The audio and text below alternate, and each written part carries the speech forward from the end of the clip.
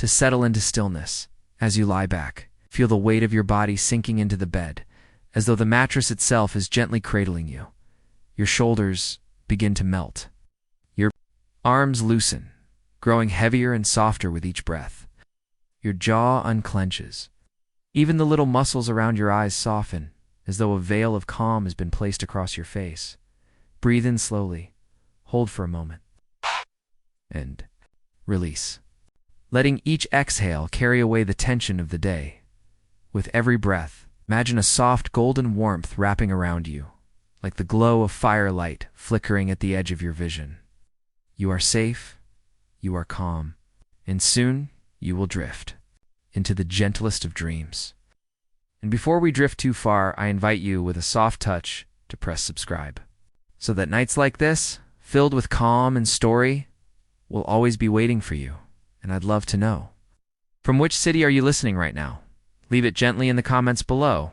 Together, we can see how many people across the world are falling asleep to these stories. Let's find out which city will glow the brightest tonight. Now, let's continue.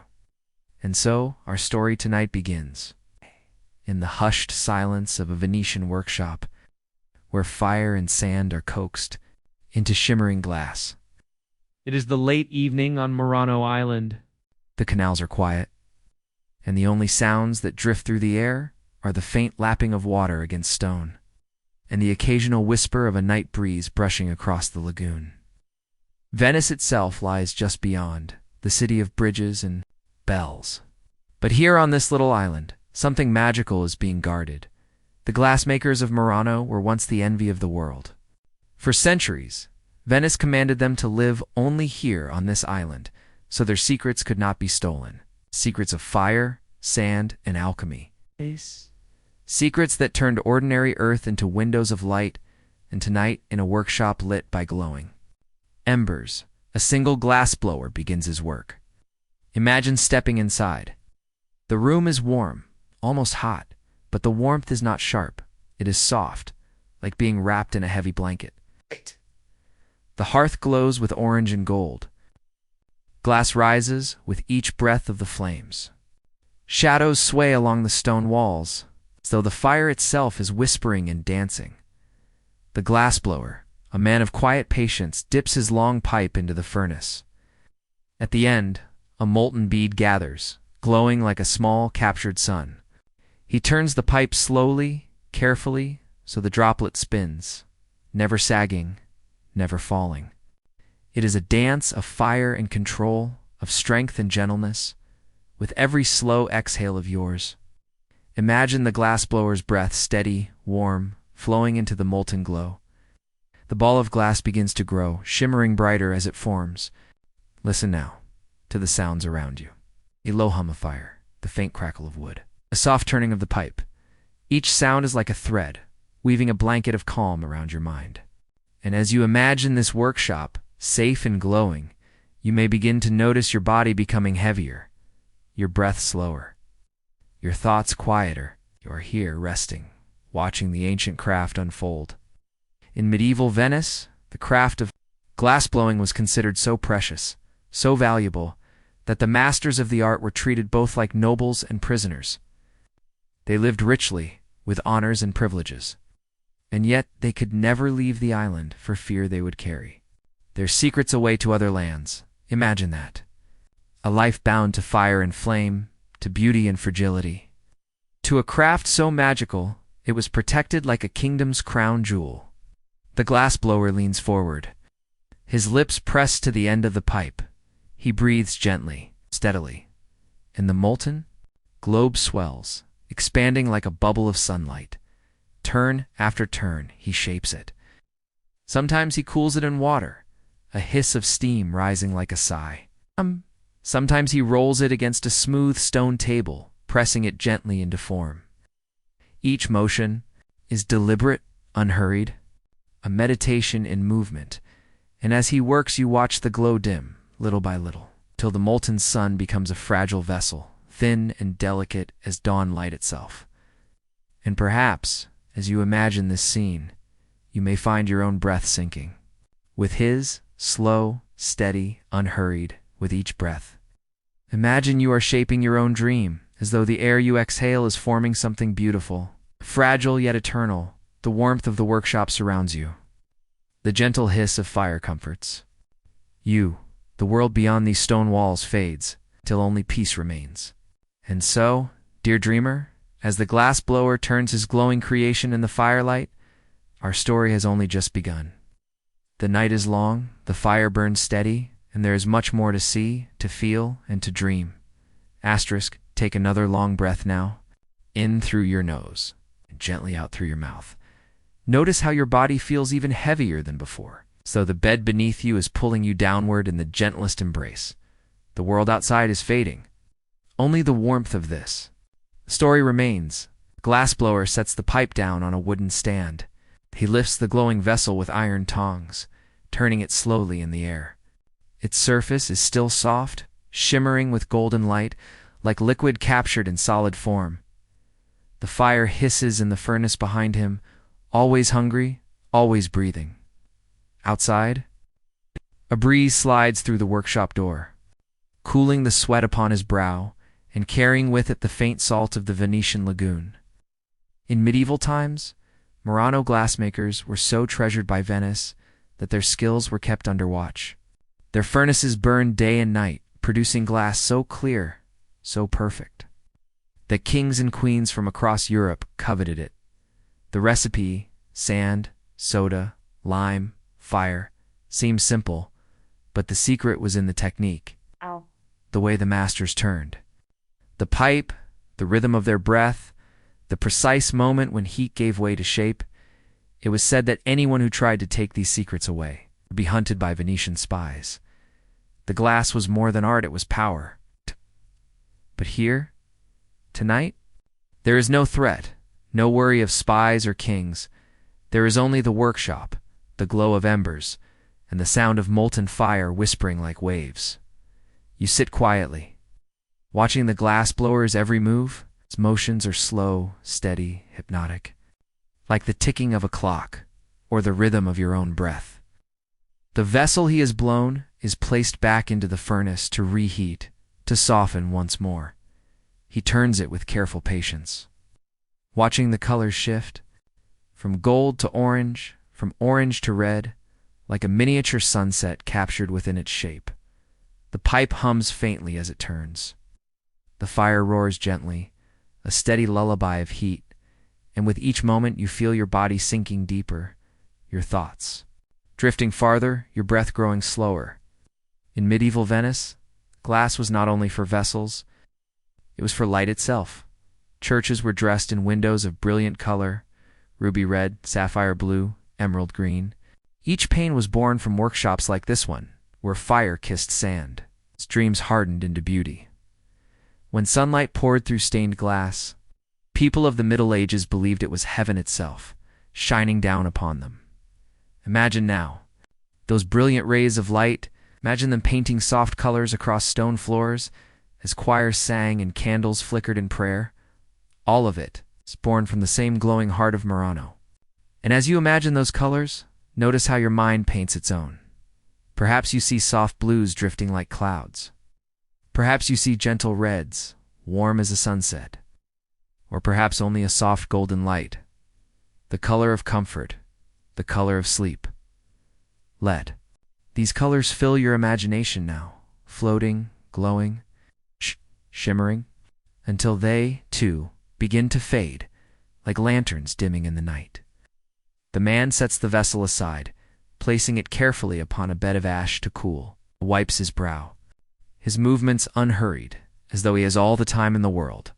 From a wooden shelf, he takes a small tool, a metal rod with a flat edge. With gentle taps, he begins to etch lines into the surface of the vessel. Not just decoration, but a story, a memory, captured in glass. Each tap is soft, barely louder than a whisper. Tap, tap, like the slow beating of a drum far in the distance. And with each tap, you may notice your own heartbeat slowing, settling into rhythm. Tap, breathe in. Tap, breathe out. Your body is calm, your mind is drifting. You are safe, watching the glow fade into silence. Did you? No. The furnaces of Murano burned so hot, so fierce, that the city of Venice forbade them within its walls. The danger of fire was too great. So the glassblowers were sent here, to this island, surrounded by water, so that their craft could flourish. Without fear, and yet the fire that could destroy was the same fire that created beauty, a balance, a lesson, like life itself. The glassblower sets down his tools. He leans back, the firelight painting his face in warm gold. Outside, the stars shimmer above the dark lagoon. The vessel he has shaped cools slowly, its glow fading, its beauty solidifying into something eternal. And you, dear dreamer, rest here in the workshop, watching, listening, feeling the warmth of fire surround you. Your body grows heavy, your mind grows quiet, and the story flows gently on. Take another gentle breath, in through the nose, and slowly out through the mouth. Feel your body loosening once again, like threads of a tapestry unraveling, soft, gentle, completely at ease. The sound of the fire remains, a quiet companion whispering. In the stillness of the night, beyond the workshop walls, canals of Murano glisten like ribbons of black silk. Moonlight slides across the water, painting it with silver streaks. From far away, you might hear the faint toll of a church bell, low and heavy. Marking the late hour, each strike drifts across the lagoon, echoing softly, until it fades into the quiet. The night feels endless, stretching. Like a calm sea dot, and here, in this place of fire and craft, time seems to slow down, as if waiting for you to rest. The glassblower stirs the fire, pushing a log deeper into the furnace. Sparks rise. Golden fireflies spiraling upward before vanishing into the chimney's mouth. He leans closer to the furnace door. And for a moment, his face glows like the glass he shapes. Then, once again, he dips the long pipe into the molten pool. The end glows like a star newly born. Slowly he turns the pipe, rolling it between his hands. The shape grows, swelling with each soft exhale, and with every breath he gives. You to breathe steady, calm, at ease. The glass he makes tonight, it could be Cristallo. Cristallo was Venice's pride, a glass so pure, so clear, it seemed almost invisible, like solid water, like frozen light. Other nations tried to copy it, but none could match the secrets of Murano. The mixture, the fire, the patience, all guarded, all hidden. Imagine holding a cup of Cristallo in your hands, light slipping through it like sunlight through water, so delicate, yet so enduring. And here, tonight, you watch the very birth of such a treasure. The workshop is filled with soft sounds, the hum of the furnace, the turning of the pipe, the gentle hiss of cooling water. Each sound overlaps the other, like layers of music, and as they weave together, they guide you deeper into peace. Your breathing slows, your heartbeat softens. Eyelids grow heavier. You are safe, bathed in warmth, wrapped in the silence of this dream. The glassblower takes up his wooden block, a cup-shaped mold. Soaked in water, he places the molten glass inside, turning, spinning, shaping. Steam rises with a whisper, wrapping around the piece like mist on a river. Then he lays the glass upon a marver, a smooth stone table, rolling it back and forth. Each roll makes the surface even, perfect balanced. His hands are steady, never rushing, never straining. It is less craft and more a meditation. Did you know? It was here in Venice that the first true mirrors of glass were perfected. For centuries, people used polished bronze or obsidian to see their reflection. But when Venetian glassmakers learned to coat crystal-clear glass with silver, they gave the world its first true mirror. Imagine a medieval noblewoman gazing into her reflection for the first time, clear, sharp, luminous. A miracle of light and craft. And tonight you sit where such miracles were born. Listen once more to the rhythm, the turn of the pipe, the hiss of steam. Low hum of fire, like the ticking of a clock, like the waves of the sea, like the rhythm of your heart. Each sound guides you deeper. drawing you into the quiet center of the night. The vessel, now half-shaped, is glowing a softer orange. The fire's fierce brightness has eased, leaving only a gentle warmth, like embers beneath ash. The glassblower sets it down and lets it rest. Cooling slowly, strengthening quietly, he sits on a wooden stool nearby, his breath deep and steady, his eyes calm. For a moment, he is not a craftsman, not a prisoner of secrets, not a man watched by kings. He is simply a soul by firelight, turning sand into dreams, and you two are simply a soul at rest. No duties, no worries, no burdens of the day, only warmth, only breath, only calm. With each exhale, you sink deeper, like glass, cooling into stillness. With each inhale, you grow lighter, like fire rising into sparks, a perfect balance, a perfect peace. The workshop grows quieter now. The fire still glows, but softer. The tools rest upon the table. The night outside deepens, stars glowing faintly above the lagoon, and you, dear dreamer, are carried further into sleep's embrace. The glassblower's dream continues, and so does yours. Asterisk, breathe once more, dear dreamer. In slowly, and out. Gently your chest rises like the tide, and falls like the waves that touch a quiet shore. The rhythm is steady, calm, endless. Each breath pulls you further inward, into the safe warmth of this story, where the world is soft, the fire is gentle, and nothing can disturb your rest. Midnight has come to Murano. The moon is high, its reflection shimmering upon the black water of the canals. Inside the glassblower's workshop, the fire still glows, not fierce now, but calm. Steady, like a heart beating in the dark, the walls flicker with its light, casting shifting shadows across shelves of tools and jars. There are powders of colored metal oxides, cobalt for blue, copper for green, gold for ruby red. Each jar is like a little spell, waiting to be whispered into molten glass. In medieval times, people believed colored glass was touched by magic. To see a goblet glow, sapphire blue, or a window shine crimson, was to glimpse something otherworldly. The truth, of course, was in the metals, tiny fragments of Earth's hidden elements melting into the sand, changing forever how the light passed through.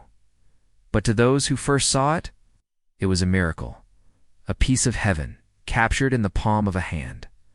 The glassblower dips his rod into one of the powders, dusting the molten surface with flecks of color. They shimmer faintly, tiny stars against the glowing orange back. Back into the furnace it goes.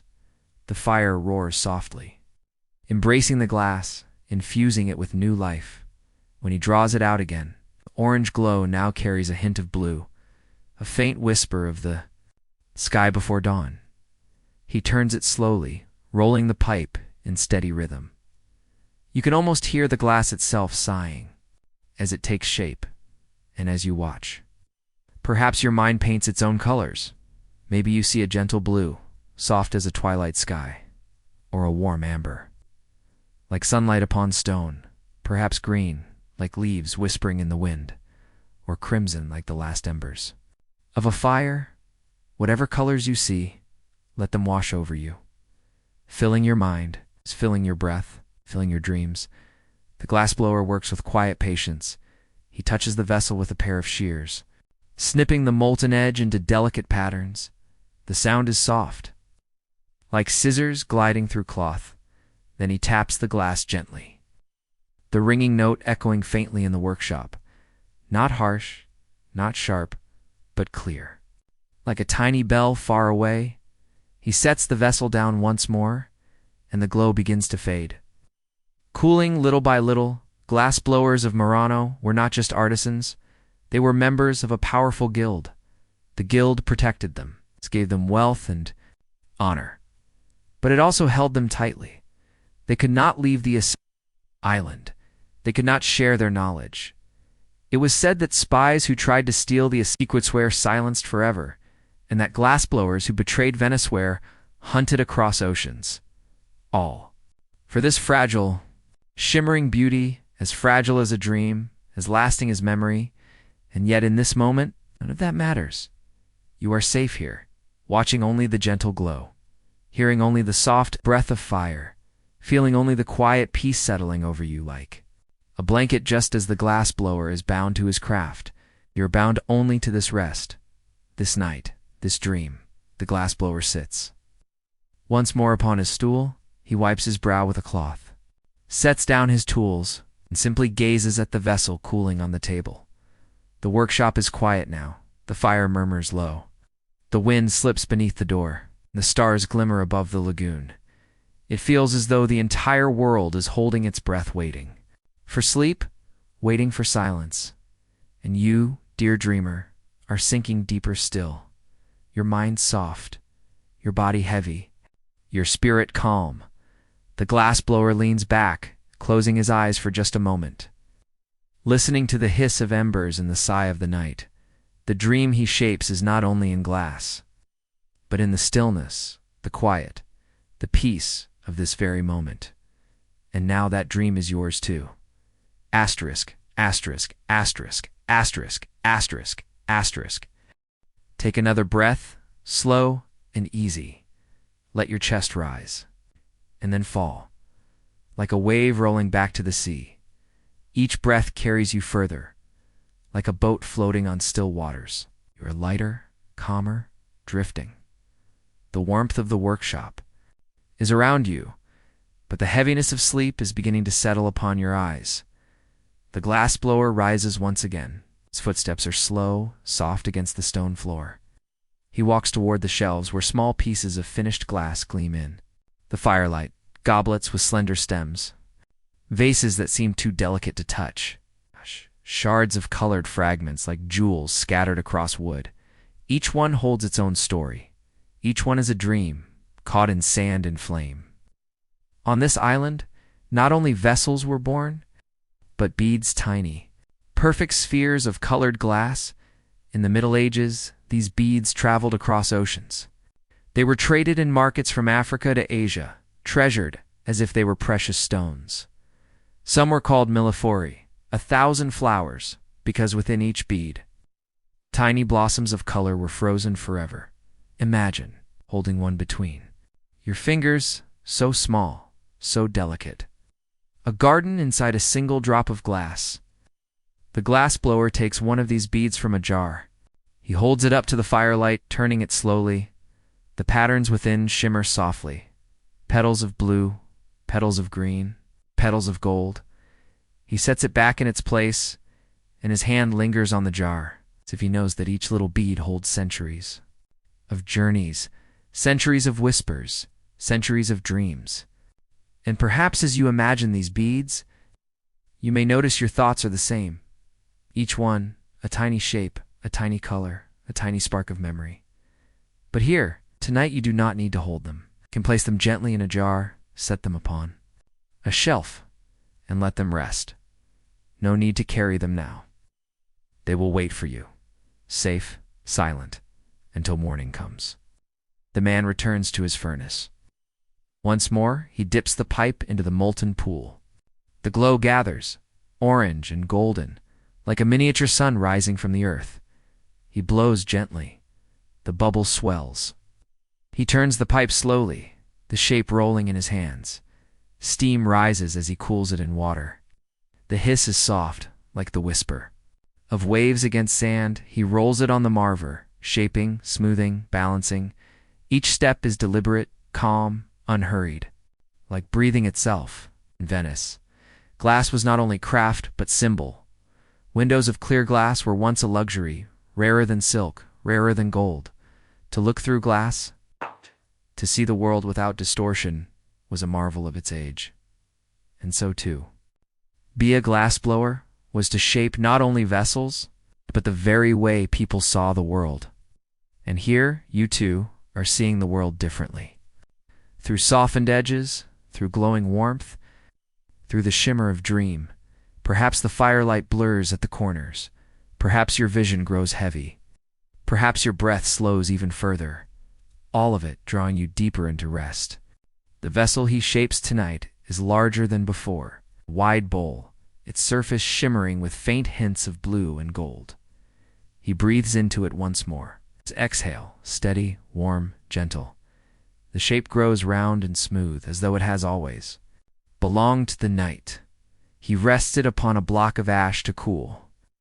The glow fades slowly, fading like twilight, fading like thought itself. And just as the glass cools, you cool too. Your mind, once glowing with thoughts, is settling now. Slowing, softening, resting. Each exhale cools you further. Each inhale cradles you deeper, like molten glass becoming form, like fire becoming embers, like waking life becoming dream. The workshop is quiet again. The glassblower rests his tools upon the table. The fire hums softly in the background, steady, eternal. Outside, the stars above Venice shine brighter, their light mirrored in the black lagoon, and you, dear dreamer, lie here in stillness, carried further, deeper into the soft embrace of night. The glassblower's dream continues, and soon you will join him there. Asterisk, take one more deep breath, slow and easy. Feel the air fill your chest, and then release. Like a sigh of the night itself. Notice how heavy your arms feel now, resting where they are with no effort. Notice how your legs feel soft, loose, as though they are drifting deeper into the bed. You are sinking further, heavier, more at peace. With each gentle moment, the workshop still glows inside the glassblower's workshop. The fire continues to burn, steady and calm. The walls flicker orange and gold, shadows moving slowly across the stone. The tools gleam faintly. The shelves of colored powders glimmer in their jars. And the vessel, resting upon ash, cools little by little, its glow fading into the stillness. Of the night, the only sounds are soft ones, the hiss of the furnace, the crackle of a coal, the quiet shifting of embers. Did you know? In medieval Venice, the Guild of Glassblowers was one of the most powerful in the world. They were sworn to secrecy. Every formula, every technique, every method of shaping molten glass was guarded like treasure. To betray those secrets was punishable by exile, or worse. And so, on this quiet island of Murano, men live their entire lives in service to fire and sand, bound to their furnaces, bound to their craft, bound to their dreams. The glassblower does not think of such things tonight. He simply breathes, he simply shapes, simply exists in the glow of fire and silence. His movements are slow, like the rhythm of the tide. His breath is steady, like wind across still water, and as you watch him, your own body mirrors his calm. You are moving slower inside. You are breathing softer. You are sinking deeper. From the corner of the workshop, the glassblower takes a wooden bowl filled with shards of broken glass. Not failures, but beginnings. Each fragment will be melted again, reborn into something new. He pours them gently into the furnace.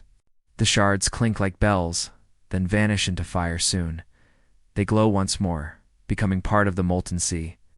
And perhaps you too hold fragments, little pieces of the day, scattered thoughts, half-finished worries. But here tonight, you can let them fall into the fire, each one melting, each one softening, each one dissolving into calm. You do not need to carry them.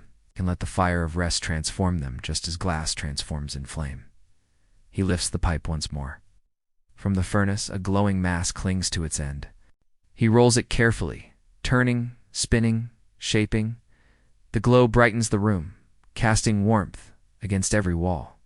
The glass swells with each breath, its surface smooth, its shape balanced. The man dips a paddle of wet wood against it. Steam rises, curling upward like mist. The sound is soft, gentle, soothing. Beyond this island, the glass of Murano found its way into cathedrals. Stained glass windows, brilliant with reds and blues, told stories of saints and kings. When sunlight poured through them, it was said to be the voice of heaven made visible. The people of that time, many of whom could not read or write, learned their stories through glass and light, and so glass was more than craft. It was scripture, it was wonder, it was dream.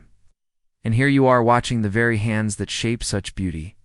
The fire hums, the glass glows, the night stretches on, You feel safe. You feel calm. You feel yourself drifting closer to dreams, closer to sleep. From outside the workshop, a faint sound drifts in. A boat upon the water, its oars dipping gently. The rhythm is slow. Splash, pull, splash, pull. It is like a lullaby, echoing faintly through the lagoon. The glass blower does not pause.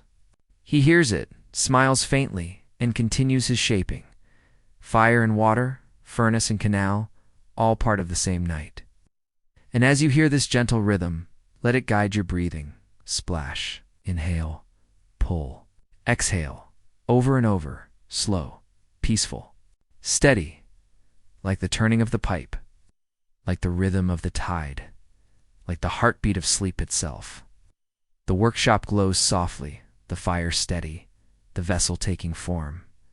Outside, the waters of Venice are quiet, the stars unblinking above, and you, dear dreamer, are floating deeper now, drifting closer to sleep, drifting closer to the dream that is being shaped in glass and fire. Breathe in gently, and breathe out slowly. Notice how your body has grown heavier now, as though the mattress itself is holding you firmly, keeping you safe. Each breath feels softer, lighter, like clouds drifting across a quiet night sky. You are deeper in stillness, deeper in calm, deeper in the dream. The glass blower turns the pipe one last time, then places the glowing vessel onto a stone block to cool. It rests there, pulsing with warmth, like a captured star fading into shadow. The man steps back, his shoulders rising and falling slowly. He is calm, his rhythm unbroken, his breath steady. The fire hums in the furnace behind him, its glow shimmers against the walls, painting them in shades of amber and gold. Asterisk, breathe softly, dear dreamer. In and out. Notice how your breath has become slower now, so natural, so gentle, as if it is no longer something you must do, but something the night is doing for you. Your body is warm, safe, and heavy, as though sleep itself is wrapping you in its arms. The workshop has grown quieter still. The fire whispers only faintly, its glow a dim heartbeat inside the furnace. On the table, the vessel cools, its glow fading from orange to red, and from red to soft shadow. The glass blower watches patiently, his eyes reflecting the last of the light. He does not rush, he does not move. He simply breathes, in rhythm with the glow. Historical whisper, Venetian pride in Venice. Glass was more than an art. It was identity. To be a citizen of Venice was to live in a city of light and water. Bridges and bells, trade and triumph. And at its heart, on this little island of Murano, the pride of Venice glowed in furnaces day and night. The glass blowers were both honored and watched. They lived in comfort but also in confinement. Secrets were too precious to ever be allowed to leave. But here tonight, the walls of the workshop are not prison. They are sanctuary. The fire is not burden. It is warmth. The glass is not wealth. It is dream. The night holds no eyes of kings or guilds, only the gentle stillness of water and stars. The glass blower stirs the ashes with a small iron rod. Beneath them, embers glow faintly, a secret fire waiting quietly in the dark. He adds a small piece of wood. The flames rise again, not fierce, but soft. Like lanterns relit after a breeze, the glow fills the workshop once more, painting the walls in amber light. And perhaps you may feel the same inside. The embers of thought, the last flickers of the day, quiet now. They glow faintly, but do not demand. They fade slowly until only calm remains, like glass cooling into form, like fire fading into ash. Your mind, too, is settling into stillness. The tools rest in shadow on the bench. The shears glimmer faintly. The paddles rest silently. The pipe, long and slender, leans against the wall. Each tool waits. Each one has done its work. Each one is silent, like a choir gone to sleep. And you too may rest as they do. Every part of you has worked today. Every part has served its purpose. Now, each part can soften. Each part can sleep. Did you know that medieval physicians used glass in their healing? Tiny vessels, called urinals, were blown from clear glass. Doctors would hold them to the light, examining the colors of liquid inside to judge the health of the patient. To them, glass was not only beauty, it was a tool for life itself. The same fire that shaped goblets for nobles shaped vessels for healers. All of it born from sand, from breath, from patience. And here you are, watching the quiet glow, feeling the weight of history in the air. The glassblower continues his patient work, but his rhythm is not hurried. It is slow, steady, hypnotic, just like your breath, just like your heartbeat. Like the slow drift into dreams, the vessel's stillness on the stone table. The vessel is almost cool now. Its glow has dimmed, its color turned to clear. A fragile body of glass. The glassblower leans close, examining it, his eyes calm, his breath steady. He touches it gently with his tongs, testing its strength. The sound rings faintly, a soft bell-like note resonating in the workshop air.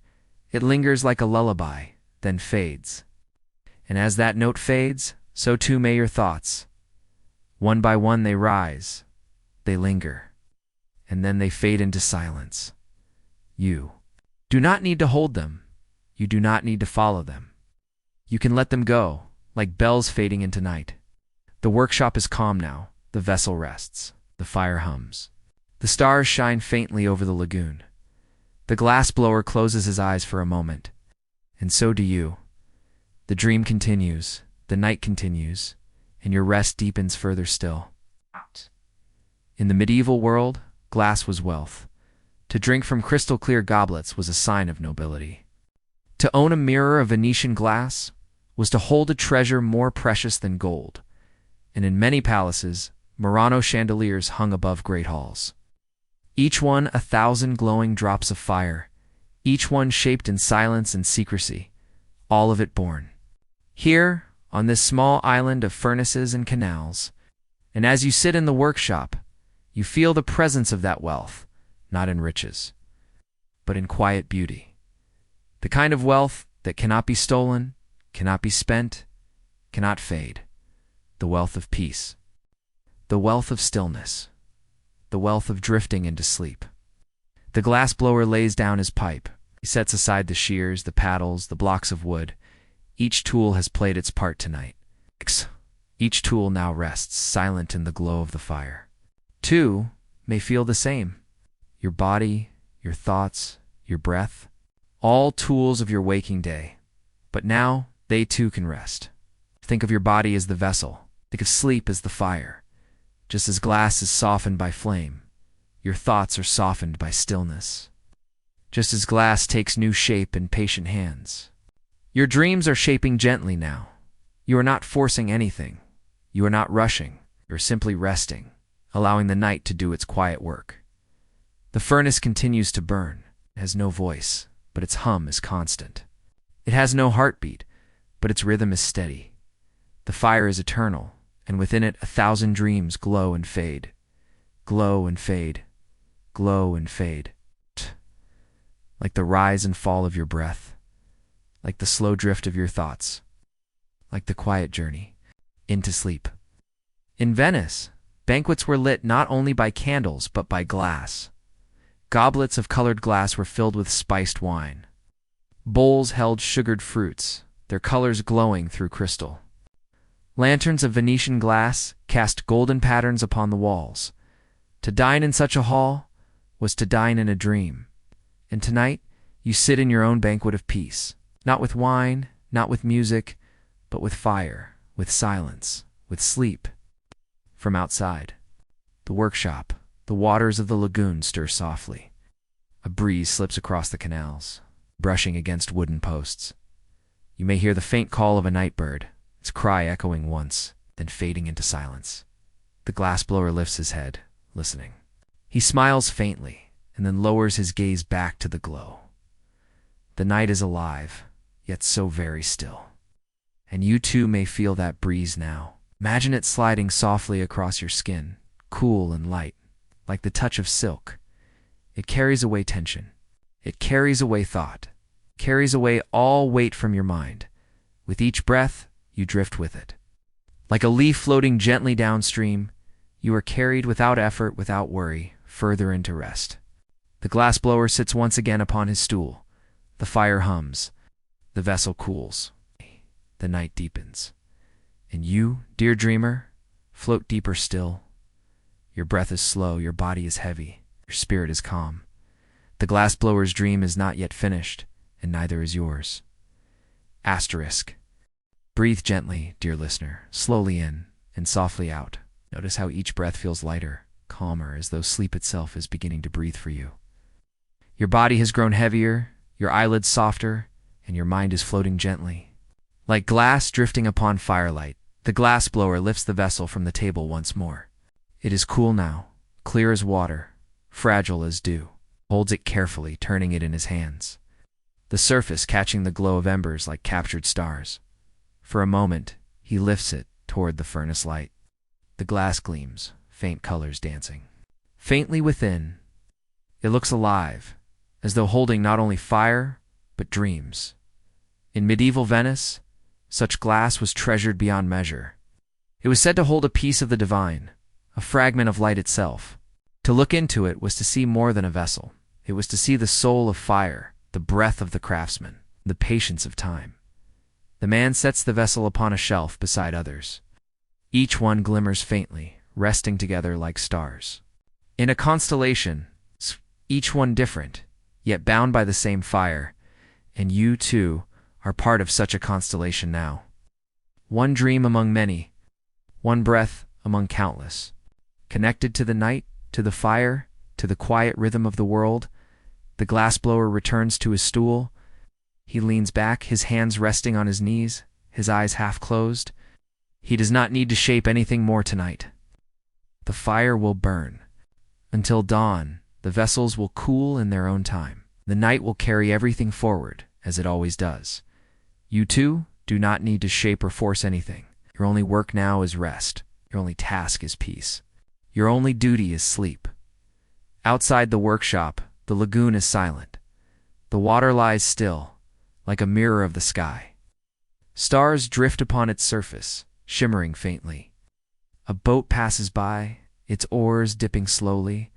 The sound is soft, steady, rhythmic. Splash, splash, pull. A lullaby written in water. The breeze moves gently through the doorway. It carries the faint scent of salt, the faint touch of coolness. It brushes against your skin, soft as silk, light as memory. The glassblower closes his eyes fully now. The fire hums quietly. The vessels rest in shadow. And the night grows deeper, softer, calmer. And you, dear dreamer, follow him. Into silence. Into stillness. Into sleep. Asterix, breathe softly now. Let the air rise gently into your chest and let it drift away just as slowly. Feel how each breath carries you further, deeper, into quiet rest. The night holds you just as the furnace holds its fire steady, safe, eternal. The glassblower stirs slightly on his stool, though his eyes remain closed. His body, too, is weary from the day's work, yet the fire's hum is enough to keep him company. Around him, the shelves are filled with finished vessels, bowls, goblets, beads, lanterns. Each one carries a whisper of the day's labor, a piece of fire, a piece of breath, a piece of dream. In Venice, these treasures would travel far. Merchants carried them across seas, trading them in foreign ports. Kings and queens raised them. In celebration, priests placed them in churches, where light would pour through them like the voice of heaven itself. But here, in this quiet workshop, they are only shapes upon a shelf, silent, resting, waiting for their journeys.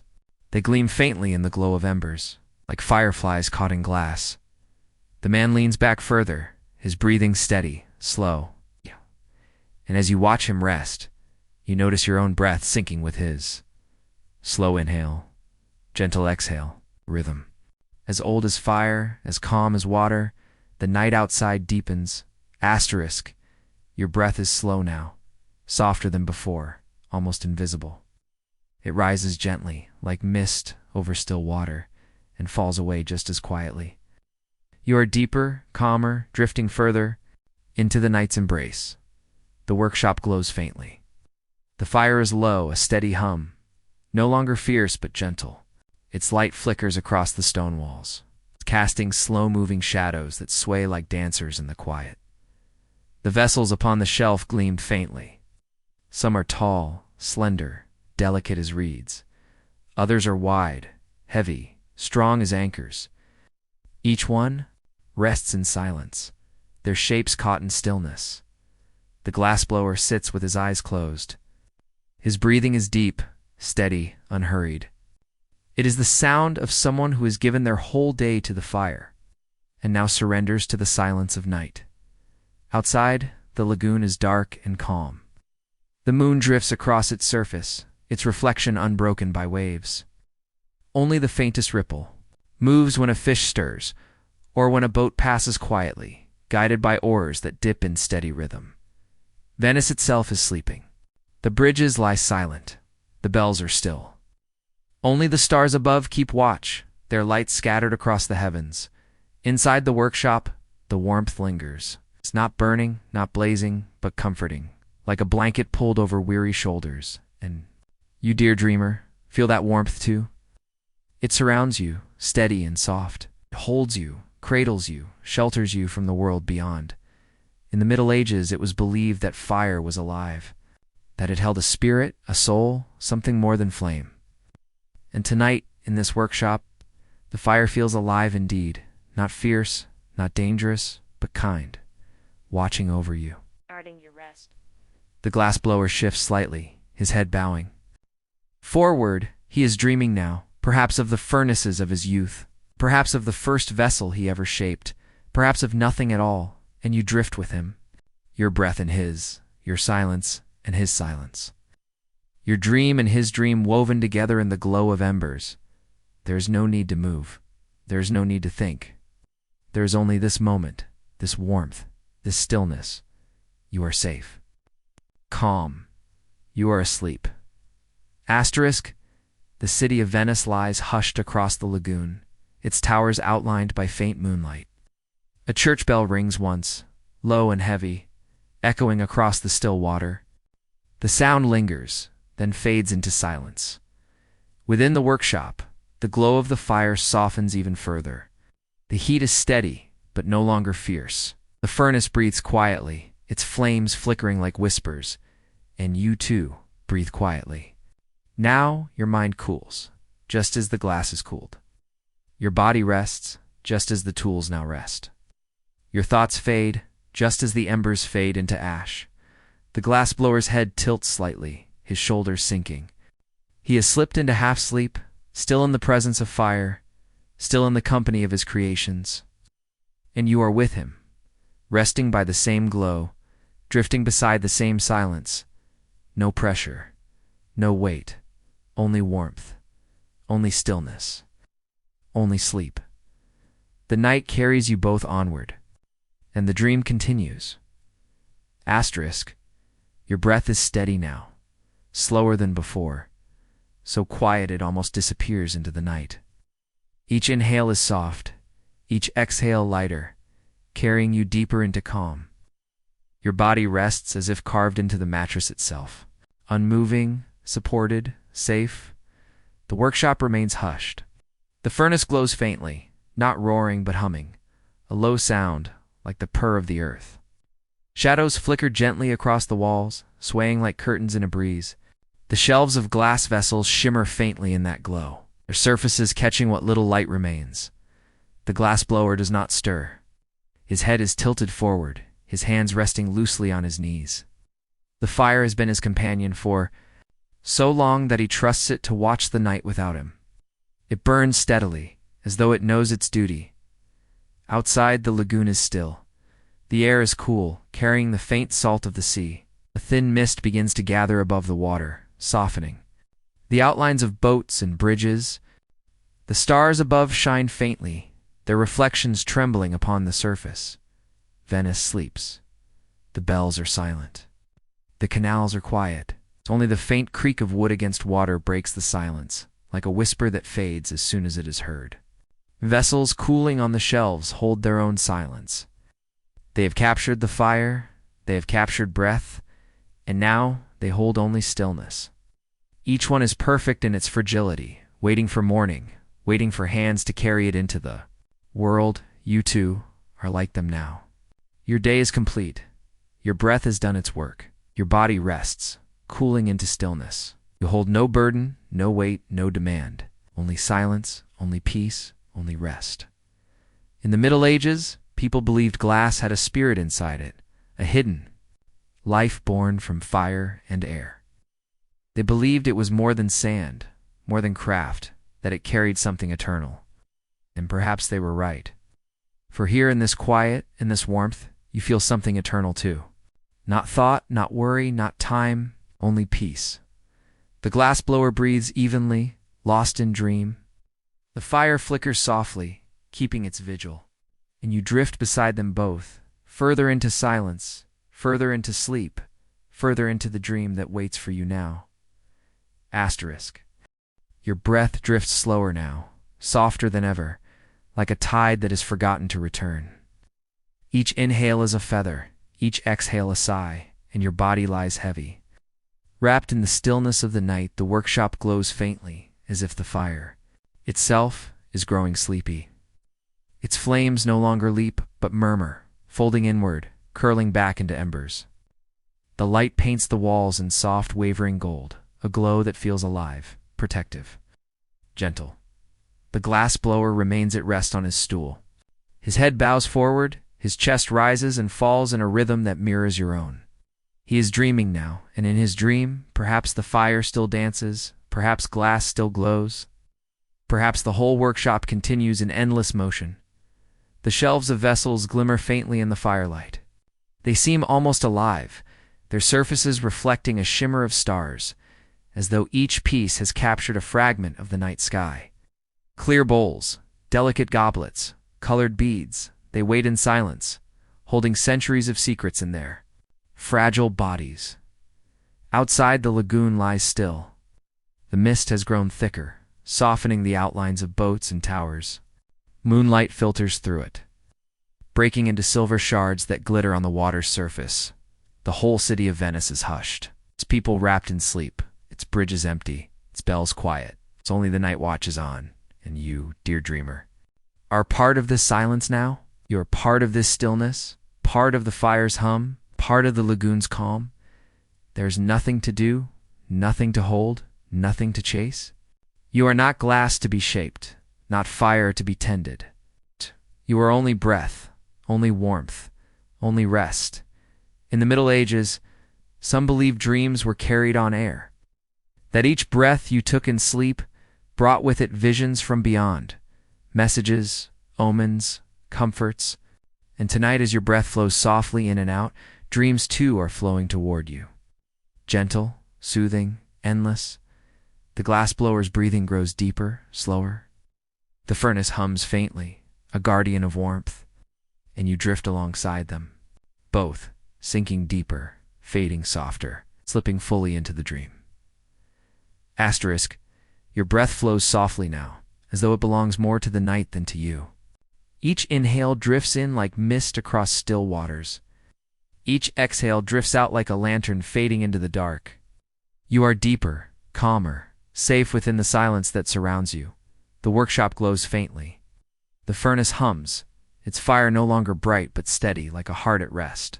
The walls hold the last echoes of heat, their stones warm, their shadows still.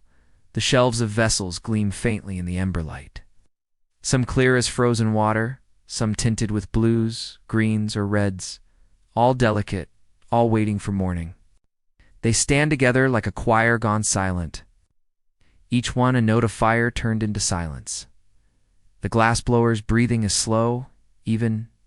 He is lost in dreams, head bowed, hands resting, his spirit drifting as gently as yours. The fire is his companion, the vessels his memory, the night his keeper. Outside, the lagoon is cloaked in mist.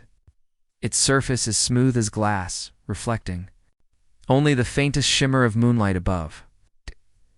Boats rest against their moorings, motionless. The city beyond is still, its towers outlined faintly against the sky, its bells long silent. The air is cool, brushing softly against the wooden doors, slipping into the workshop in a tender breeze. It carries the scent of salt and the hush of water, wrapping the space in calm. You are part of that calm now. You are part of the fire, the vessels, the lagoon. You are not separate, not alone. You are folded into the quiet fabric of the night, woven into its silence, kept safe in its embrace. In the medieval world, sleep itself was thought to be a gift of the divine, a time when the soul could wander beyond the body. And here you are, wandering gently now, floating softly between waking and dream, between fire and silence, between earth and sky. The glassblower dreams beside you. The furnace hums steadily, its glow eternal. And you two are drifting, slipping. Deeper, sinking further, held by the warmth, carried by the silence. Cradled by the night, your breath drifts like silk, light and smooth, sliding into the night. Each inhale is slow, a gentle tide rising. Each exhale is slower still, flowing outward, carrying away what remains of the day. Your body is heavy, yet the heaviness is comforting. It presses you deeper into the bed, like warm sand embracing. The shore. The workshop is still. The fire inside the furnace hums with a low, steady rhythm, no longer blazing with hunger, but resting, as if it too has found peace. Its glow spills outward in faint pulses, illuminating the stone floor and shifting. Pools of amber and gold. The shadows stretch across the walls, moving in slow motion, as if drowsy, as if swaying with the same rhythm as your breath. The shelves are filled with vessels of every kind. Bowls, slender-necked bottles, goblets as thin as petals. Some are so clear they seem to vanish into the air. Others catch what little light remains, glowing faintly with hidden color. They look like frozen flames, as though the fire itself was trapped in form. The glassblower rests upon his stool, his head tilted slightly, his shoulders slumped. His chest rises and falls in deep, even rhythm. Each breath seems to echo through. The workshop filling the silence, matching the pulse of the furnace, matching the pulse of your own body. It is as though everything here is breathing together. The fire, the man, the night, and you, all linked, all connected, all part of the same endless rhythm. Outside, the lagoon is wrapped in mist. It blurs the boats, softens the bridges, cloaks the city in dream. Venice seems half vanished, as if the entire city has drifted into another world. Only the faint glow of moonlight above and the trembling shimmer upon the water remain visible. The canals are hushed, motionless, like veins of silver drawn across the sleeping earth. A single sound breaks the silence, the creak of a wooden post as it shifts in the water. The noise is soft, almost soothing, a reminder that even in stillness, life breathes on. Far away, a church bell tolls once. Its voice is heavy and deep, rolling across the lagoon, echoing, fading, until the silence swallows it whole. The glassblower does not stir. He is deep in dream, his spirit carried beyond the workshop, beyond the island, into realms unseen. Perhaps he dreams of fire, of colors glowing in molten glass. Perhaps he dreams of the day he first held a pipe and breathed life into sand.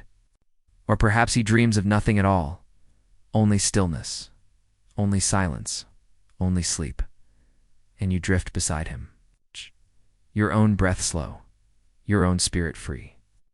Your body lies heavy, but your mind floats weightless, as though untethered from time itself. In the medieval world, dreams were believed to be messages.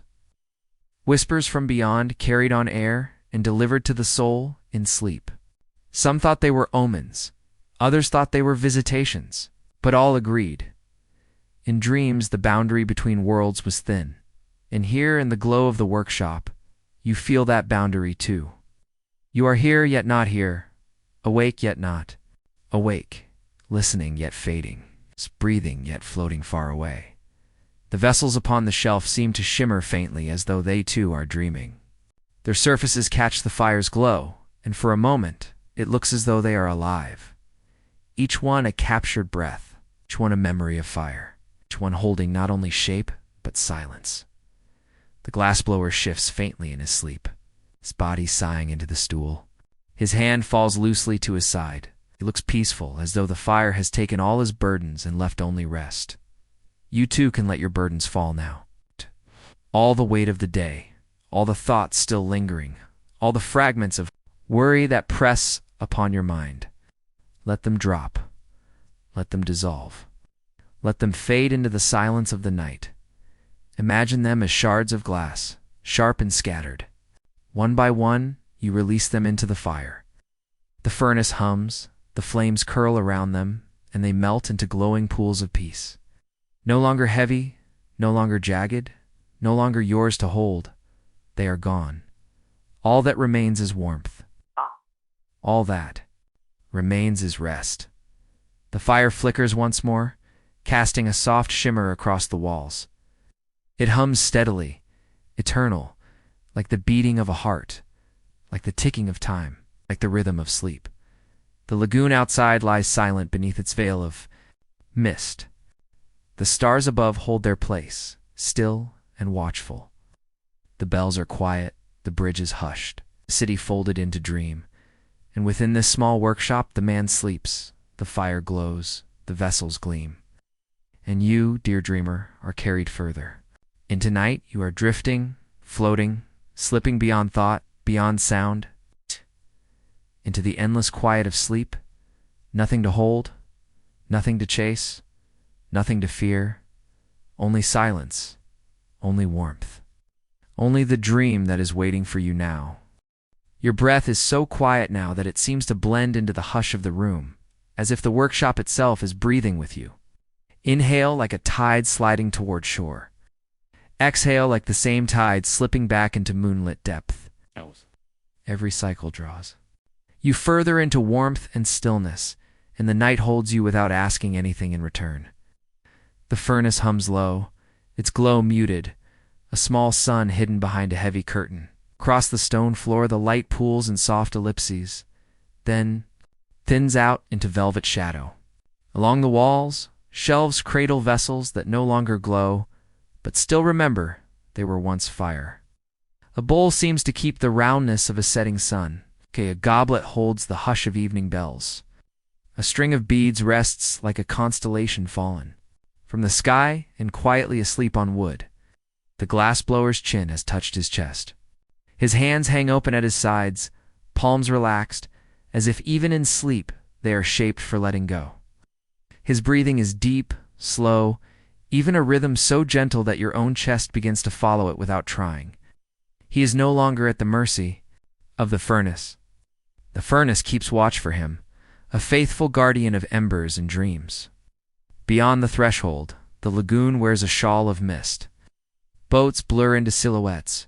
Posts lean out of the water like quiet sentinels. Ropes sigh when the breeze touches them. The moon is a lantern behind frosted glass, its light softened to kindness. Far away a bell lifts one note into the night, and the water carries it until even the echo has fallen asleep. Inside, a single coal slips, cracks, and settles. Sound is small, but it ripples through the room like a pebble dropped into still water. Every ring it makes is softer than the one before it, until silence is whole again. You feel those rings inside you, too. One breath, then a softer breath, then a breath so soft it becomes the air around you. On the workbench, a tray of tiny canes lies bundled with twined threads of glass, stripes frozen into their lengths. When warmed and sliced, they bloom into little flowers, stars and eyes, patterns pressed into clear bodies, like secrets into wax. Even asleep, the man's mind seems to know they are there. His fingers twitch once, as if they remember how to lift, how to turn, how to press a circle into a circle, and make a garden inside a drop. Near the furnace door, a long, low chamber stretches like a sleeping animal the unkneeling oven. Pieces finished tonight have been slid into its warm throat, not hot, not cold, but just warm enough to teach each vessel patience. Glass must learn to rest if it's to last. Too quick a chill, and beauty shatters into a handful of sorrow. So the heat lowers carefully, like a voice softening at the end of a story. So the tension can drain away the way daylight drains from. Sky, your thoughts do the same. They step down, gently, from warm to warm, from light to dim. They settle without snapping. They loosen without falling apart. What pressed against the mind earlier in the day loosens its grip, becomes weightless as ash, then nothing at all. And you keep sinking, not downward but inward, into a quiet center where the night has set a small lamp for you and a place too. Lie down beside it. There's a scent in the room, the faint mineral sweetness of sand that has known fire, a whisper of smoke, a memory of damp wood touched to heat. It blends with the distant salt of the lagoon drifting through the doorway, and together they make a fragrance of belonging. The workshop is made of this breath. The island is made of this breath. Your rest is made of this breath. You are connected to everything by a cord so soft it cannot be seen, only felt, like the tug of tide on a sleeping boat. On a peg by the door hangs the leather apron the man wears when he stands close to the furnace mouth. It still holds the warmth of yesterday's flame and the shape of countless days before that. Beside it, iron tools lean quietly, paddles that once kissed molten bellies with steam, axe that coaxed openings to bloom, shears that trimmed threads of fire as if trimming loose strands from a treasured cloth. Even metal has learned a kind of rest here. Shines only enough to say, I am and I am at peace. You drift across the room without moving, a visitor who is also a dream. Come to the shelf of finished pieces without making a sound. A cup so thin a sigh could tremble it, a bottle with a neck like a reed, a lamp chimney that still remembers flame and wears a faint blush where heat once touched it. If your hand could lift one, the glass would feel cooler than your skin. Its surface perfectly calm, as if holding a small, invisible lake that reflects your breath and steadies it. A sleeping cat is curled on a stack of folded cloth near the door, paws tucked, tail pressed to nose. It breathes the same slow rhythm as the glassblower. Every now and then, one ear turns, listening for a sound that never comes. The cat's whiskers twitch as if chasing something across a dream that is made entirely of sunlight on dust and the gentle thunder of a purring chest. You smile without moving. A purr rises in the room that is not sound, only feeling. Safety, home, warmth. Once the man dreamed of leaving the island. He dreamed of carrying his craft across mountains, over rivers, into places where snow whispered instead of waves. The dream had the taste of pine smoke and the color of dawn through frost. Then he woke, and the day was a furnace opening its eye, and the pipe waited, and the molten glow asked to be shaped. And he understood that some journeys are circles, and some circles are whole worlds. Your own world is a circle now. Breath, warmth, weight, softness. Breath, warmth, weight, softness. It closes around you like hands cupped to protect a candle. The flame does not flicker.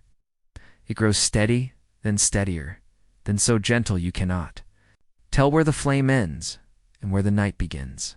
Across the lagoon, a shutter moves on a hinge and then is still. Somewhere a boatman coughs, not harsh, only tired.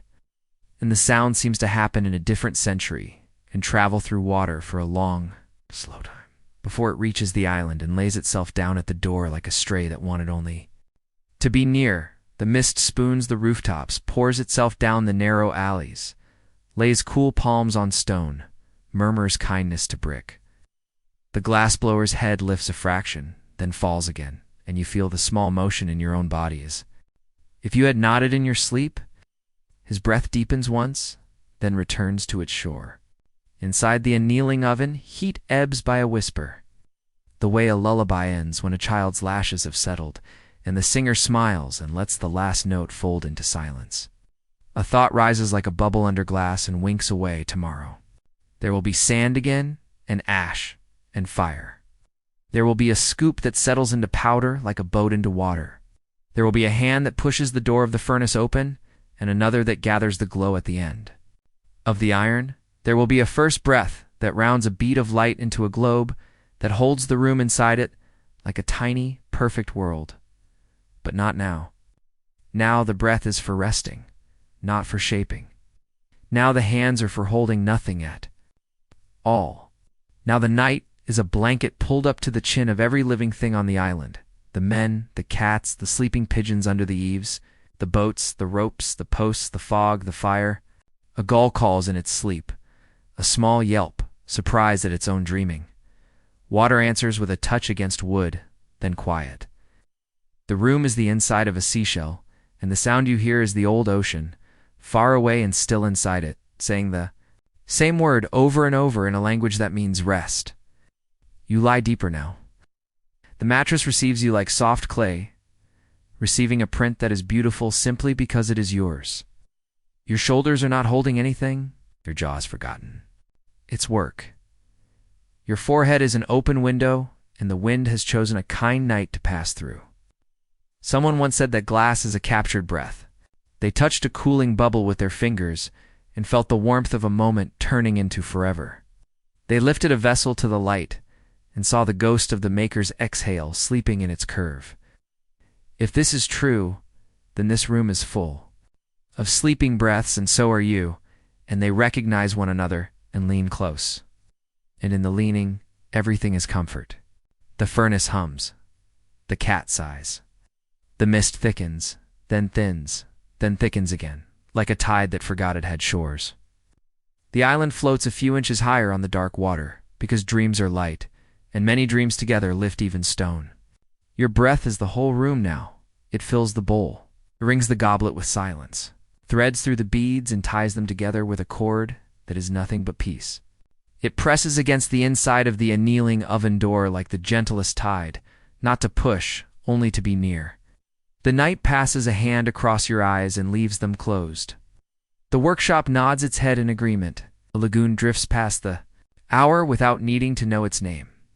The moon, behind its cloud of glass, smiles a blurred smile and grows a little smaller, as if it, too, were going to sleep. And you, dear dreamer, are entirely here and entirely gone, held in warmth.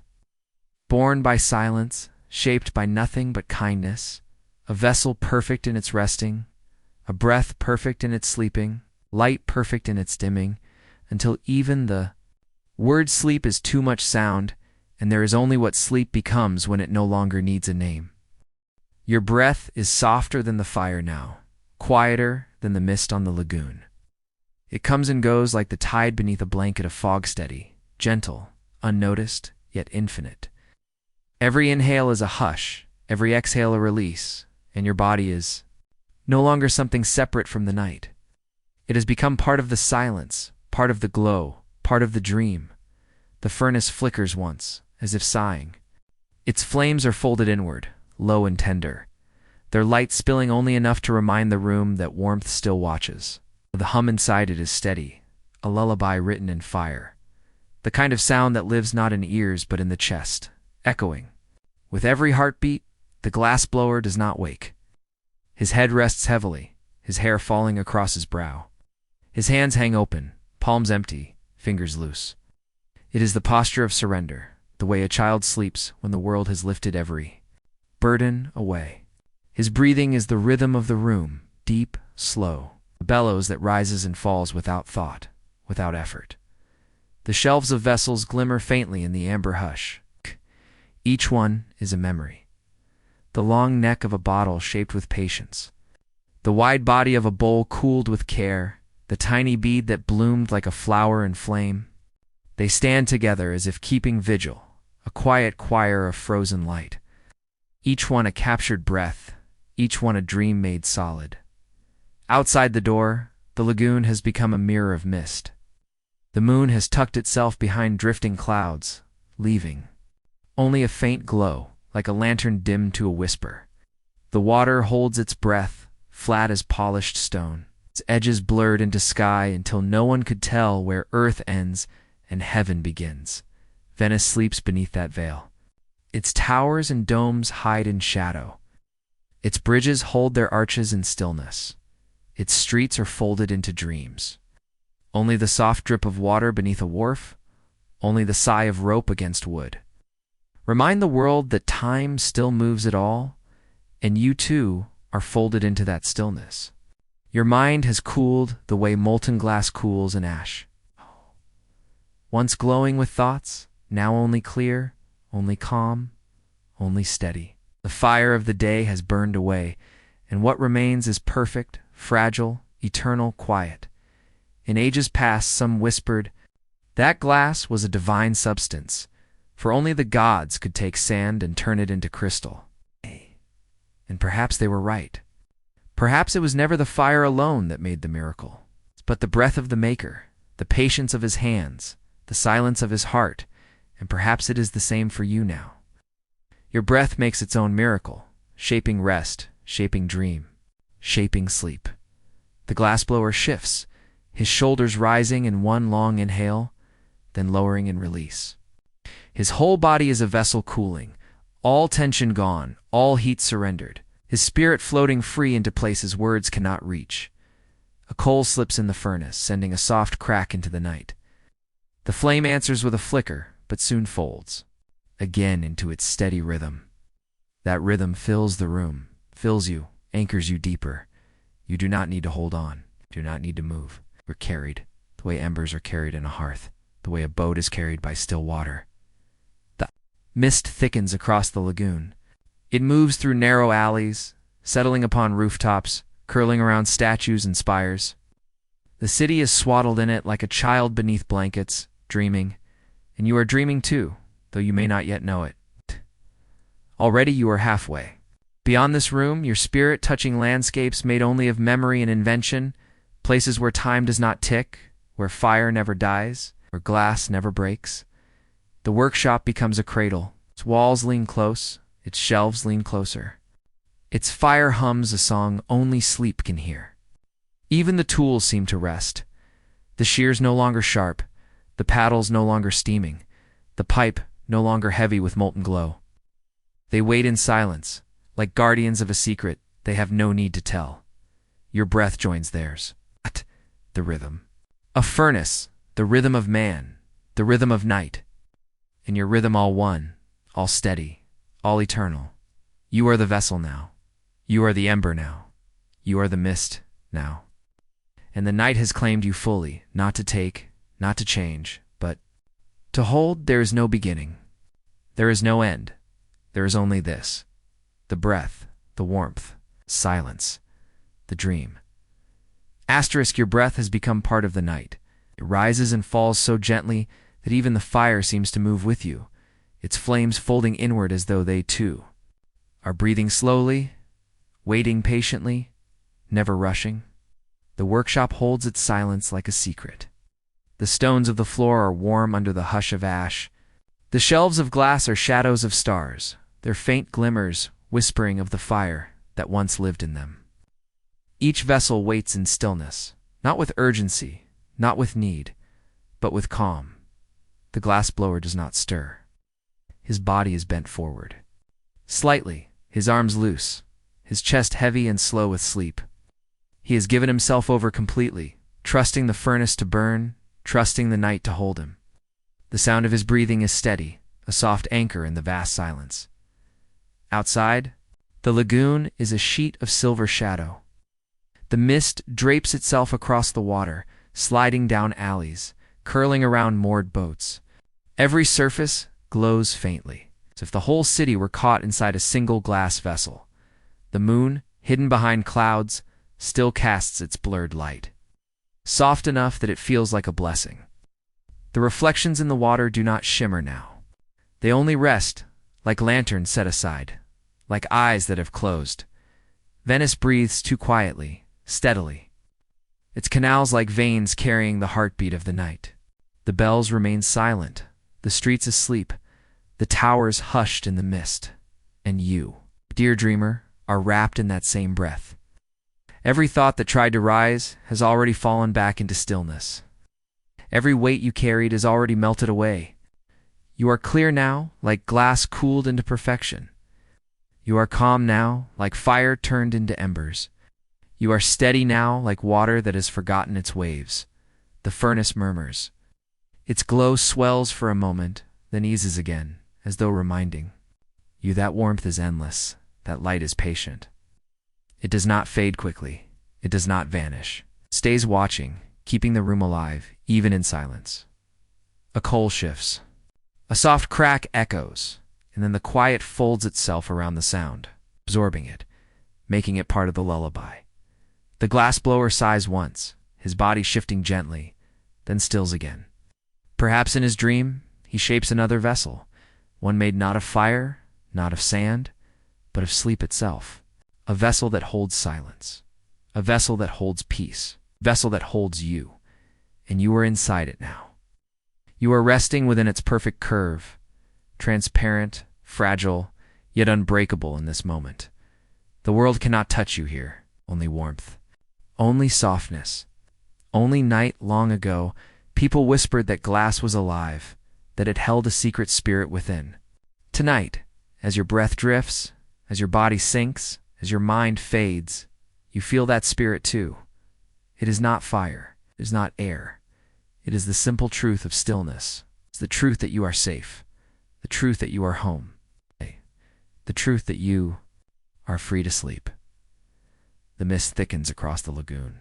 It hides the edges of the city, folds towers and bridges into its embrace. It makes the whole world smaller, closer, safer, and you are smaller now too, not in body, but in weight. Heaviness has left you. All tension has dissolved. All you are is softness, floating, cooling, resting. The night deepens, the fire hums, the man dreams, the city sleeps. And you, dear dreamer, are drifting far beyond, into the quietest place the soul can find. Asterisk. Your breath is a silk thread in the dark, drawing an unbroken circle through the room, soft, steady, and endlessly kind. It loops through the furnace's hum, through the quiet weight of stone, through the shelves of glass that remember they were once liquid stars. With every inhale, the world gathers itself. With every exhale, it lets go. The furnace glows like a half-closed eye. Its light is tender now, folding warmth into the corners where tools lean and cloths sleep. A slow heartbeat of heat expands and settles, until even time seems to move by breathing rather than by clocks. You drift with it, a leaf floating on a hidden tide. The glassblower is still surrendered to sleep. His shoulders have fallen into the language of rest, and his hands, so skilled in coaxing fire, hang open as if they've learned the art of emptiness. All his shaping for the day is finished. All his shaping now is done by the night itself. He does not need to hold. He is held. On a low shelf rests a shallow tray of sprigs and ash, the memory of plants from distant shores, burned down to soda for glass. Sea salt shrubs, dried under sun, crushed, and fired into powder. The old alchemy of the world reduced to the simplest gifts: sand, ash, fire, and breath.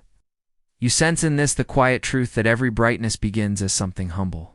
Even your calm began as small, ordinary breaths, which you have softened, one by one, into a sea. Near the workbench lies a bundle of can-slender rods with secret stripes sleeping inside them. If warmed and drawn, those hidden threads stretch into white lattice shelly, crisscrossing like frost upon a window. The pattern is already there, only waiting to be awakened by heat. So it is with your rest. The pattern for peace has always been inside you, waiting for this warmth, this night, this silence to draw it wide and make it visible. A single bead catches the furnace glow and answers. With a starfleck shimmer, it looks as though a dusk sky were trapped inside it, copper. Sparks suspended in clear night. A venture in, they call it born by chance, so the old story goes. When a grain of metal found its way into the melt and blossomed into constellations, you let the thought bloom and pass. Sometimes beauty happens when we stop trying. Sometimes sleep arrives when we stop asking. Sometimes the night makes stars on its own. The unkneeling chamber breathes its slow, even warmth. Inside, pieces finished earlier lie back in the gentle heat, learning patience. Glass must unlearn its urgency. To survive, it must let its inner tensions melt away as steadily as dew slides from morning grass. You feel the same lesson traveling through your muscles, slackening, loosening, resolving. Your jaw unclenches, your shoulders release, your hands grow weightless and kind. Outside, the lagoon keeps its wide silver hush. The mist braids itself between moored boats, loops around posts, and hangs low across the water like a soft-spoken promise. The city beyond seems to float bridges unmoored from streets. Roofs asleep on clouds. A gull murmurs in its dream, a brief, surprise note that dissolves before it can echo. Inside, the tools rest like saints in niches. Paddles that once set steam singing, jacks that persuaded. Openings to bloom, nippers that trimmed threads of flame as if tidying silk. Iron remembers heat even when it is cool. It glows now only by memory, and memory's enough. Your body remembers work, but it does not perform it. It remembers burdens, but it does not lift them. It remembers words, but the alphabet has gone to bed.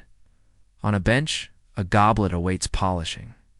Its bowl is as thin as a sigh. Stem carries. A tiny knot of spiraled glass.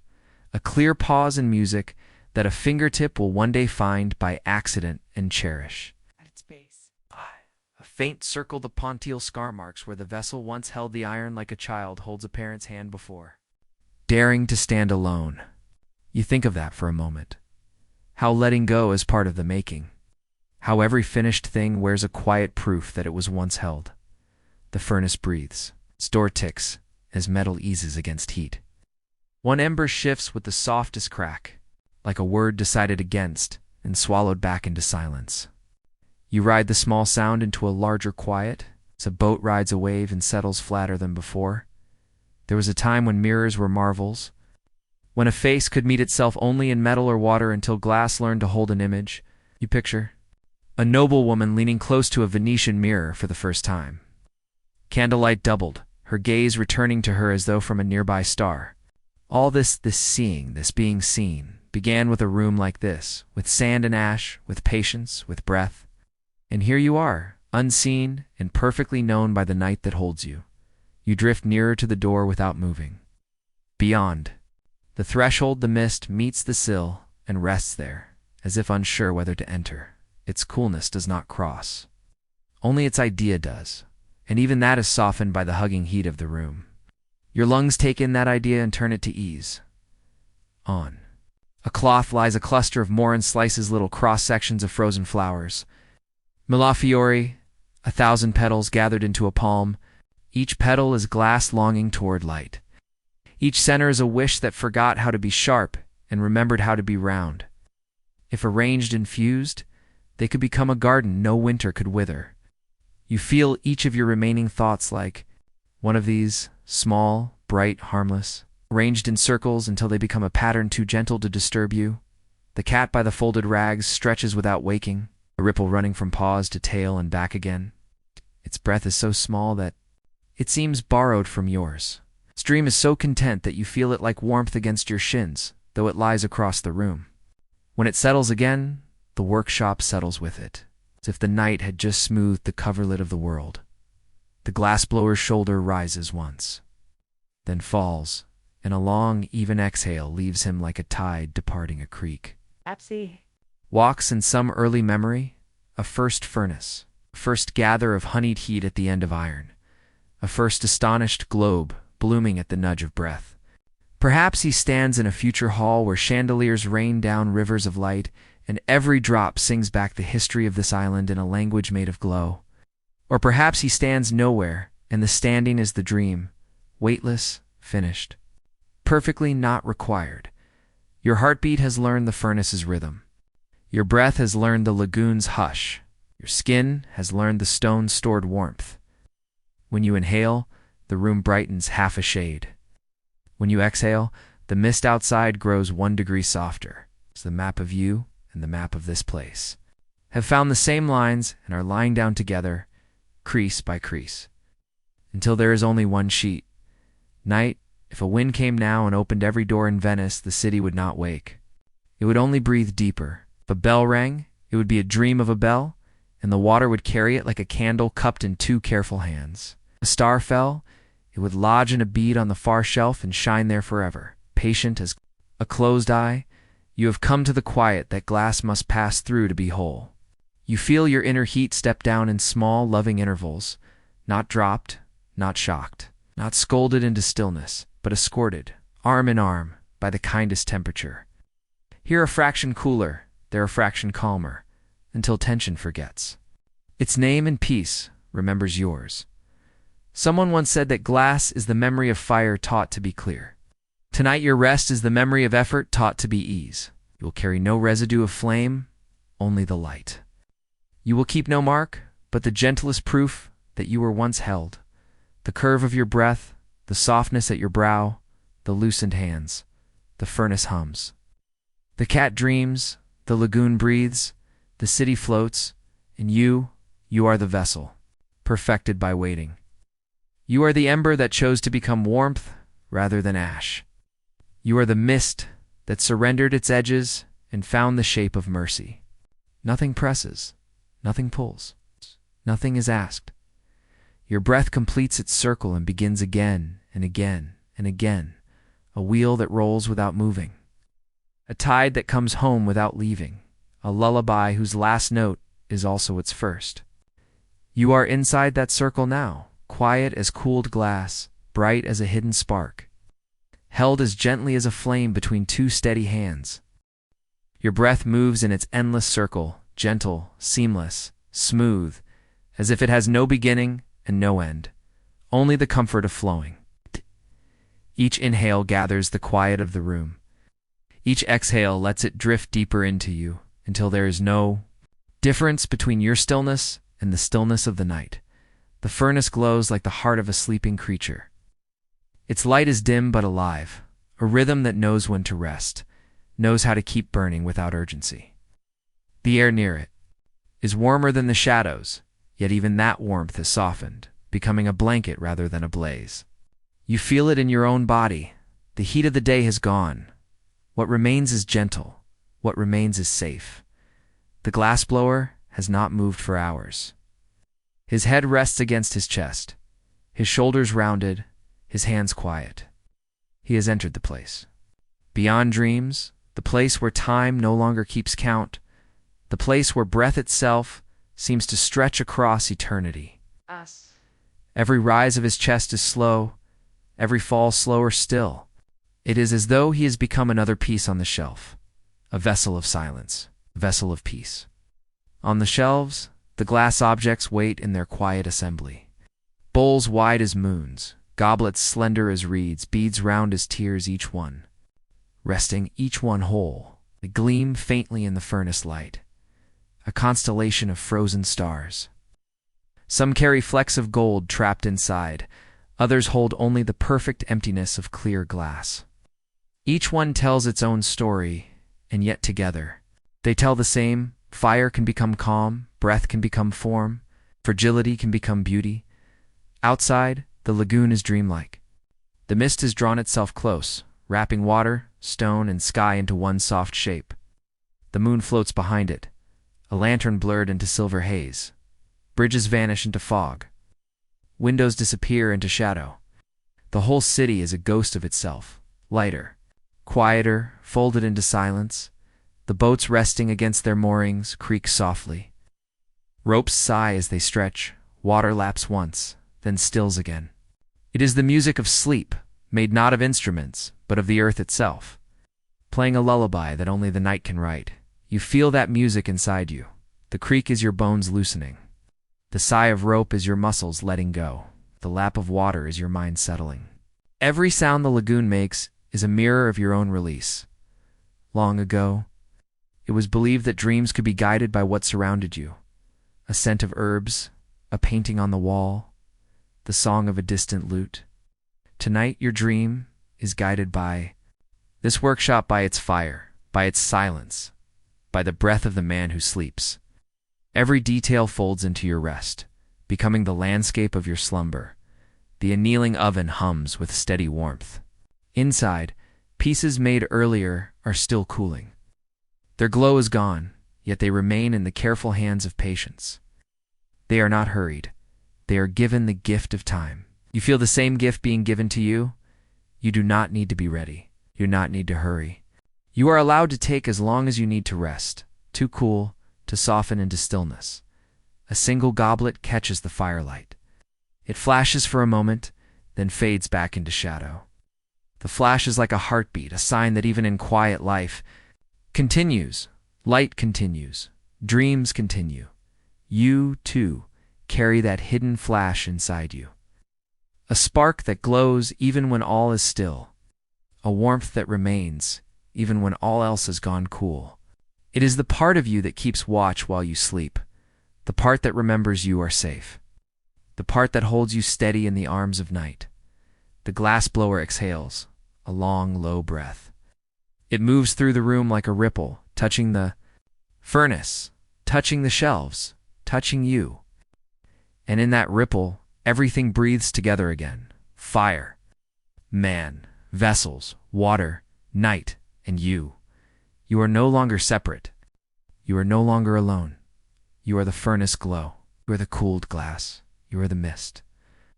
You are the dream. All boundaries fade. All edges soften. All thoughts dissolve. There is nothing to hold. There is nothing to reach. There is only breath. There is only rest. There is only sleep.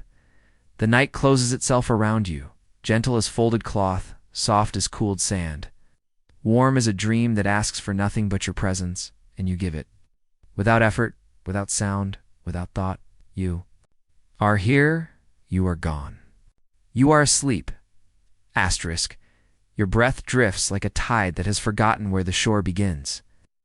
It slides in with a softness that barely stirs the air, and it slides out even softer, leaving behind nothing but calm. Each breath is slower than the last. Each one a thread weaving you into the fabric of night. The furnace glows faintly, its flames curled inward, their strength no longer fierce, but tender.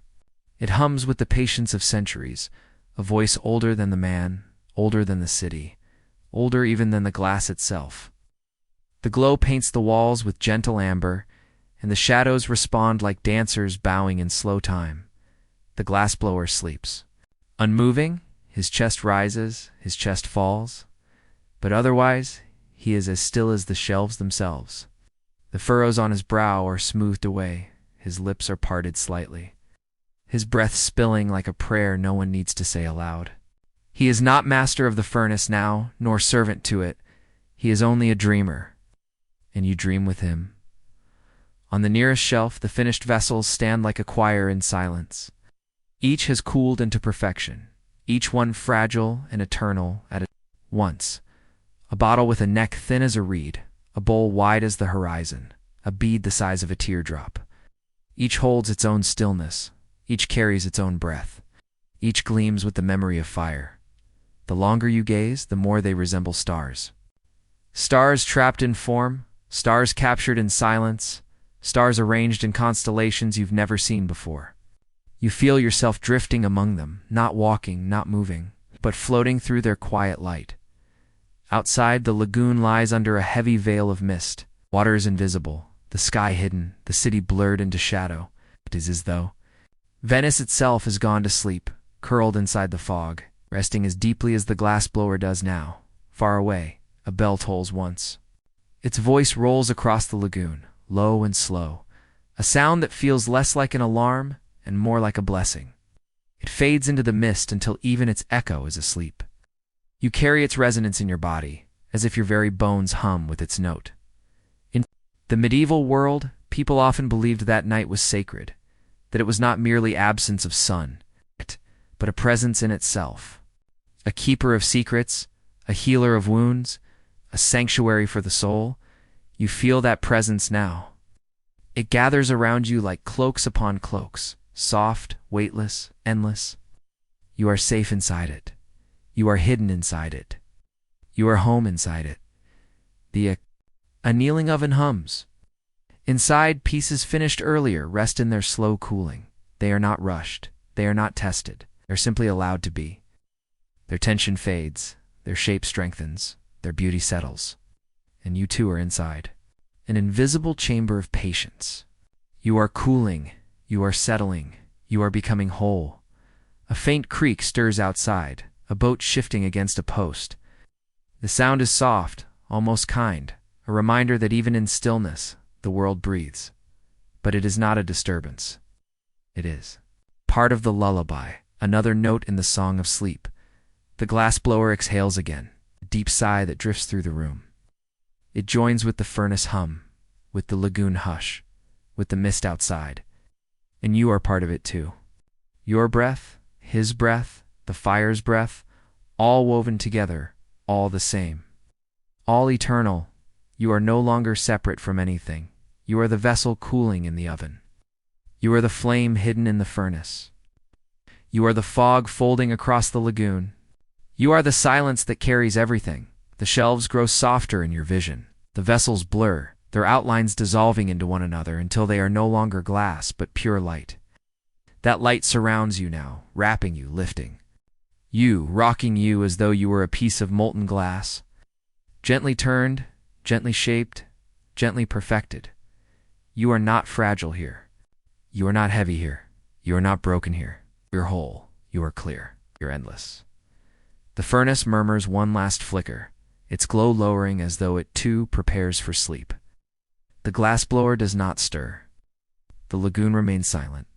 The city holds its breath. And you are already gone, drifting far beyond thought, floating into the deepest part of night, where there is nothing left to do, nothing left to be, nothing left but sleep. Your breath is a lantern, swinging in slow arcs through the dark, casting circles that grow wider and softer with every pass. Inhale, and the circle gathers the room, the furnace hum, the gentle hush of stone, the patience of sleeping tools. Exhale, and the circle opens, dissolving into mist, taking anything restless with it until only calm remains. There is nothing to do but keep swinging that light back and forth, a cradle for the mind. The furnace holds steady, a small sun behind a veil. Its glow has thinned to a golden seam along the hearth, a seam that stitches warmth into the floor, the bench, the shelves. Every so often a coal murmurs, a tiny shift, like a book turning one more page before sleep. You feel the shift inside you, a page, then another, turning quietly until the story is only light. The glassblower is a statue of gentleness. His chin rests on his chest. His shoulders follow the curve of the night. His hands mapped with tiny scars of heat. There is no grasping now, only release. He breathes the slow tide. Is it shore? You share his tide, and the water moves through both bodies as one. On a low shelf, a cluster of goblets leans toward the furnace as flowers lean toward dawn. Their rims are thin as calm, their stems like spun threads that caught the air and decided never to let go. A few were faint lattice locked within white nets that seemed to hold nothing but light. You watch them as you would watch a snowfall, attentive at first, then dazzled into peace. The annealing oven is the room's second heart. Its warmth is patient, measured, unhurried, whispering to each piece that nothing breaks when time is kind. Inside the day's last work lies in that rising, falling breath of heat, tension unwinding, memory of flame becoming memory of form. You feel your own tensions unspooled by the same law. What was bound wins loose. What was taught lets go. You are learning the craft of resting the way glass learns it, degree by gentle degree. Outside, the lagoon has gathered all borders into itself. Mist tucks alleys into folded paper, softens domes to pale clouds, erases the letters from the night's slow book. Somewhere a boat rubs softly against its post, a sound like velvet on wood. The water does not answer with wave or splash. It answers with acceptance, with the willingness of a body that has decided to be still and mean it. A memory arrives and sits down without speaking, colored windows singing in a far cathedral, light passing through glass until color becomes sound. In that age, people stood in such beams and believed heaven had opened. Perhaps they were not wrong. Fire touched sand. Breath touched fire. Light touched breath. And something like the sky came down to rest upon stone. Your breath now feels like one of those windows clear enough for calm to pass straight through and make music where it lands. On the work table rests a small paddle of charred wood, its surface slick from so many meetings with molten bellies. When it once kissed a glowing shape, steam rose and wrote brief poems in the air. The paddle says nothing now. It sleeps a black, glossy sleep. But you can still hear the poems if you listen with your hands, little psalms of hiss and hush, beginning. and ending in the same moment. Along the wall, a pipe leans, iron dark with the memory of stars. It remembers the weight of a gathered sun, remembers the warm pulse of breath traveling its length, remembers the moment when a bubble of glow became a world. And the world grew round because a quiet man believed his lungs could ask fire to be gentle. You do not need the pipe. Your own body is the conduit now. The air moves through, and the world inside becomes round and soft. The cat uncurls and curls again, a tide in miniature. Paws extend, toes spread, claws whisper a stitch of sound against. Cloth, then vanish back to dream. Its whiskers tremble with a pursuit that requires no running. Its tail gives one, then two slow taps, approving of the furnace's lullaby. You catch yourself imitating that approval with a slow nod that happens only in the heart. A bead lies alone on a square of linen. A venturine flickers frozen in its core. If you roll it with a fingertip very, very slowly, it would make the softest sound, a tiny planet turning once upon its axis. You don't move, but the planet turns anyway in your mind. Night on one side, night on the other, and in between, a thin equator where warmth never fully sleeps. There was a time when the man feared the flame when it looked like hunger and spoke like a storm. That time is past. He taught the flame to be a teacher, and in return, it taught him patience grander than the sea. It taught him to hold without clenching, to guide without forcing, to ask without demand. You inherit those lessons simply by sitting here. You guide your breath without pushing it. Hold your body without gripping it. You ask the night for sleep, and accept that the night has already said yes. Beyond the door, somewhere in the fog, a pair of footsteps crosses a bridge and fades. The sound takes the shape of the bridge as water takes the shape of a bowl. Two flat notes, then one small hollow, then silence. You hold those notes as if they were beads on a string, and then you let the string drop from your hands and disappear into shadow. The workshop has its own star specks of powdered silica caught in knots of wood, glitters of cooled drip along the hearth slip. They do not need a sky. Stone and ash are enough. You have your own stars as well. Points of ease scattered through muscle and mind. Kneecaps loosened, tongue resting behind teeth, eyes settling deeper into their dark, sweet nests. If a map were drawn of comfort, the cartographer would ink it with this room and your body in the same hand.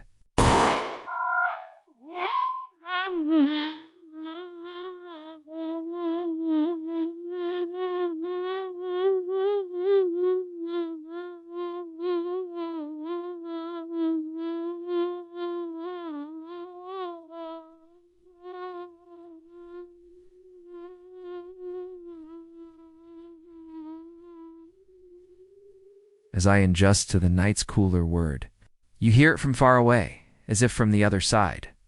Of a kindly door, it is not a warning, it is an amen. The moment repeats itself once more, lighter, a curtain falling into its final fold. The glassblower sighs. And the sigh is so steady, you swear it has been happening forever, and you are only now leaning close enough to notice. That breath carries a memory of sand lifted in baskets, of ash sifted through sieves, of raw earth, altered by attention into something that could hold light without spilling. You too are being altered by attention. Not the attention that stares, but the attention that listens. Your listening reshapes you, clears you, makes you capable of holding this calm without letting it run to the floor. At the edge of the bench, a tiny spiral of clear glass left from trimming a rim has cooled into a curled petal. Could be a seashell fashioned from frost. You imagine it pressed to your ear? You would hear the ocean of sleep, not waves. Breaking but waves, remembering how to be whole. Not wind, but breath. Not haste, but arrival. Far away, a bell considers its duty and decides against it. The choice becomes a kindness that travels across water like a thought, refusing to turn into speech. The city lies grateful beneath that decision. So do you. The mist lifts and settles, like a chest breathing. It holds the lagoon the way a master holds a glowing gather, firm enough to keep it, gentle enough to let it find its roundness. You understand the gesture now in your own body, firm where you meet the mattress, gentle where you meet the air. held and free at once. You do not leave the room, but it grows around you until there is nothing outside it. Stone becomes horizon. Heat becomes weather. Shelves become constellations. The cat becomes a quiet moon. The furnace keeps the sun. The annealer keeps the year. Your breath keeps the clock. And all three agree it is the tender hour when everything is allowed to be only itself. Sleep arrives like a glassmaker's final touch, that light circling. Breath that gives the shape its last, perfect ease. You feel the touch along your temples, along your ribs, across your palms. It does not push, it completes. It does not claim. You are the vessel finished by night. You are the fire cooled into clarity. You are the island held by water and mist and time, and all three have decided to keep you. The lantern of your breath keeps swinging, slower now, wider now, and then. So wide the circle becomes the room, becomes the lagoon, becomes the sky behind the fog. There is no arc left to trace, no edge left to find. Only light that has learned to rest where it shines. Only warmth that has learned to stay without burning. Only you, wholly asleep, whole. Your breath is the softest bell in the room, a tone so gentle it barely knows itself, and yet it rings through everything. With each inhale, the sound gathers the warmth that lingers along stone and wood. With each exhale, it loosens that warmth into the dark, until the dark becomes warm too. Nothing hurries here. Nothing leans forward. The night is a bowl that does not spill. The furnace holds its quiet vigil. Its mouth is a single line of amber, the least possible flame that can still be called flame. Inside, the embers shift from time to time the way a dreaming body shifts only enough to keep the dream intact. The hum they make is older than language. It tells the shelves to rest. It tells the tools to sleep. It tells your muscles to soften by the width of a sigh. Glassblower has surrendered to that counsel. His head is bowed, but not in worry, only in gratitude. His hands, those instruments of persuasion, hang open, palms hollowed like small cups for rain. If a word were spoken now, the room would not push it away. It would cradle it, hush it, and let it drowse among the embers until even the word forgot it was a word. On the far bench, shallow tray holds pale grains and clear pebbles of frit. Sand-washed, sieved, and promised to the fire rests with the patience of a pilgrim outside a sanctuary door. In another dish, a pinch of cobalt waits like a night sky ground to powder. Nearby, copper dreams of green and iron of smoke blue. Nothing asks to be bright yet. Brightness will come when morning learns where the flame is sleeping. The annealing oven is a second breath behind the first. You can feel it the way you can feel a lullaby that continues in your chest even after the singer has fallen quiet. Inside, today's shapes are held in a tempered dusk, their inner strains unbraiding thread by thread. They are learning the stillness they will wear in the world. They are learning the exact temperature of endurance. You are learning with them, degree by small degree, how peace is not a drop but a slope. Along the wall, the iron pipe leans like a tall reed by a slow river. It remembers lips at one end and a sun at the other. It remembers the earliest moment of a vessel, when the first breath turned a bright seed into a globe that could hold the room. That memory is not urgent now. It is a stone at the bottom of clear water, uncomplicated by current, alive simply by being. On a cloth square rests a small wheel of wood, with a groove darkened by countless edges. Against it, at daylight, the man will polish a rim with water and grit until the line gleams, and the mouth of a cup is as soft as speech. At cold work, they call it calm labor after the fever of fire. There is a promise in the phrase that your body believes after heat there is gentleness. It's after effort the precise grace of finishing what deserves to last. Outside, the lagoon is a single breath lying between two silhouettes, the island and the city both softened by mist. Bridges tuck their backs into the fog like sleeping animals. Fisherman tests a rope with 2 fingers and decides to do nothing more. Somewhere a shutter murmurs against its hinge and the night accepts the speech without echo. A light far down an alley tries to name itself and then thinks better of it. You rise and fall with this place. You can feel the boat you are not in. Rocking in water you cannot see, telling bones you cannot hear that the world is kind. You can feel the clock you are not watching say only. Now, and then only. Now. Until the word loses tense and becomes a color, a calm amber like the line along the furnace lip on a higher shelf. A row of bottles keeps a quiet parade, one wears. A thin neck like a stalk of wheat, another bows its shoulders the way monks bow when the hymn bends low. A third is stout and round, and seems to remember being a gourd hanging in summer shade. If you place them side by side in your mind and pour the same moonlight through each, you discover 3 flavors of silver, 3 shapes of silence, 3 lessons in how to carry what cannot be held. Near them, a few Rosetta beads wait in a shallow dish, their tiny flowers locked beneath the surface, as if spring were saved and archived for lean seasons. Once they traveled in pockets and on strings, crossing deserts and oceans more easily than men, buying spices, paying for passage, sealing promises. Tonight, they buy nothing. They pay for nothing. They seal only the contract between breath and sleep. You stop asking. Sleep keeps coming. The cat dreams in spirals. Twitch of whiskers, a puff of nose, a slow uncurl and a quicker curl, and the universe of cloth and ember is whole again. You feel the small gravity of that animal, Isa star with fur, turning through its orbit of warmth, and your own orbit smooths by the width of a smile your face does not make. There is a faint line on the base of a goblet where it once held. Iron, the sign of former dependence. A little scar of making, left on purpose, proof that no perfection appears out of nothing. You carry such marks too.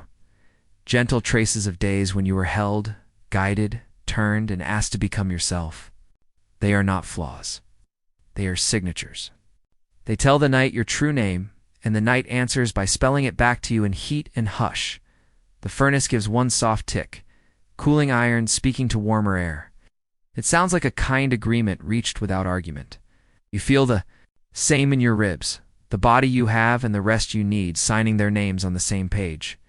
In the Middle Ages, they would have called the sleeping man a master, and the apprentice who swept these floors a garzone. The garzone learned by watching, by turning, by breathing in time, by feeling when the glass asked to be touched and when it asked to be left alone. You are learning the same rule now. Touch the thought that needs you. Let the others cool in their own good heat. You do less by doing well. You do nothing, and the nothing is perfect. A draft glides at ankle height across the stones. Cooled by the door, warmed by the room, a river with no visible source. It carries salt from the lagoon and a faint sweetness, like old wood that remembers. A summer it did not spend. When it reaches you, it lowers your temperature by an amount so small that only the most patient instrument could measure it. The instrument is you. You register the kindness and convert it to sleep. In your mind, you lift the pipe without lifting your arm. You gather without gathering, blow without breath, watch a globe bloom on the end of nothing. What forms is not glass but rest, round and lucid, weightless and complete. It shines for a while with the pale orange of almost waking, then dims into the flawless transparency of deep night, far away. A bell tests its clapper against the lip and decides there is no reason to continue. The decision is not laziness. Is mercy. Time, satisfied, lies back down. You follow. The shelves are constellations. The workbench is a coastline. The fire is a sun behind cloud. The cat is a moon with a heartbeat. The sleeping man is a mountain whose rivers have gone to sea. And you are weather that has chosen one season, the long, clear season of rest. No sentences remain that require you. No rooms ask you to enter. No doors need closing. You are already where you were going. Your breath completes a circle, and 4. A moment the circle is so wide it holds the island, the city, the lagoon, the sky, and then it becomes wider still until there is nothing outside it and nothing inside it, only a single, endless ease. Sleep is the last craft the night will teach. You. It places the tools beside your heart, one by one warmth, darkness, hush. Patience, and then sets its steady hand upon your breath. With the lightest turn, it shapes you. The quietest breath, it perfects you. The gentlest heat, it anneals whatever could break. You are finished beautifully. You are cooled completely. You are clear as morning water and strong as evening. Flame. There is no more story to keep awake for, only the soft continuation of what the story has already become. A room that breathes, fire that watches, a city asleep, a sea that holds it, and you entirely at rest within them all. Your breath is the hush that stitches the room together, threading the furnace's gentle murmur to the quiet weight of the shelves. Tying the cat's slow purr to the sleeping rhythm of the man, it rises with no hurry, a tide that has learned. Patience. It falls with no effort, a ribbon loosening from a gift already yours. What once was separate the stone, the ember, the mist beyond the door has become one fabric, and you are folded softly inside it. The furnace keeps its vow of warmth. Its emberlit seam runs along the lip like a quiet signature, proof the night still tends a small sun. Every so often, a grain of ash shifts, and the glow pools wider, then narrows again, a pulse without drama. You feel that pulse in your chest. The most natural agreement, I am here. I am resting. The glassblower has surrendered without a word. His chin touches the hollow above his collarbone. His shoulders are rounded hills. His mouth rests slightly open, as if the room were breathing. Him. The hands that spent daylight persuading light to live inside, form are open, palm up, as if the night has poured sleep into them. Nothing clenches, nothing reaches. Everything abides. On the nearest plank, a low dish holds rods of white threaded, glass filigrane each, one sleeping with a net of milk inside a clear skin. When warmed and drawn, their threads will cross and float like frost lace upon a winter pane. For now, they lie in parallel silence, proofs that patterns do not cease, existing when eyes are closed. Your own inner threads habits, hopes, soft memories align the same way, not vanishing.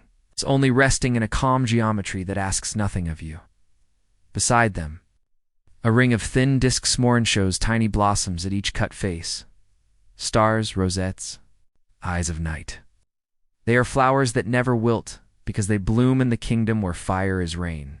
If dawn were to ask for a garden, these would answer without fragrance, without bees, with only color and patience. You do not need dawn yet. The garden suffices as promise. The unyielding oven hums its long lull. Behind the iron door, the day's work learns a language smoother than heat. Degrees stepping down, like a choir descending a scale at vespers. Strength settles where stress once hid. Edges forget their trembling. The inside of each piece agrees with its outside. You feel the same alignment. Breath and body, body and bed, mind and night. No argument. Only a cord outside the lagoon tightens its shawl of fog. Piers become the faintest strokes of charcoal. A mooring post leans, listening to the gentle tap of a rope that is content to be still. Somewhere a fisherman's lantern, half-veiled, carries a small halo that does not wake the water. The city remembers how to be a whisper. A memory floats near and drifts past without breaking the surface. Gilded letters in a book, a scribe's breath held while gold leaf settles. So, too did glass once carry gold leaf trapped under enamel. Halos soldered into goblets by heat. The thought gleams, then dims and leaves no ripple. All that remains is the feeling that light can be kept gently. Without grasping, on a high hook, the leather apron hangs like a tawny flag of truce. It has known sparks, steam, the little storms where water meets fire. Tonight, it knows only gravity and the slow flow of air. Next to it, the paddles rest their black faces, polished by 1,000 soft collisions with molten belly's contact so tender it made songs of hiss and dew. The tools have done their part and are permitted to be quiet. You've done your part, and the same permission has been given to you. A tiny spiral of clear trimmings lies by the marver, a curl of cooled light. If you could lift it, it would weigh less than a thought, yet catch the furnace glow and return it like an answer. You do not lift it. Answers arrive without being asked, and the answer now is rest. Far down an alley, a door remembers to creak, and then decides to wait until morning. A bell across the water considers a single stroke and saves it for the hour that needs it more. Restraint is mercy. The city practices it. The night makes of it a discipline so gentle it feels like grace. There, is a little jar of blue powder near the pipe rack cobalt, a night sky crushed to dust. A pinch would turn clear glass to the color of deep wells in chapel windows, the kind of blue that steadies a gaze without asking why. Tonight the jar is closed. Even the miracles sleep. You recall, as if from someone else's memory, that masters on this island were once forbidden to leave with their knowledge, that promises were sealed with both honors and chains, that the council across the water guarded secrets like a reliquary. What might have been iron has become only quiet history, soft, far unsharp. The only binding here is the ribbon of your breath, and it is knotted with silk. It's not rope. The cat rolls to its other side with a rustle and grows still again, an answered prayer in fur. Its dream paws move once, patting air light as ash. Perhaps it walks the rafters above the canal, a king among beams. Perhaps it drinks from a bowl that reflects a second moon. Perhaps it hunts nothing and finds everything. Whatever kingdom it rules is kind. You are a citizen there by right of rest. The furnace ticks, a lullaby's consonant. Heat answers stone, stone accepts, and the conversation ends with everyone more at ease. You follow that ease down the gentle slope where thought becomes image. Image becomes warmth. Warmth becomes nothing you need to name. On the long bench, a bottle with a thin neck and a soft shoulder waits for polishing. At its base, a small scar from the Pontal's kiss says what all finished things say quietly. I was once held. Your body says the same in a language of less and less weight. You were held by the day, by tasks, by faces and voices. Now you are held by this room, by this hour, by sleep. Both kinds are true. Both kinds leave kind traces. A draft walks in at ankle height, a careful guest, cold with lagoon and warm with ember by the time it reaches your skin. Your shins say thank you without moving, your calves uncurl, your feet forget the map of the ground. Somewhere a knot in the doorframe gives a tiny sigh as the wood remembers the sea it once drank. You imagine a vessel that no one will ever fill. A bowl shaped of pure rest. No color, no cut, no gilding, only clarity that deepens the longer you. Look, if placed in sunlight, it would not glare. It would make the light truer. If placed in shadow, it would not vanish. It would teach the dark to be gentle. You feel that bowl forming in the air near your ribs. It's perfectly round, perfectly quiet, perfectly yours. Time loosens its belt another notch. Hours become inches of soft cloth pooled on the floor of the night. There is nothing to measure here. The annealer steps its temperature down by a number only the oven and the glass need to know. You step your breath down in an echo of the same arithmetic. The mist outside thickens, then thins, then thickens, the sky breathing through linen. Beyond it, the smallest branch of a bell's voice lifts and lies back down, a child turning in. Sleep. The lagoon keeps its promises. If a boat moved now, it would move with the dignity of a procession. If an oar dipped, it would do so not to cross distance, but to stir a deeper stillness into being. On the work table sits a small, dark stone, it's used for smoothing edges after fire. Its patience has been borrowed by the room. Every edge you have thought of, memory, of feeling, has been visited by that invisible stone until no catching remains. Oh. The night can run its palm along you and find only grace. You hear? From a far church you have never seen, the idea of a psalm. Not the words, not the melody, only the comfort they were meant to carry. It arrives the way warmth arrives, through glass held near flame. Without rush, without announcement, simply present. It wraps itself around your shoulders like a cloak, sewn of first light and last light together. The glass blower breathes, and the room breathes with him, and you are braided into that rope of quiet. 3 strands: ember, sleeper, listener. 1 rope: rest. It holds the island to the sea without pulling. It holds your heart to your body without asking. It holds your dream to your breath without connote. If dawn is coming, it is in no hurry. It waits beyond the fog, the way a friendly visitor waits at the threshold, content to be invited. For now, the invitation is not sent. The bowls and bottles keep their vigil. The cat keeps its moon, the furnace keeps its heart. The lagoon keeps its secret map of stillness. But you keep only this, the slow, perfect act of being here. The last thing you noticed before noticing ends and belonging begins is the gentleness with which everything agrees. Stone agrees with heat. Glass agrees with time. Water agrees with mist. Night agrees with you. And you agree with sleep in the simplest treaty ever made. You give your breath. Sleep gives it back. Quieter, you drift under that treaty. Past language, past image, into the round center where story becomes glow. There, nothing needs a name and nothing has an edge. There, the vessel you imagined is not on a shelf. It is. The room itself and you are cradled at its curve. There, the world is clear as crystallo and warm as ember. And you fall through it not downward but inward, a soft descent that never ends because you have already arrived. Your breath is the gentlest tide, moving through a harbor where nothing is rushed and every rope has loosened. It's not inhale, and the room gathers into a single, calm shore. It's hail, and the shore grows softer, its edges fading into mist until there is no edge at all. The silence does not press, it opens. The warmth does not demand, it holds. You are inside both, perfectly welcomed. The furnace keeps its vow, a slender seam of amber along the door, a hush that sounds like time remembering how to be kind. Its mouth roared with daylight, now it murmurs with a mothering patience. Every coal is a little sun that has learned humility. They do not flare, they glow. They do not argue, they agree. Your ribs learn the same lesson and move as if they, too, were made of ember and consent. The glass blower sleeps deeply, shaped by the curve of the stool, wrapped in a cloak of breath. The hands that tamed fire are lax and open, each finger a petal folded in night. No thought lines his brow. Even memory is smoothed to silk.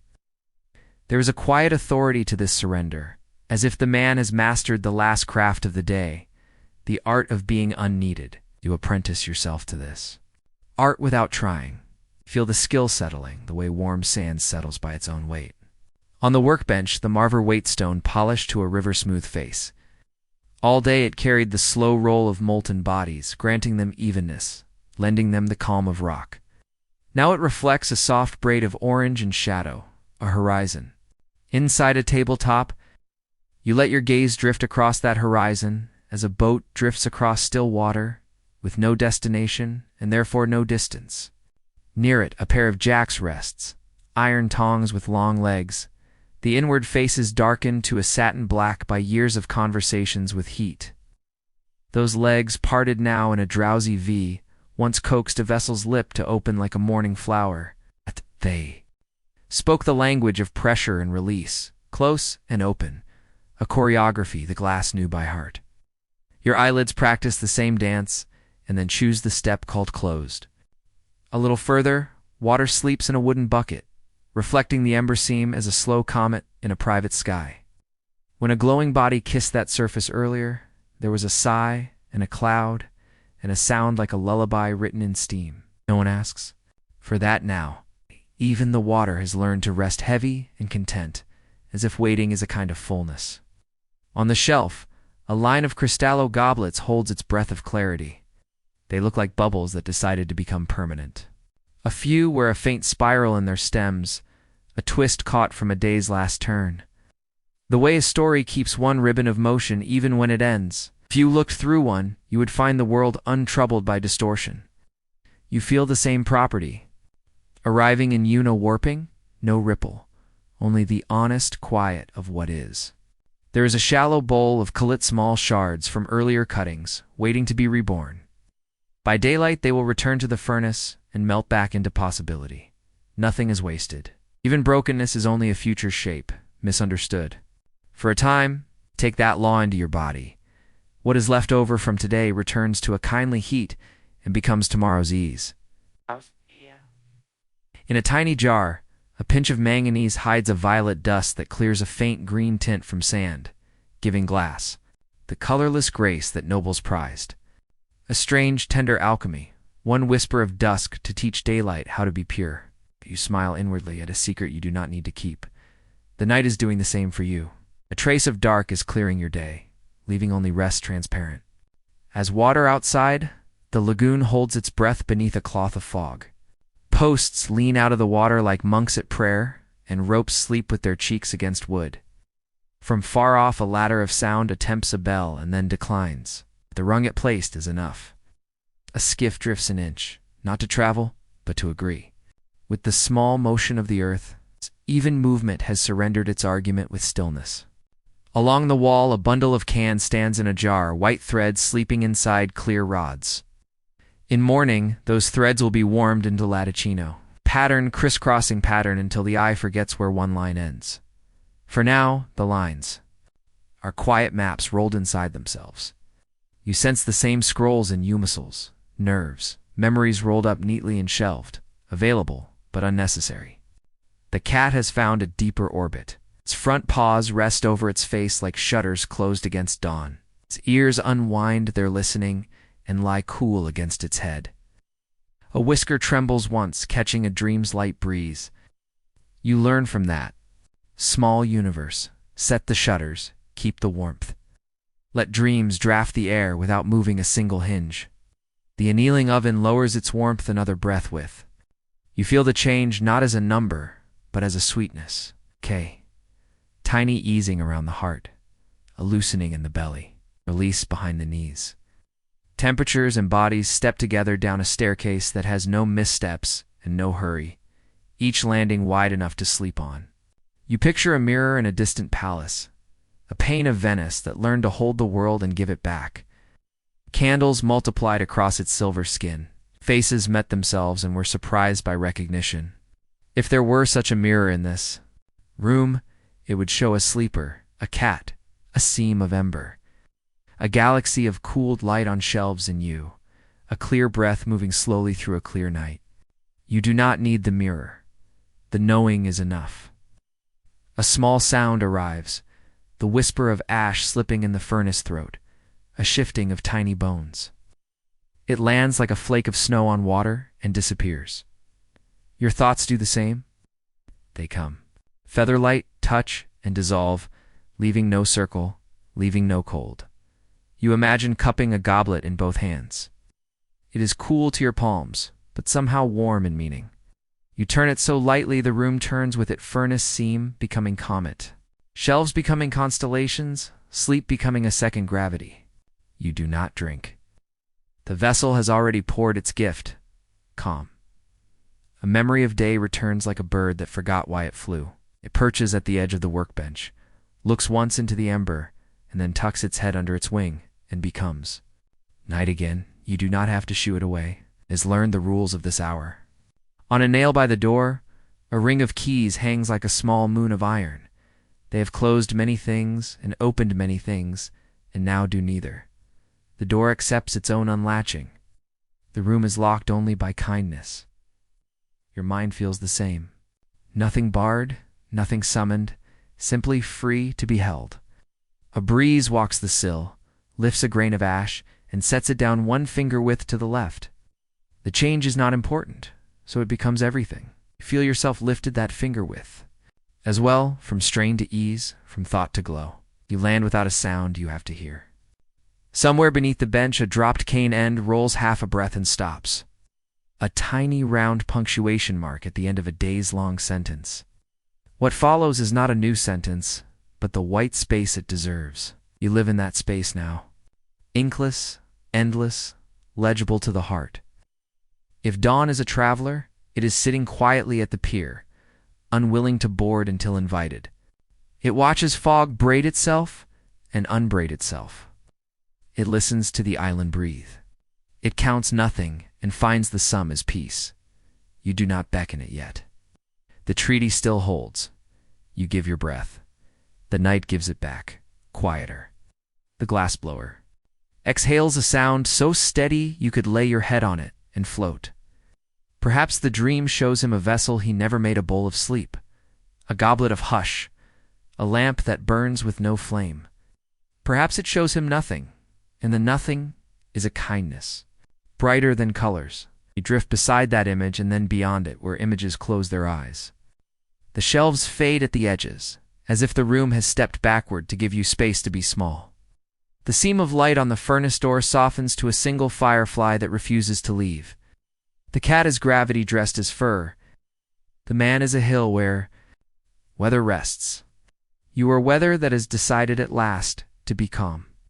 Your breath continues its unbroken work. Gather, loosen, like hands turning glass by a heat that never harms. What was hard has learned to become round. What was bright has learned to become warm. What was separate has learned to become one. And you have learned how to be finished without ending, how to be silent without absence, how to sleep without falling. You are the cooled clarity, the held light, the patient curve. You are the island breathing through a single room. You are the night that needed no words and therefore kept every promise. There is nothing more to make. The gentle keeping of what has been made, and the keeping is sleep. Your breath moves like a moonlit or dipping so quietly into the water of the night that even the reflection does not ripple. Inhale, and the room leans closer, as if to hear a secret. Exhale, and the room answers by loosening every seamstone. From heat, wood from memory, muscle from task until only ease remains. You are the quiet hinge upon which the whole workshop turns toward sleep. The furnace keeps its ember vow. A thin line of honeyed light at the lip, a soft confession that warmth still has business here. A coal slides the width of a grain and settles, the sound no louder than a thought deciding to rest. Behind the door, the bed of embers breathes like an animal that dreams of fields, not running, only chewing the tender grass of glow. You listen without effort, the way sand listens to tide. The glass blower is a continent of stillness. He has yielded all edges to the roundness of night. Even his shadow is soft. The hands that held iron now hold air, and the air holds them in. Return. His breath keeps the same old promise out, and out simple as a prayer said by someone who needs nothing but the saying. Across the bench, the marver shines in low amber river that forgot to move.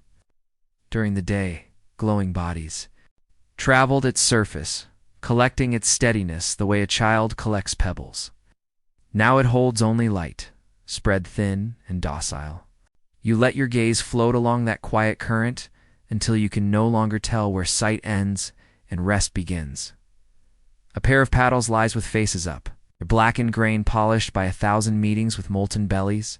I remember steams, brief psalms, the soft, sibilant voices that rose when wood kissed fire. Those psalms have gone back to whatever language steam speaks in clouds. All that remains is the hymn your breath is singing, and the room knows every word without sound. By the pipe rack, a bundle of can weights, a sleeping forest of clear rods with white threads hidden inside. When dawn and heat return, the threads will be drawn into latticino, lines crossing lines, until the eye finds order in the grace of tangles. For now, each rod is a promise rolled into a staff. Each staff leans like a pilgrim at peace outside. A shrine. Your own inner threads, nerves, thoughts, half-remembered hopes, have aligned in the same quiet choir. On a low shelf, shallow dish of Colette's mall shards, soft-edged by yews rests like moonlit gravel. Broken is not the right word. Waiting is. Tomorrow, those pieces will return to the pot and melt into a new voice of clarity. You receive the lesson without thinking. What was too sharp to hold today will soften in a kinder heat and become part of your strength. A small jar of ruby enamel sleeps beside a lidded pot of gold leaf. Once, a breath of flame would coax that leaf to cling beneath glass. A halo captured in a rim, a star sealed into a bead. Tonight, the lids are closed. Even splendor is allowed to sleep. Your heart, overhearing, lowers its lantern another notch. Outside, the lagoon is a slate of breathing silver. Fog thickens in patient folds, knitting together pier and post, bridge and arch, roof and bell. Skiff nudges its mooring with the gentleness of a cat leaning its forehead against a sleeve. No one answers. The world understands the language of small kindness and replies by not replying. You picture a distant window cut from crystallo, so clear it forgets it is there, so still it troubles no light. In daylight, Such windows make of world and room a single fabric. In this hour, clarity wears darkness and stillness wears you. You have become a window the night looks through to see its own peace.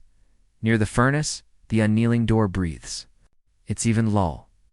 Behind it, the day's last vessel slowly surrenders its tensions, heat stepping down a staircase too precise for impatience. This is where fragility becomes endurance, where form grows strong not by holding tighter, but by letting go degree by degree. You know the staircase by feel now, each step a loosening you do not have to manage. Brow, eyes, tongue, shoulders, spine, the small birds of muscle between ribs each. One finding a new roost in quiet. The cat turns once in a tight circle and becomes a comma, a pause with fur. Its dream carries it along a beam of moonlight only it can see. Its paws twitch twice in the verb of delight, and then return to the grammar of stillness. You read the sentence the cat has become, and the meaning is this: we are safe, on the high. Plank goblets stand like bells that have chosen never to ring. In each stem, a faint spiral sleeps a remnant of turning, a memory of the maestro's last breath guiding form.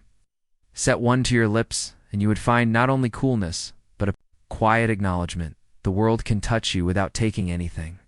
You do not lift it. The acknowledgement arrives anyway. A tiny spiral trimming, clear as a whisper, lies by the marver's edge. It could be a sliver of frozen smoke, a curl from the quill with which the night writes its letters on the water outside. You imagine pressing it to your ear.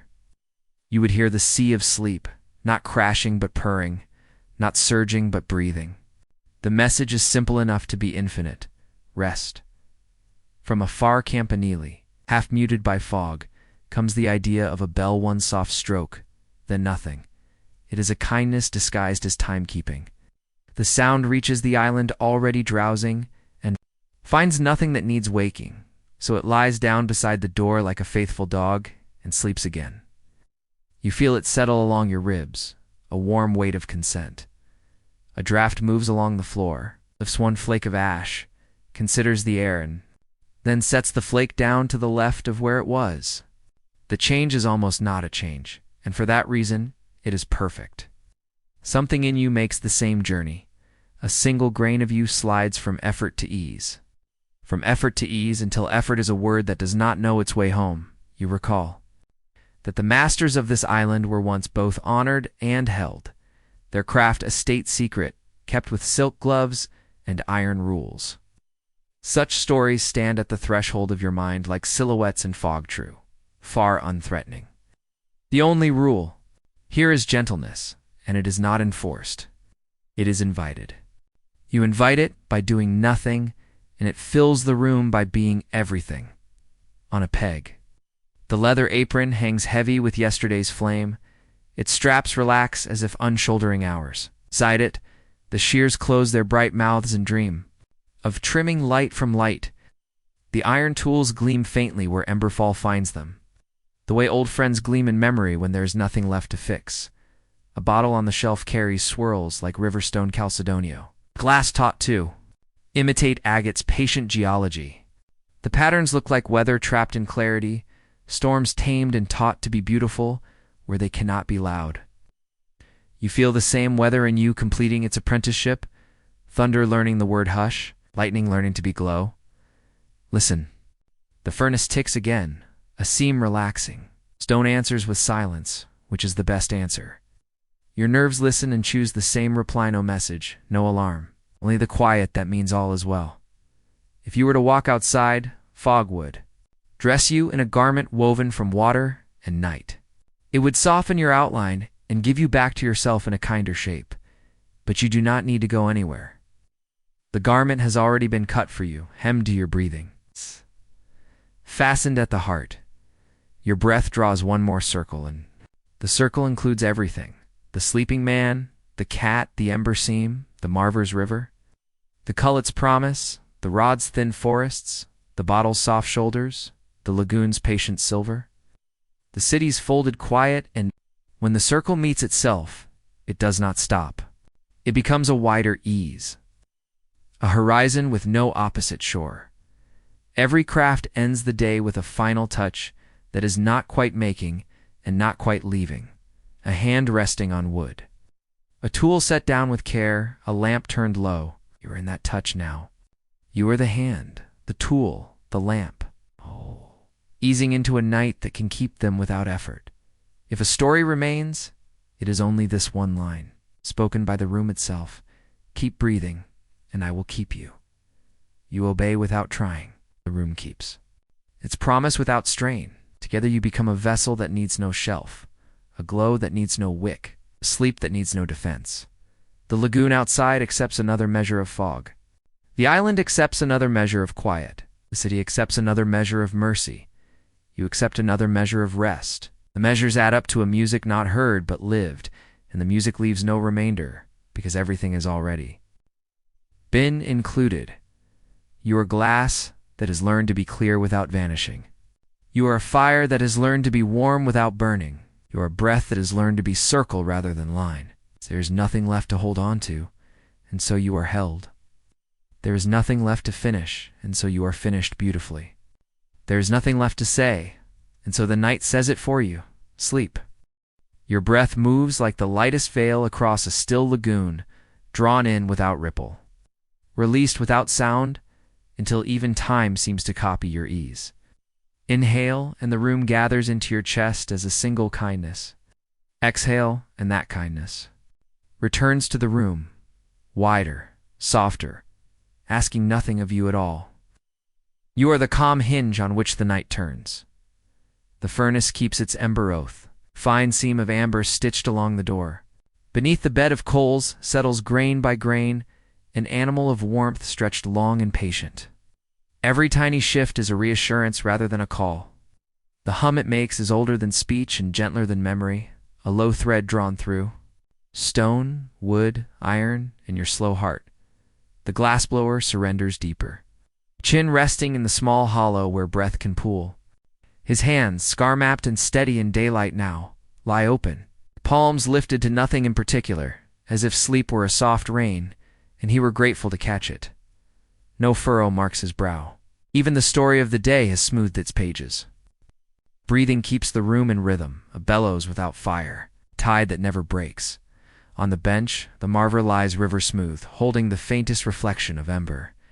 All day its cool patience lent shape to glow. Now it simply receives the light that wanders across it, a horizon that refuses to end. You let your gaze settle there until seeing becomes rest, and rest becomes something even quieter than seeing, near the pipe rack.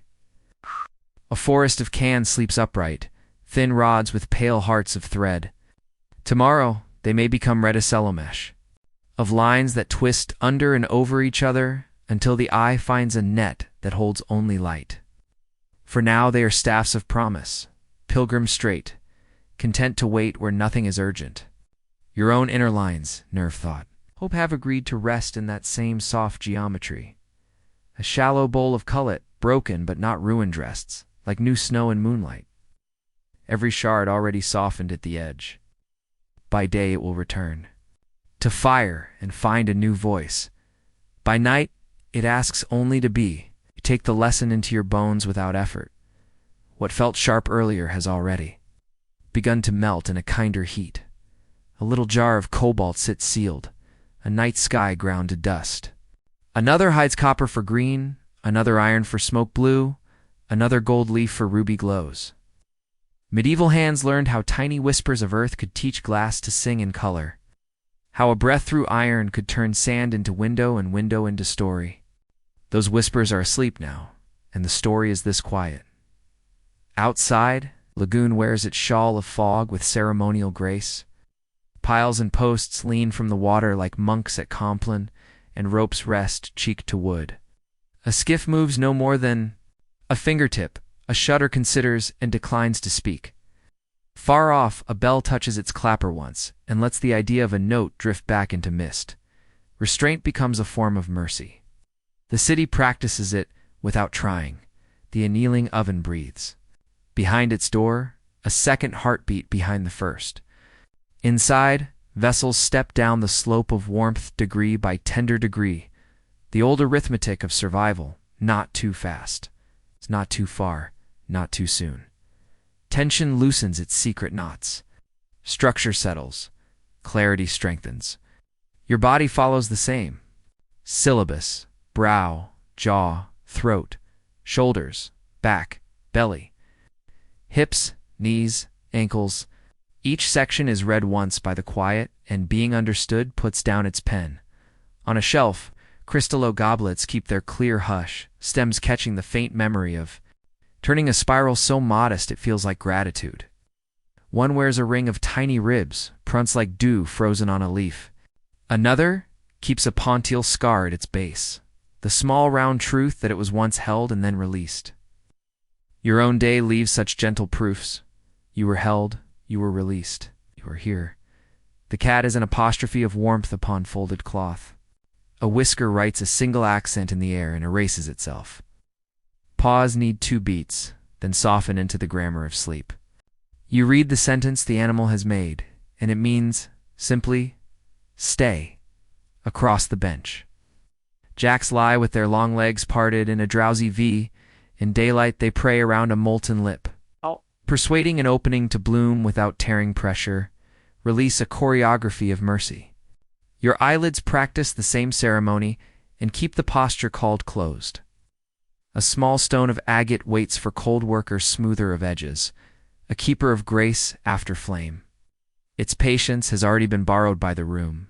Every thought that might snag is rasped into roundness. Every feeling that might cut is polished to shine. If the night were to touch your outline, it would find nothing that catches. Somewhere in the rafters, dust forgets to fall. Somewhere beyond the door, the fog opens a corridor and closes it again without admitting a footstep. Even chance behaves as if trained to kindness. You recall the Serenissima, the most serene republic that held this island close. Forbidding masters to leave lest secrets scatter like sparks, the council watched, the guild swore. Honors were granted, chains kept velveted. What might once have been iron is only story now, dulled by time and wrapped in fog. The only binding here is breathing, tied with silk, untied with silk, on the high plank. A bottle of Chalcedonio remembers rivers inside stone swirls and clouds, taught to a material that began as sand and breath, storms locked under glass, lightning, slowed to glow. You feel your weather doing likewise? Thunder learning the word hush, wind learning to be windless, rain agreeing to be warmth, the furnace ticks, a seam easing. Stone answers with silence, the best answer. You recognize the conversation in your spine vertebrae, speaking low with muscle and agreeing to do nothing. If a mirror of Venice hung here, silversmithing recent and perfect, it would make of ember and cat and sleeper and you one lucid image, a calm doubled without losing truth. But you do not need the mirror. The doubling has already happened inside you. Your rest reflects the room, and the room reflects your rest, and the loop is seamless. A draft arrives, cool with lagoon, warm by the time it reaches your skin. It lifts one fleck of ash, considers a change, and sets it down to finger widths away. The relocation is almost imaginary, and for that reason, complete. Something in you makes a move of equal gentleness, from effort to ease, from watching to belonging, from belonging to disappearing, into what belongs to you. In a shallow dish, Rosetta beads keep their 1,000 tiny flowers intact, spring archived in glass. Once they traveled in pockets and on strings across continents, buying passage and spice. Tonight, they purchase only quiet and spend it lavishly in your favor. On a hook by the door, the leather apron hangs like a flag of truce. Beside it, shears close their bright mouths, remembering threads of fire snipped from rims like stray hair. Paddles dark as riverbeds sleep face up, ready to catch tomorrow's stars and steam them into singing. Iron wood, leather all, made gentle by the hour. The glory whole glorious stands cold. A second mouth of flame that will not speak until morning. Its round opening is a black coin stamped with rest. You gaze at it and feel no hunger for brightness. You have enough of glow. From some chapel across the water comes the idea of lauds, then relents. Dawn is a polite visitor waiting at the threshold until invited. You do not invite it yet. The contract holds. You give breath.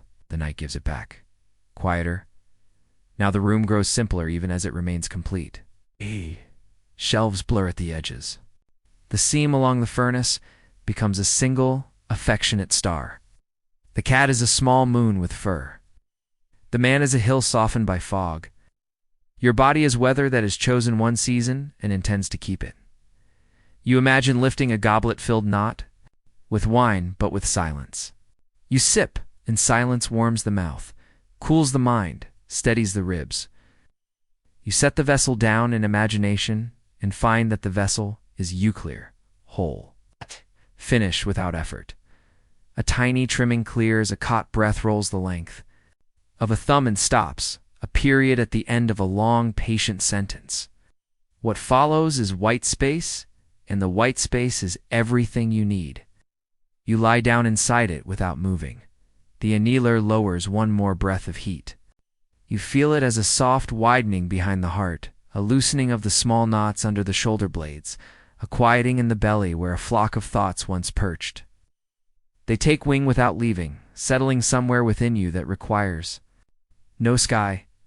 If there is a last craft for the night to teach, it is the craft of being kept. Not held tightly, not left adrift, kept, like glass in an oven that understands time, like water in fog that understands form, like breath in a body that understands mercy. You are kept now, kept by ember and stone, by island and water, by silence and the humble genius of sleep. Your breath draws another circle and finds nothing outside it. Becomes the room, becomes the lagoon, becomes the city in its shawl, becomes the sky behind. The shawl becomes the quiet that began before all of them and will continue long after.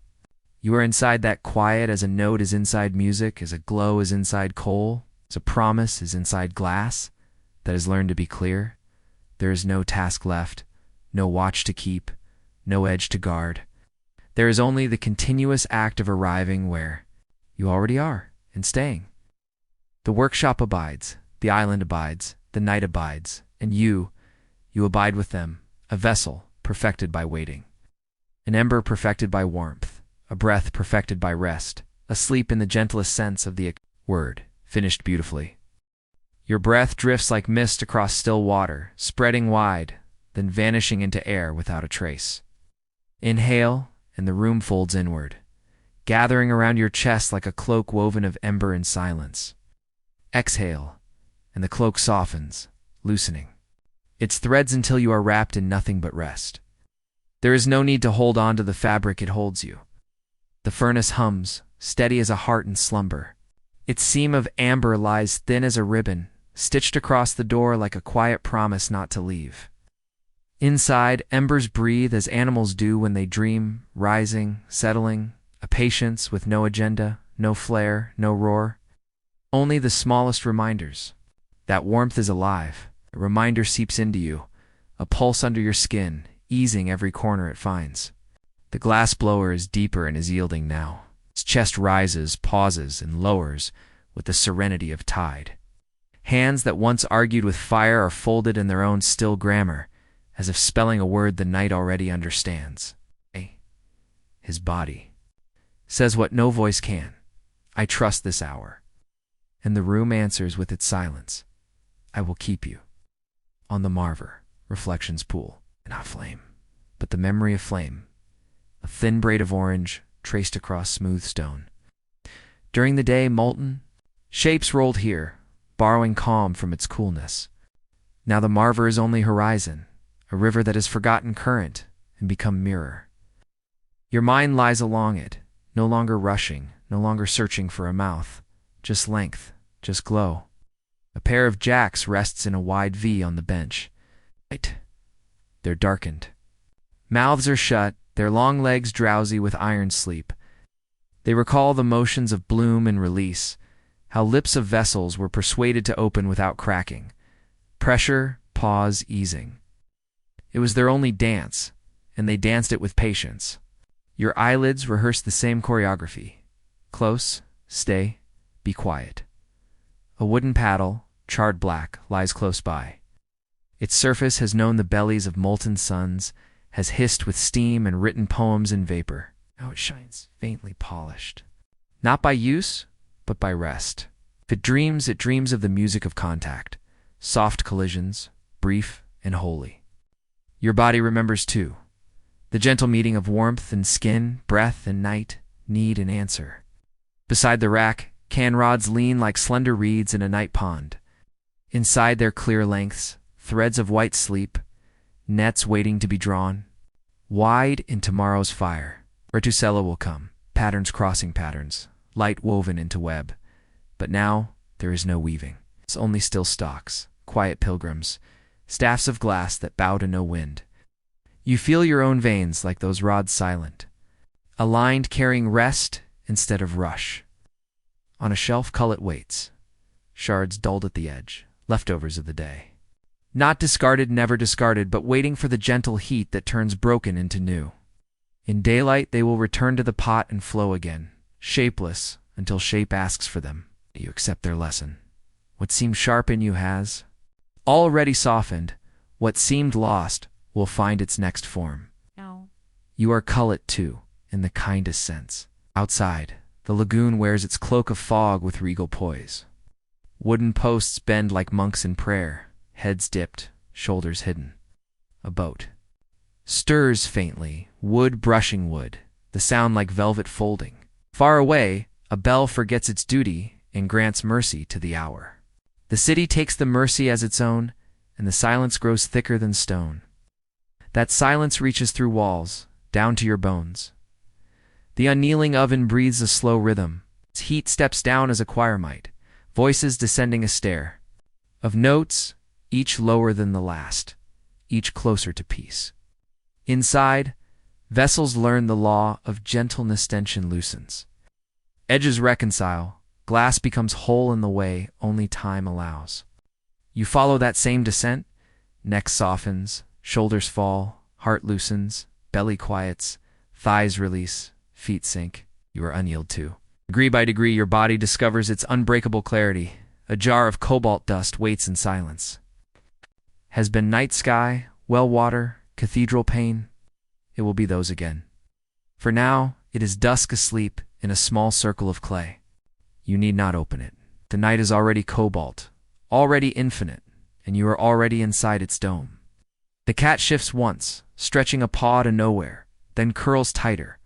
Whiskers tremble with phantom prey, tail thumps once, twice, then lies still. Its little body hums a frequency that says all is safe, all is whole. You match the hum, not by effort, but by listening. Listening is enough to make you purr without sound. A bottle of Chalcedonio catches ember light and shows its vein stones patience captured in fire. Swirls, clouds, storms that will never strike. You think of weather in your own chest, the storms that once were loud. Tonight they too have been stilled, their lightning slowed into glow, their thunder softened into hush. From a high rafter, dust drifts down in the faintest current, then stops as if remembering the hour. At the door, keys hang quiet, no lock to command, no barrier to keep. On the bench, shears rest with jaws closed, having trimmed their last flame of the day. Every tool has learned the same word, enough. You have learned it too. Enough striving, enough carrying, enough. Outside, the fog thickens. Bridges disappear, alleys dissolve. The city becomes memory rather than map. You too dissolve, your edges softened, your outline blurred. Not lost, but blended, belonging, like mist folded into water. Your breath makes a circle and finds itself again. Inside that circle, the ember seam, the cat's curled moon, the glass blowers, bowed hill, the cullet's patient promise, the rod's quiet forest, the lagoon's fog-wrapped heart. The circle widens until there is nothing left outside it. The circle widens again until even you are part of its center. There is no border between holding and being held. Time loosens its belt another notch. The night lies heavy with kindness. Even chance has gone to sleep, leaving only certainty. You are safe. You are kept. You are finished for now. What waits will wait. What must come will come in its time. What is here is here. If there is a last vessel tonight, it is you. Shaped by warmth, cooled by care, annealed by patience. Your breath is the pontile scar, proof you were held and then released. You are whole, not despite, but because of it. Your clarity is complete. The furnace ticks, the room sighs, the lagoon hushes, the cat purrs, the man breathes, and you fall with them, round and luminous, into the one craft no master ever fails to finish, sleep. Your breath moves like a lantern drifting on a canal at midnight, its glow steady, its path unhurried, its reflection deepening the water without disturbing it. Inhale, and the room comes closer, stone and ember, wood and iron, cat and sleeper, all gathering at the gentle center of your chest. Exhale, and the room relaxes back into its places, as if a tide receded without losing any warmth. You continue, a quiet ferry crossing a short distance again and again, delivering everything. From strain to ease, the furnace keeps its kindness. A thin ribbon of amber along the door marks where fire still thinks of you. Behind that seam, embers lie drowsing, the bed of coals breathing with the patience of old mountains. Now and then, a coal shifts, the smallest crack, like a dream changing rooms in its sleep. The sound does not disturb, it confirms. You feel the confirmation in your ribs. Here, here, here. The glass blower has surrendered completely to the chair's curve. A palm rests on each. Thigh open as shallow bowls, fingers uncurled, skin shining faintly with the last gloss of day. His clothes smell of smoke and sea salt, and a sweetness that only warm wood knows. His face, softened by the hour, carries no story but this one. The work is finished and the warmth remains. His breath measures the room and even spans. You lie within those spans as easily as light lies within glass. Across the bench, the marver is a river that forgot it was water and became horizon. That surface held orange suns today, turning them from wobble to grace. Now it holds only a slow braid of glow and shadow. You let your gaze slide along that polish. Your thoughts follow like boats without oars, moving by agreement with the current of quiet. Nearby, a paddle of charred wood shows its gloss black. As a moonless lagoon, smooth as a pebble's back, when this wood met molten glass, steam rose and wrote its quick psalms, tiny white feathers that dissolved while they were sung. The paddle remembers and is pleased. Your skin remembers and is pleased. Contact without harm, heat without demand, shape without hurry. A pair of jacks lies open in a lazy angle, iron legs parted, mouths closed. They have done their elaborate gentleness for the day, drawing an opening wider while protecting the circle from any tear. Pressure, then relief. Closer, then kinder. Your eyelids repeat the method. Lower, rest, release. In the rack, can rods. Stand in a clear thicket, each with a vein of milk white threaded in its center. Reticella will come again net over net, light caught inside delicate crossing. But not now. Now each rod is a long breath saved for morning, a pilgrim leaning on a staff, content to wait outside the shrine. Your veins learn from them. The blood moves as if it too were glass, smooth and convinced. Colette's soft-shouldered shards rests. In its pan-like moonlit gravel, once edges, now edges borrowed from memory rather than intention. They return to the pot when the day is new and the fire wants to sing again. For tonight, they keep the language of patience. You too. Keep it not mended yet, already whole, not busy, already sufficient. On a high shelf, cristallo goblets keep. Their clarity so transparent they seem woven out of a silence that never learned to break. A faint spiral asleep in a stem, a ring of tiny prunts winking like dew, a round scar where the pontile kissed goodbye, gentle proofs that perfection always remembers it was once held. Your own proofs are just as kind, the soft looseness at your jaw, the easy weight in your hands, the slow coin of warmth behind your breastbone. Dunned. The door, the lagoon wears thicker fog, drawn up over the city the way a mother draws a coverlet up to a child's throat. Posts lean and listen. Ropes rest with their cheeks to wood. Single oar touches water somewhere far away. Hush, a lifted drip, a hush and, then no more. The bell across the water keeps its courtesy and refuses the hour. Serenissima once. They called this place the most serene inn, Tonight the title is a fact. The annealing oven breathes behind its iron door. Inside, the day's last bowl lowers its temperature degree by degree, descending the careful stair that turns fragility into strength. No sudden cold, no harsh command, only time stretched like a hand beneath the form. Your body descends the same flight, from temple to jaw, from shoulders to heart, from spine to belly, from hips to ankles, from soles to floor. Every landing is wider than the one above it. Every step is a promise kept. A jar of cobalt sleeps, sealed, midnight ground to powder.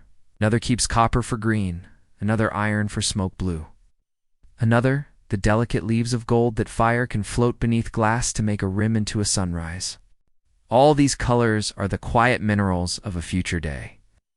Tonight the palette closes like a book after a well-told chapter.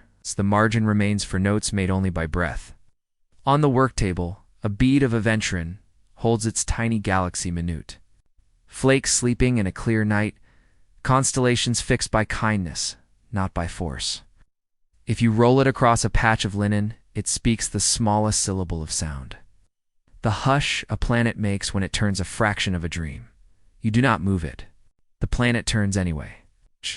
Your dream swings too slow, inevitable, harmless. The cat rearranges its commas one paw out. One paw in and becomes a sentence again. Its tail taps a period you barely hear, breathes the grammar of assurance. You read without reading and feel your spine copy the punctuation. A long clause. Of ease, then rest. High in shadow, a disused glass pipe leans, iron black remembering starlight. It held suns at its mouth today, carried breath from lungs to molten seed, taught a globe to expand without spilling its light. Now it is only mineral and memory. Yet even there it keeps a posture like a reed that could sing again. You do not need it to sing. The song happens in you without instrument. On a plank near the door, a coil of thin wire rests, a helper for handles and small decisions at heat. It has been useful and will be useful again. Now its twists are a portrait of enough. You find your hands folded the same way, curves holding. Curves, no sharpness left. You recall how Venetian mirrors once astonished courts, faces turned and returned. Doubled not in water or bronze, but in a pane that held candlelight and multiplied it. That wonder began in rooms like this, with sand and ash and breath and patience, and the courage to guard a secret until it became a city's livelihood. The secret in this room is simpler. Gentleness is a force. Time is a tool. Breath is a master. The guild taught those truths with fire. Night teaches them with hush. Somewhere outside, a small door nudges its latch and decides against the impulse. Mercy again. The island's discipline is tenderness. The waters is restraint. The fogs is comprehension without judgment. You accept the same discipline and discover it has no effort in it. The marver's edge holds a tiny curl of clear trimmings, a transparent fern laid down by chance. You imagine placing it to your ear and hearing the ocean of sleep murmur in infinite lowercase, letters of tide and ember and breath strung together until they mean only one word: rest. You do not need to test the image. The murmur is everywhere. Keys hang quiet on a nail. They have opened doors, locked storerooms, freed and guarded in equal measure. Tonight, doors do not require them. Night handles the hinges. Your thoughts need no locks. The hour itself is custody. Another small shift in the furnace iron sighing as it yields a fraction, a seam, relaxing. Stone answers with the best reply, silence accepted. You answer by letting your shoulders do the same, slipping one grain lower on the slope where work becomes glow. The cullet's pale teeth look almost like sugar. In morning, they will sweeten the melt, a spoonful of yesterday stirred into new light. There is no waste here. Every shard is a future clarity, every fragment a portion of wholeness waiting for time. Your mind gathers its fragments too, not to puzzle them, just to set them in a bowl labeled later, which in this room means gentle and guaranteed. The cat dreams of rafters, you think. The man dreams of vessels that hold nothing but calm. The furnace dreams of winter nights and the dignity of ember. The lagoon dreams of fog so complete it forgets sky. The city dreams of bells that choose. kindness over keeping score. Your dream is simpler, the same room with one more inch of quiet poured into it. If dawn has started its walk from the far edge of the world, it walks barefoot and slow, pausing to rinse its feet in the lagoon of mist. It does not knock, it will not. When it arrives, it will press its palms to the glass and wait for the room to notice. The room is not noticing yet, neither are you. Your breath draws its wide circle and discovers that it is always enclosed. The island, the city, the water, the sky, the tools, the glass, the fire, the cat, the man, and you. The line meets itself and goes on not a ring now, but a soft field without edges. You lie in that field, a vessel finished beautifully. A clarity that needs no polishing, a warmth that needs no flame. Asleep in the way the best craft always ends, with a touch so light it becomes the air. Your breath floats like a gondola loosed from its mooring, drifting a pace forward, then pausing, then gliding again without, or inhale, and the workshop gathers around you, stone and wood. Ember and iron, cat and man, all leaning closer, as though listening. Exhale, and the gathering loosens, dissolving into the same fog that folds the lagoon, until nothing holds you but calm. It is not a calm you earn, it is a calm that finds you. The furnace glows faintly, a sleeping heart with one eye still open. Its seam of light is thinner now, no longer flame, but memory of flame, a promise written in ember script. Inside, the bed of coals exhales a single sigh, like parchment settling after it has cooled from the press of ink. The sound is so small it becomes large, spreading into every timber and stone, into your bones as well, teaching them what it is to loosen with dignity. The glassblower has become a figure in repose, carved by silence rather than by chisel. His shoulders around hills. His head bows as if in reverence to rest itself. Hands that once persuaded fire into obedience now lie slack, showing palms to the air, empty, grateful. He does not seek breath, it arrives. He does not hold it till it leaves. The rhythm is the lesson, and you sit in the back row of the classroom of night, learning without effort. On the marver, faint glow plays across the stone, a band of orange. So delicate, it looks like a ribbon left behind by twilight. The surface reflects not objects but moods, calm spread thin, patience stretched wide, waiting turned to mirror. Your gaze rests on it, and your thoughts rest on your gaze, and then everything rests on nothing at all, near it. The wooden paddle lies in a position of surrender, face up, edges rounded from years of gentle collisions, remembers the hiss of steam, the poetry of contact teach, touch brief and evaporating.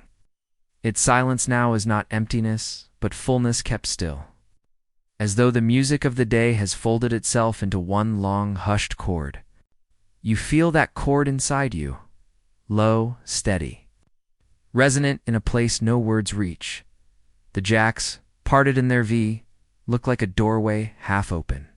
They guarded circles from cracking, urged lips to open without breaking, taught expansion to be safe.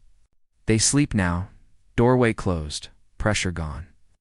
Your own body mirrors them, open enough to breathe, closed enough to rest. The rack of can looks like a sleeping forest of reeds. Each slender rod holds a pale thread in its heart, a hidden song, waiting to be drawn into tomorrow's lattice. Reticello is a promise written in silence. The weaving will happen, but not now. Tonight the rods dream straight, standing like monks who keep vigil by doing nothing. Oh, yeah. Veins echo the same stillness, blood moving so slowly you cannot feel it, yet knowing the path by heart. Colette rests nearby, a collection of shards softened by patience. Once sharp, now waiting, not broken but paused. Tomorrow the furnace will gather them, fold them back into the molten chorus. Tonight they keep their counsel, gleaming faintly under the ember's blush. You too have fragments, too have. Set them down in the dish of rest, where time will carry them back to wholeness without your effort. On a shelf. Goblets stand in a row, each one keeping a history inside its clear silence. Spirals and stems, pontal scars at bases, ribs along bowls, signatures of the dance between fire and breath. They hold no wine, no water, only the stillness of completion. Yeah, like them tonight. Vessel-shaped, empty of task, full of presence. Your breath is the stem that keeps you upright. Your silence is the bowl that gathers the night. The lagoon outside is fog-draped, muffling every corner of the city. Wooden posts lean and rest like weary monks. Ropes sigh against damp wood. A boat stirs, but only to remind the water of its gentleness. A bell somewhere deep in the mist thinks of ringing and chooses not to. The city calls itself Serenissime, the most serenon tonight. The name is not a boast, but a description. The serenity folds over you like a second blanket, wool made of fog. The annealing oven breathes behind its shut door, a long exhale of tempered patience. Back. Inside, vessels surrender their stress degree by degree, descending the staircase of survival, until fragility becomes strength. Your body descends in the same way, vertebra by vertebra, muscle by muscle, thought by thought. You feel the small knots in your shoulders untie themselves with the same invisible hands that guide glass from weakness into clarity. On the work table, a bead of aventurine glimmers with tiny sparks inside, flakes of copper frozen in dance. They do not move, but they seem to, as if the bead carries a secret storm inside its quiet. It is the kind of storm that soothes, a storm made only of light. You are the same. Still outside, glowing gently within, the cat turns in sleep, a crescent, curling tighter, tail folding over nose. Its whiskers twitch, its paws shift. A tiny theater of dreams acted on a stage no larger than cloth. Its breathing is steady, the punctuation of the workshop's long sentence. You read that sentence in silence, and the meaning is unmistakable. All is well. The tools rest in their quiet grammar shears with mouths closed, paddles flat, tongs silent, wires coiled. Each one has known the urgency of fire, the persuasion of form, the dialogue with heat. Now each one has only one word left to speak, and they speak it together. Enough. Your bones repeat the word until it is not sound but condition. Enough. High above, dust hangs still, as though the rafters have caught snow in their beams, and refuse to let it fall. Keys hang on a nail, doors unneeded, locks unnecessary. The hour itself is the keeper, and its custody is tenderness. Your thoughts find the same freedom, nothing barred, nothing beckoned. Everything safe. You recall mirrors made on this island, silvered wonders that doubled light and astonished kings. They began as sand, ash, and breath as this room begins, and ends with quiet. The secret they held was not only in their making, but in the way they reminded every viewer. You are already luminous. The room whispers the same to you now, without silver. Without pain, another ember slides, the furnace ticks, the stone accepts. The sound is small, but it is the last confirmation you need. Every part of the room is in agreement. You are finished. For the night, and you are finished beautifully. If dawn has begun its walk across the horizon, it hides its footsteps in fog. It will wait until you are ready, pressing no claim. The world is patient, and patience is the truest wealth. You spend it now in the currency of sleep. Your breath makes it circle again. Now the circle holds nothing but stillness. The ember seam, the cat's curled moon, the glass-blower's bowed hill, the lagoon's fog, the goblet's clarity, the cullet's promise, the rod's forest, the tool's silence, and you. The circle closes, then widens, then disappears, leaving only field. And in that field you lie like a vessel annealed, cooled, kept, held without being held. There is nothing to finish, there is nothing to guard, there is nothing to name. There is only the vast, transparent clarity of being here, and being kept, and being gently, deeply, endlessly asleep.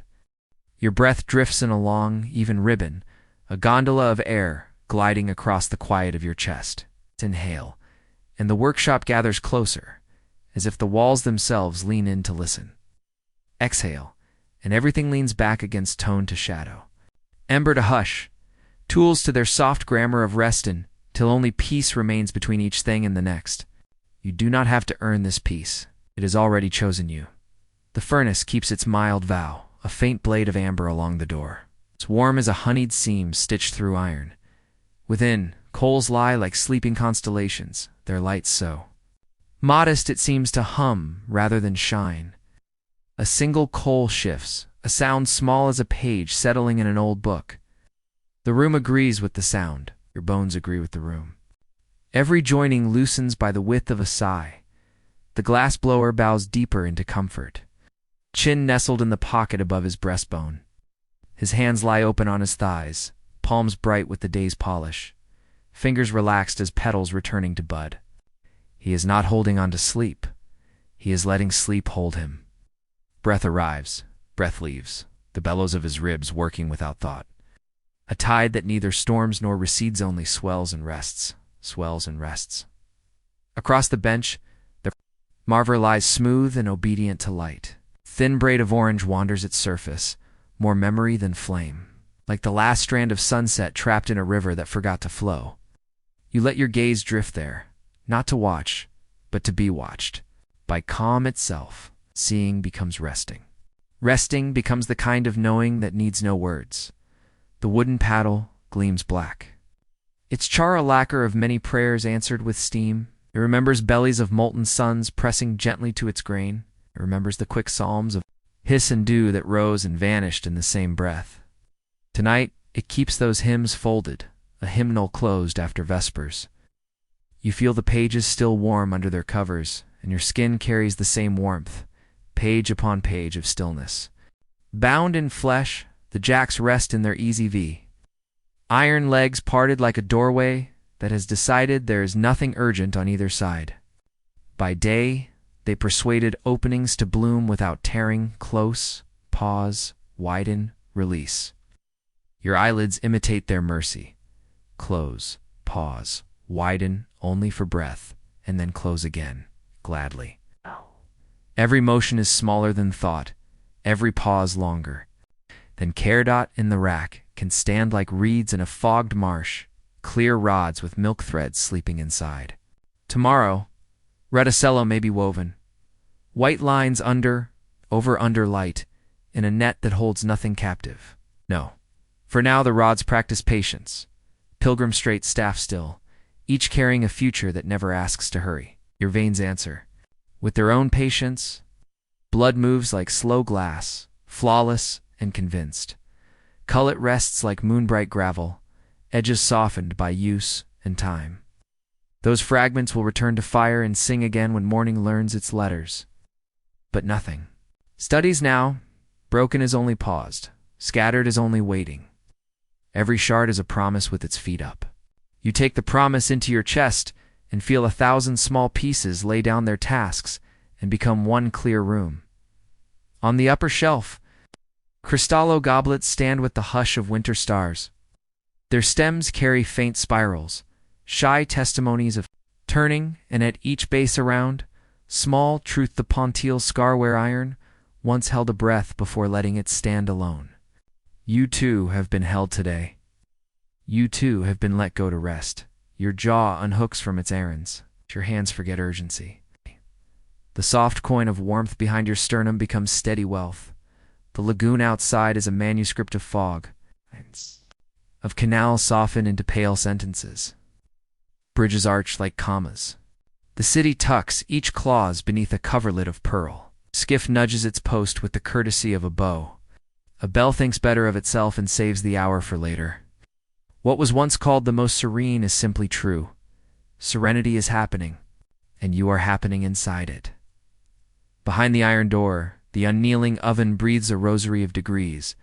Inside, bowls and bottles ease down the slope from fragile to firm, not by command, but by consent.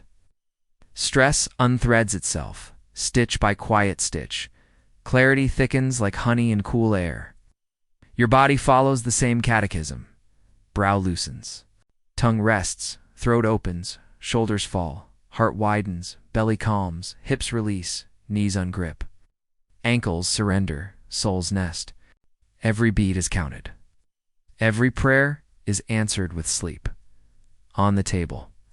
A round bead of aventurine holds a secret storm of copper sparks, a galaxy pinned within transparency.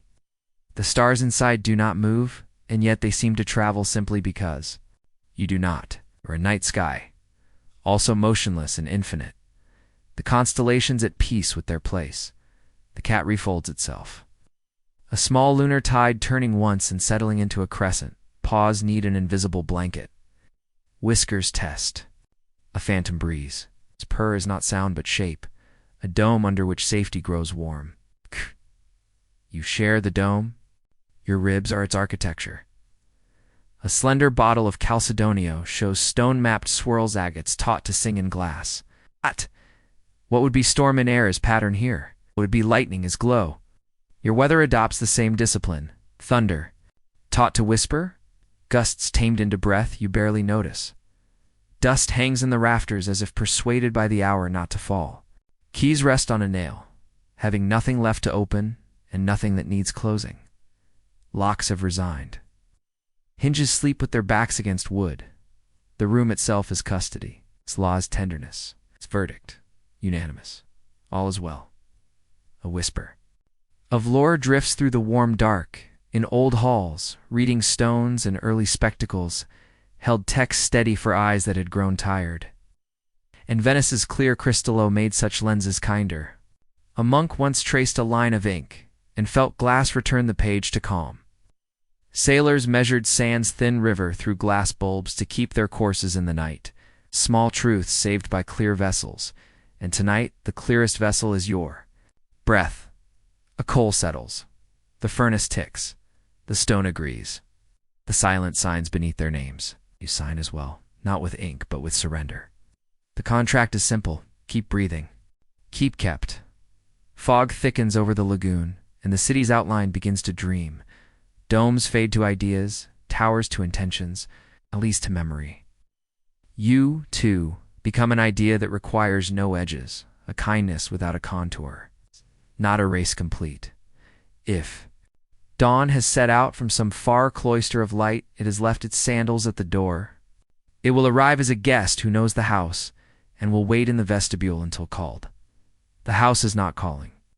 Every room in you is occupied by rest. Your breath completes a wide circle and finds nothing beyond its reach. Within it are ember, seaman's sleeping cat, bowed craftsman in silent shelf, Cullet's promise and Can's patience, Marver's mirror and Oven's hymn. Fogged lagoon and the city under its woolen shawl. The circle touches itself and becomes a field. The field a sea, the sea a sky, the sky a tender, endless yes. There is no duty left, not to the past or to the future, not to the window or the door, not to thought or to dream. Only this, the steady, lucid keeping of what has already been made the vessel of you, finished softly, annealed by time, polished by hush. The night carries you as a master carries cooling glass, careful hands, patient steps, a quiet room waiting. You do not crack, you do not waver. You shine in the exact measure that sleep allows. Another breath and everything gathers. Another breath out everything loosens. You are a lantern dimmed to perfect tenderness, a mirror that returns only ease, a tide that has found its rest. Nothing is missing, nothing is more. You're held without being held, and the holding has a single name that needs no speaking: sleep. Your breath is the slow migration of a cloud across a sleeping sky, a white drift that forgets distance and remembers only softness. Inhale, and the room gathers as though drawn to a hearthstone in grain, ember and iron, fur and flesh. Sheech. Presence leaning toward your ribs with quiet trust. Exhale, and the gathering loosens into a deeper hush. A gentle widening that makes space for stillness to settle like dust in sunlight. No edge in you remains sharp. No corner insists on being a corner. Everything has learned the roundness of rest. The furnace keeps its vow like a monk who has taken a simple, radiant silence. Along the door, a slim seam of amber holds the last grammar of flame, a sentence reduced to kindness. Inside, the bed of coals changes position by a grain, then waits, as if listening for your breath to agree.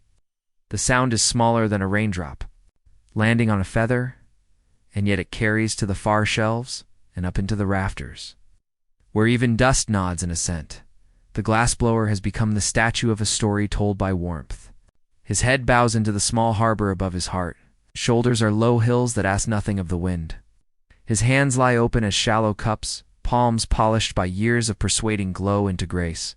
Sleep arrives like a guest who knows the house, moving from room to room without switching on a single lamp. He neither greets nor dismisses. He is greeted and kept. Across the bench, the Marver is a river that retired from movement and took a job reflecting peace. A thread of orange wanders its stone, the faintest parchment of light laid flat by patience. You allow your gaze to rest, there until vision loosens at the edges, as if the eye had set down its tools and joined the hours-long union of ease. The paddle sleeps face up, black as a moonless canal, each pore sealed with the lacquer of steam-remembered blessings. Once, bellies of molten light pressed gently to its grain and wrote hissing runes that vanished while they were born. Now the board keeps the memory folded like a hymn between pages, and that hymn hums below hearing. It hums in your wrists, hums in your throat, hums in the place behind your heart where gratitude lives without a name. The jacks lounge in their unhurried V, iron mouths closed, legs patient as doorframes in a monastery. By day, they negotiated openings close, pause, widen, release teaching circles to bloom without breaking. Your eyelids borrow the lesson and perform it perfectly. Close, pause, stay. The performance receives the only review worth having. Deeper sigh from the room in the rack. The can rods stand like a forest of reeds with winter asleep inside them. Milky threads lie quiet at their cores, maps rolled and tied, waiting for morning's fire to unscroll red ocello netting of white lines crossing under, and over until light itself becomes a woven thing. Tonight the maps do not ask for roads. The reeds do not ask for wind. Your veins take the cue, moving in their channels with the gentle confidence of a river that knows. The sea is not far and is in no hurry. Cullet keeps its pale congregation in a shallow tray, fragments dimmed too, satin at the edges. Tomorrow they will be gathered back into singing, stirred through the melt like a remembered chorus. But fragments are not failures here. They are futures resting. You join them quietly, laying down the day's bright pieces in the same tray, and feel them stop being pieces at once. On a high shelf, crystallo goblets receive the faint ember with absolute honesty. They are so clear the light passes through without a ripple, as though the glass were listening and would not interrupt. Spirals coil shyly in their stems. Tiny prunts stud a bowl like dew. And at each base a round mark remains where iron once held and then withdrew. What the scar says is tender and exact, held, then free. Your body echoes the phrase in bone and tendon, in jaw and palm, in the soft currency of breath.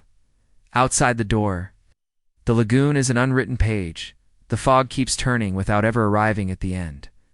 Posts lean like monks, ropes rest with their cheeks against wood, and the sound of water is a rumor that refuses to become a headline. Somewhere a bell tests its voice and changes its mind. Mercy, it seems, can be measured in withheld noise. The city wears its old title, Serenissima, not as a crown but as a blanket. Behind iron, the annealing oven speaks its low grammar of degrees. Inside bowls and bottles step down the staircase from delicate to durable, from bright to clear to strong. Every step is a whispered yes to time. Every landing is a wider bed. Your body traces the same staircase. Forehead smooths, eyes nest, tongue rests like a boat drawn up on sand, shoulders pour themselves down your back. Chest opens without show, belly loosens, hips unknot, legs lengthen, feet remember, they belong. To earth, a small bead of aventurine lies upon linen, its inner galaxy of copper sparks asleep in perfect weather. It does not move, but the cosmos inside seems to turn so slowly it becomes certainty. You are a universe in the same register, not spinning, but sure, not blazing, but warm, not loud, but endless. The cat rearranges the crescent of its body by a thumb width and reclaims the moon. Paws knead once at invisible softness. Whiskers conduct the air. Its breath is a lullaby too small to hear and too large to doubt. You inherit it by proximity. Citizenship granted simply because you are near. A slender bottle of Chalcedonio veins, like weather slowed to beauty, catches the ember seam. Rivers inside stone, storms translated into glow. This is how craft answers the world's sharper chapters. In you, old weather closes its book. Thunder folds its black wings, and lays down its sharp script and becomes warmth. High rafters hold quiet dust as museums hold stillness. On a nail, keys consent to irrelevance. Hinges sleep. Locks forget their purposes. The keeper tonight is time itself, and time has chosen gentleness as its only rule. A soft thought arrives, wearing history's slippers. The year a decree moved Venice's furnaces to Murano, so flames would not endanger the cities. Beating heart, craft was given an island, a ring of water against accident, a cloister for fire. From that cloister grew privilege and pride, guild oaths, bound secrets. Sometimes a master's daughter was permitted to marry above her station, as if the city recognized the nobility of breath turned to light. The fact enters and leaves without raising its voice, settling into the same hush that keeps you. The furnace ticks a seam, a quiet syllable dropped into a pool. Stone drinks it, but allows it. The room writes yes beneath the sound and closes. The book. Your muscles copy the signature, more curve than line. Another tray holds thin discs of morin flowers printed in cross-section. Petals preserved in glass the way a good memory is preserved by retelling. Once they traveled pockets and borders, trinkets turned to currency wherever color could buy a smile. Tonight they purchase only calm and spend it recklessly on your behalf. A wooden bucket of water keeps a private sky. The ember seam becomes a comet floating in a black well. If you listened with your fingertips, you could hear the stars say nothing perfectly. It is the kind of nothing that adds to you rather than taking away, the kind that makes room. The leather apron hangs like a banner of truce with fire. Beside it, shears close their bright mouths. Wire coils into commas. Tongs sleep like parentheses around a silence that needs no explanation. Tools know when to release the day. Your thoughts learn from tools. Beyond the door, fog thickens and thins as a breast does, the lagoon breathing its enormous, unhurried breath. If stairs led down into that breath, each step would be the temperature of trust. You have already stepped far enough to know the landing is wide, candlelight once met. Glass here, and made mirrors that astonished courts. Silvered panes that gave faces back to themselves with a clarity water could not keep. Tonight, without silver or pain, the room returns you to you. No distortion, no explanation. Only the knowledge that you are already luminous at the brightness that suits sleep. Another ember slides and stops. In that pause lives the entire method. Of the night, begin, ease, settle. Begin, ease, settle. You follow, and the following is finished from the start. If dawn has tied its sandals, the knots are patient. It will cross the lagoon when the fog agrees, and not before. Light keeps courtesy in this city, and the city repays it with gratitude. You keep both courtesy and gratitude without thinking how. Your breath draws a generous circle and discovers. It contains everything that matters.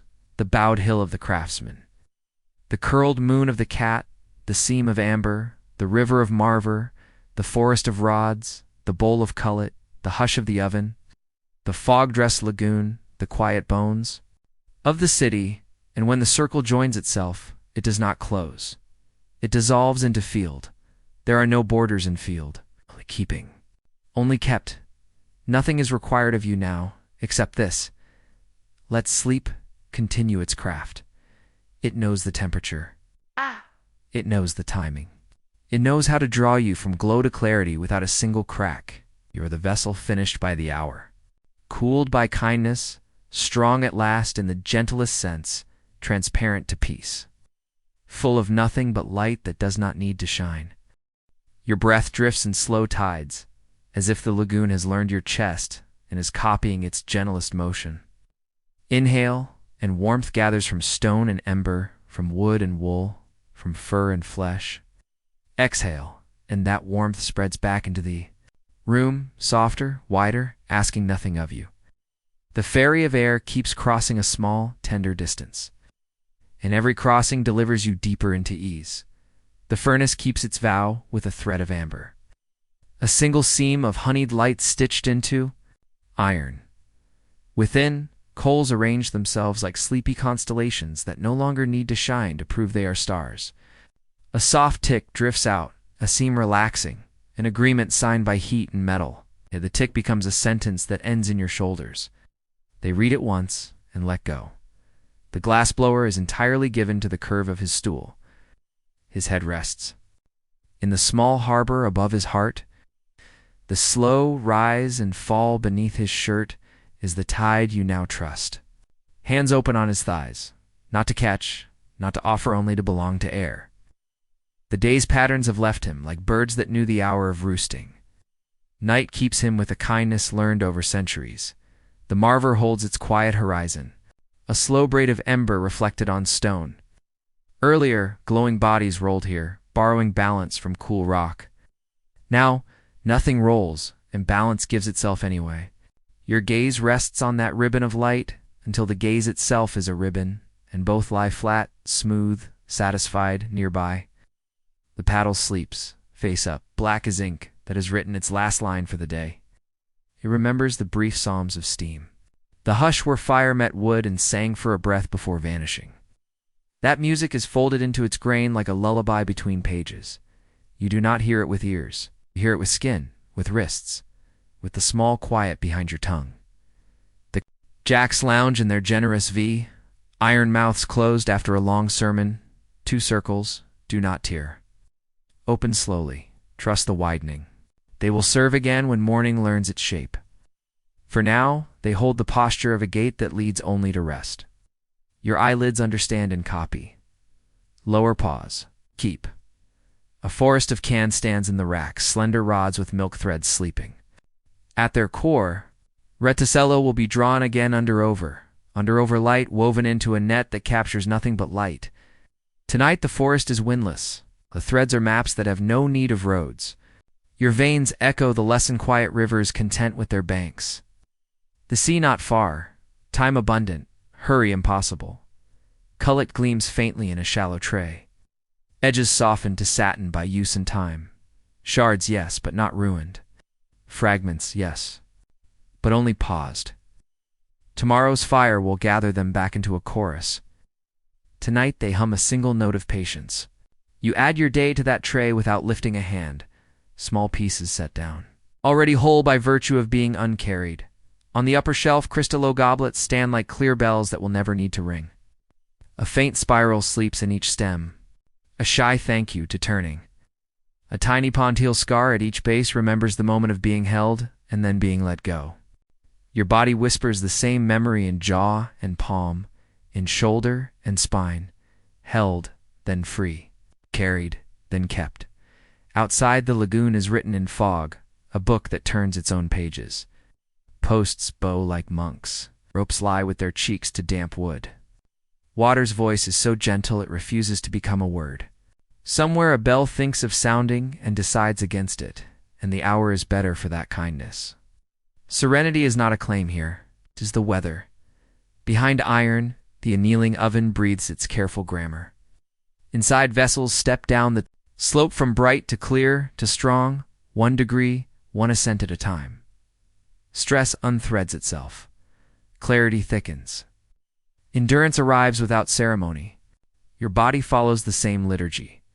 Brow loosens, tongue rests, throat opens, shoulders pour downward like warm sand, heart widens, belly settles, hips untie, legs lengthen. Feet learn the shape of floor again. On linen, a bead of aventurine holds. A pinned galaxy, the smallest night sky, promised to never storm. Copper sparks sleep as constellations, the kind that guide without needing to move. You are guided the same way, not by motion, but by the certainty of warmth that does not waver. The cat rearranges itself a thumb width and becomes a perfect crescent. One paw flexes, needing invisible softness. Whiskers test a phantom breeze and approve. Its little engine hums inside a dome of safety that expands to include you without asking permission. You live inside that dome now. Breath is its architecture, eh? Bottle of Chalcedonio shows whether taught to behave veins like rivers slowed to grace, clouds held in mild crystal.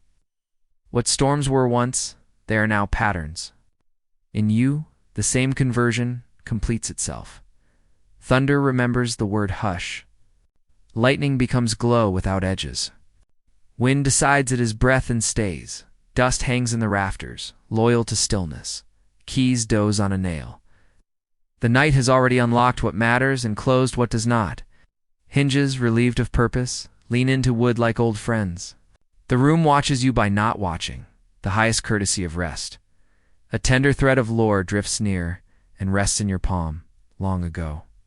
The furnaces were moved to Murano, so flame would not test the city's bones, and from that island of fire, the Republic guarded glass like a liturgy secrets sworn, its formulas cherished, families honored with privileges that smelled of warm sand and sea salt. It is only a whisper now, set down beside you like a shawl. You are warmer for it and ask nothing more. The furnace ticks once, as if correcting a syllable. Stone accepts the edit, but approves the sentence. Silence publishes the finished line. May your muscles rate it and sign their names. Yes, yes, yes. Shallow dish of marine flowers caught in cross-section keeps spring archived in glass. These little gardens once crossed borders and pockets, buying spices where coins could not, buying passage where language failed. Tonight they buy nothing. They purchase only calm and spend it lavishly in your favor. The paddle's edge carries a gloss like night water. The marver's surface keeps a private horizon. The rack of can is a quiet choir. The cullet is a bowl of pale moons. Every object has chosen one note and sustains it. Together they make a chord you cannot hear because you are inside it. If you listen with your fingertips to the bucket of water by the bench, you can feel the ember seem reflected as a comet in a dark well. It says nothing at the speed of mercy. Nothing fills your hands with warmth that does not need a name. The leather apron hangs like a truce signed. Between body and fire, shears keep their mouths together. Wire sleeps as a handful of commas. Tongs rest as parentheses around silence itself. The grammar of the room is clear. Pause, then pause again. Then pause until pause becomes presence. Beyond the doorway, fog lifts and settles the way a chest does. Somewhere in that breath, a door nudges and chooses stillness. A skiff moves the width of a thought and stops. The city dreams its domes into softer shapes. If dawn has tied its sandals, it is sitting on the steps, waiting to be invited. No invitation is sent. A faint sweetness rides the warmth the ghost of ash and wood. The mineral kindness of sand that has met flame and remembers the meeting as blessing instead of trial. Your own skin carries the same ghost now. What was effort? Remembers itself as ease. You imagine a goblet filled with nothing but hush. You bring it to your lips in imagination and sip. Hush warms your mouth, cools your mind, steadies your heart from the inside out. When you lower the vessel, you realize the vessel is you. The hush is everywhere. Another coal settles, a mousefoot of sound crossing the floor of time. The sound goes nowhere and arrives everywhere, loosening each place it touches. The angle of your jaw, the slope of your shoulders, the small corridor behind the breastbone where worry sometimes walks. No corridor tonight. Only a garden walled by sleep, and inside it, you, on a high shelf. A small pane of test glass leans against a support clear as thought that has no need to argue. If the night held a candle behind it, the flame would look like a kindness you could drink. There is no candle. You do not need one. You picture the long street of the glassblowers, Corda the Fondamenta, where morning will arrive with light on water, where apprentices will sweep ash and masters will turn iron through fire's mouth. You let the picture drift to tomorrow and fold itself. Tonight is complete. Your breath travels the circle again, larger now, so large that it contains the bowed hill of the craftsman, the curled moon of the cat, the ember seam, the marvers. River, the can forest, the cullet bowl, the morin garden, the soft grammar of tools. The annealer's hymn, the fog-dressed lagoon, and the city under its woolen silence. The circle meets itself and becomes field. Field becomes sea. Sea becomes sky. Sky becomes the word yes, spread thin until it is light. There is nothing left to accomplish. No hinge requires you, no bell, no story needs finishing. It has finished you. You are the vessel annealed, the clarity strengthened, the warmth kept without flame. You are the breath that learned to be a circle and forgot how to break. Another inhale, everything gathers. Another exhale, everything loosens. Again, and the room breathes with you. Again, and the island. Again, and the night. Again, and the world. You are kept. You are kept. You are kept. Sleep quiet, as glass cooling in a good oven keeps you still. Your breath moves like tide beneath a velvet sky, unseen, unhurried, returning to the same safe shore again and again. Inhale, and the workshop leans toward you, stone, offering stored warmth, wood its patient grain, iron its quiet memory. Of glow, exhale, and everything leans back into the soft surround, a hush so generous it holds even the smallest thought without weight. The furnace keeps its promise with a thin seam of amber, a line of honey stitched through iron to say, I am here. Within the bed of coals, adjusts by a grain's width and rests, as though each ember has learned the precise size of its kindness. A tick of metal follows, the smallest courtesy exchanged between heat and door. The sound floats outward and lands. At your collarbones, where it folds itself like a tame bird and goes to sleep, the glass blower is a statue shaped by kindness. His head leans into the little harbor above his heart. His shoulders slope like hills that have forgotten winter.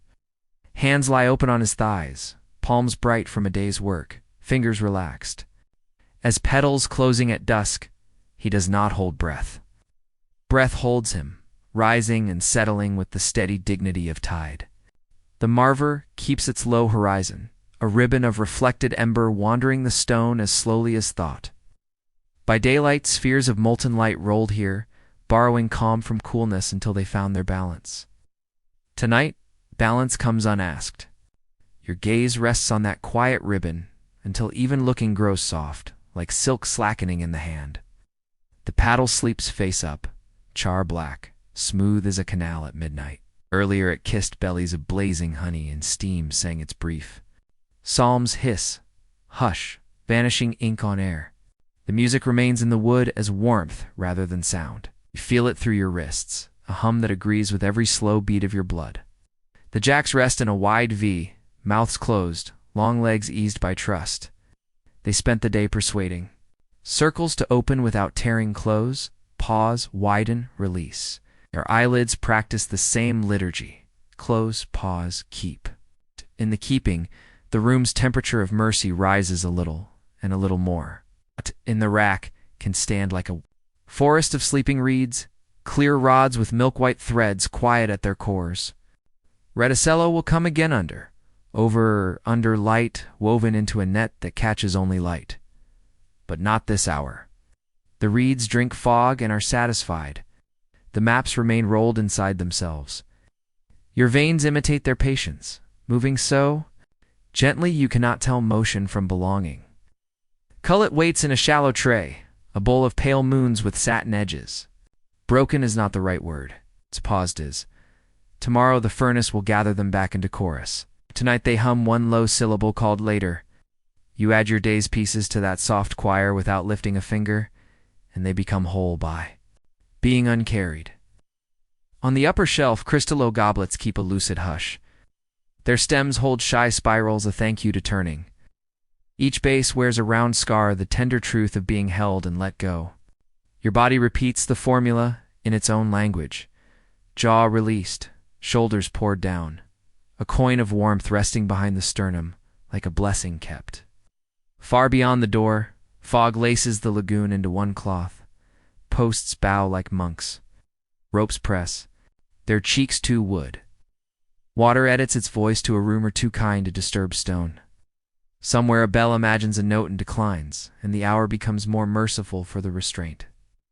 Serenissima, the city was named most serene, and tonight, the name is simple fact.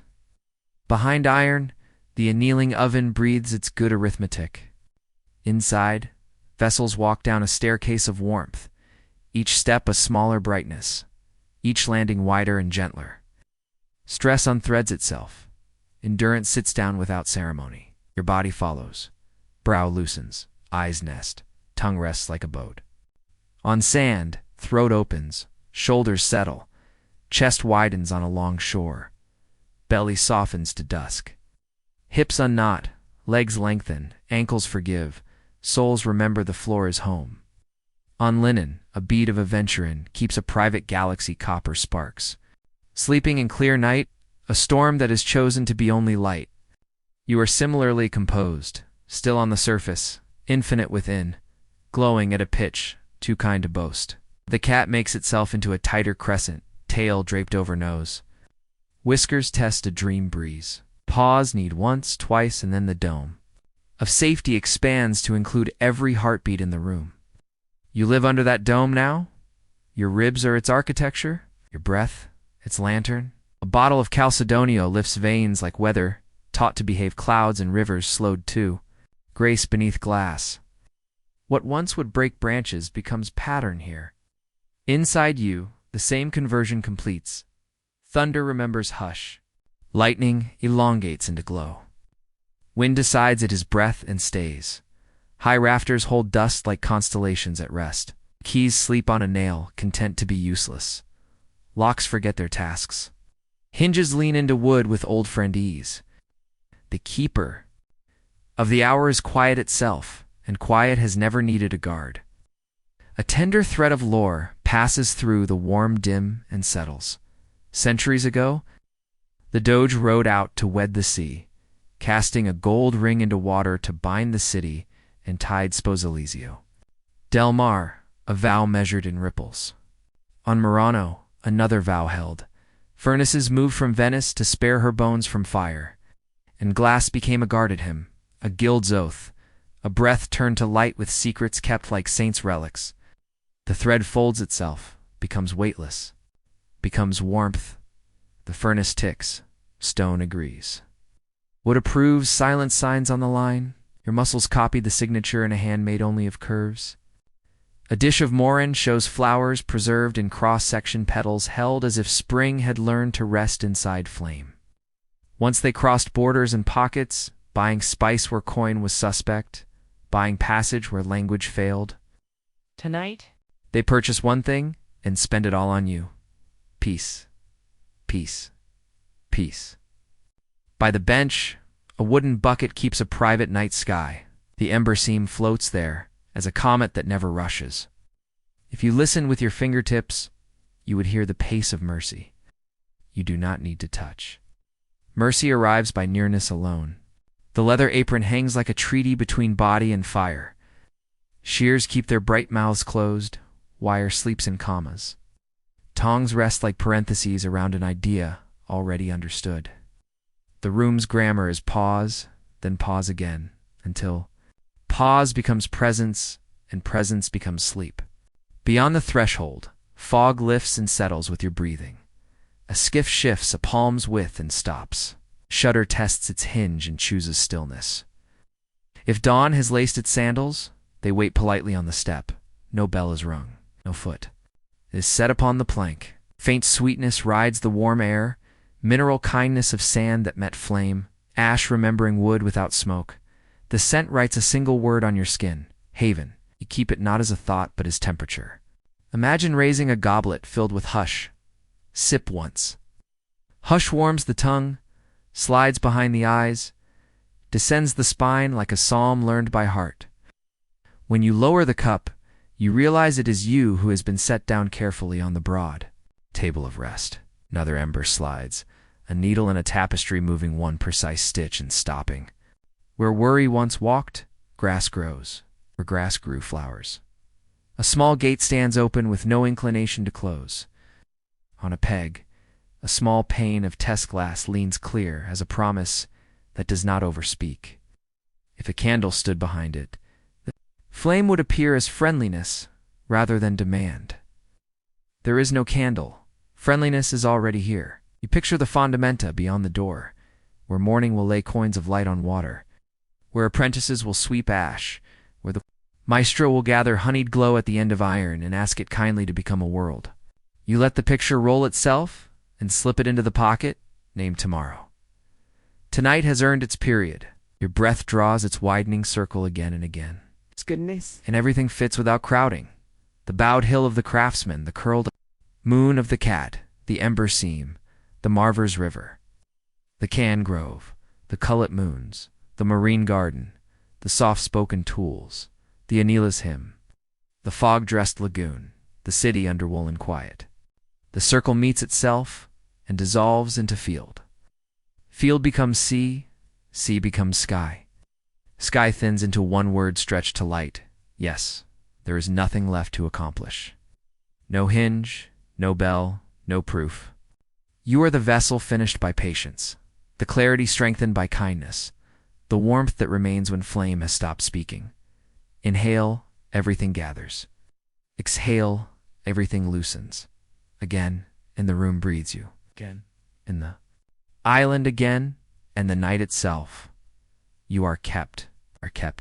You are beautifully, endlessly kept. And sleep holds you the way glass holds light, not to imprison it, but to let it shine with the softness the dark has always loved.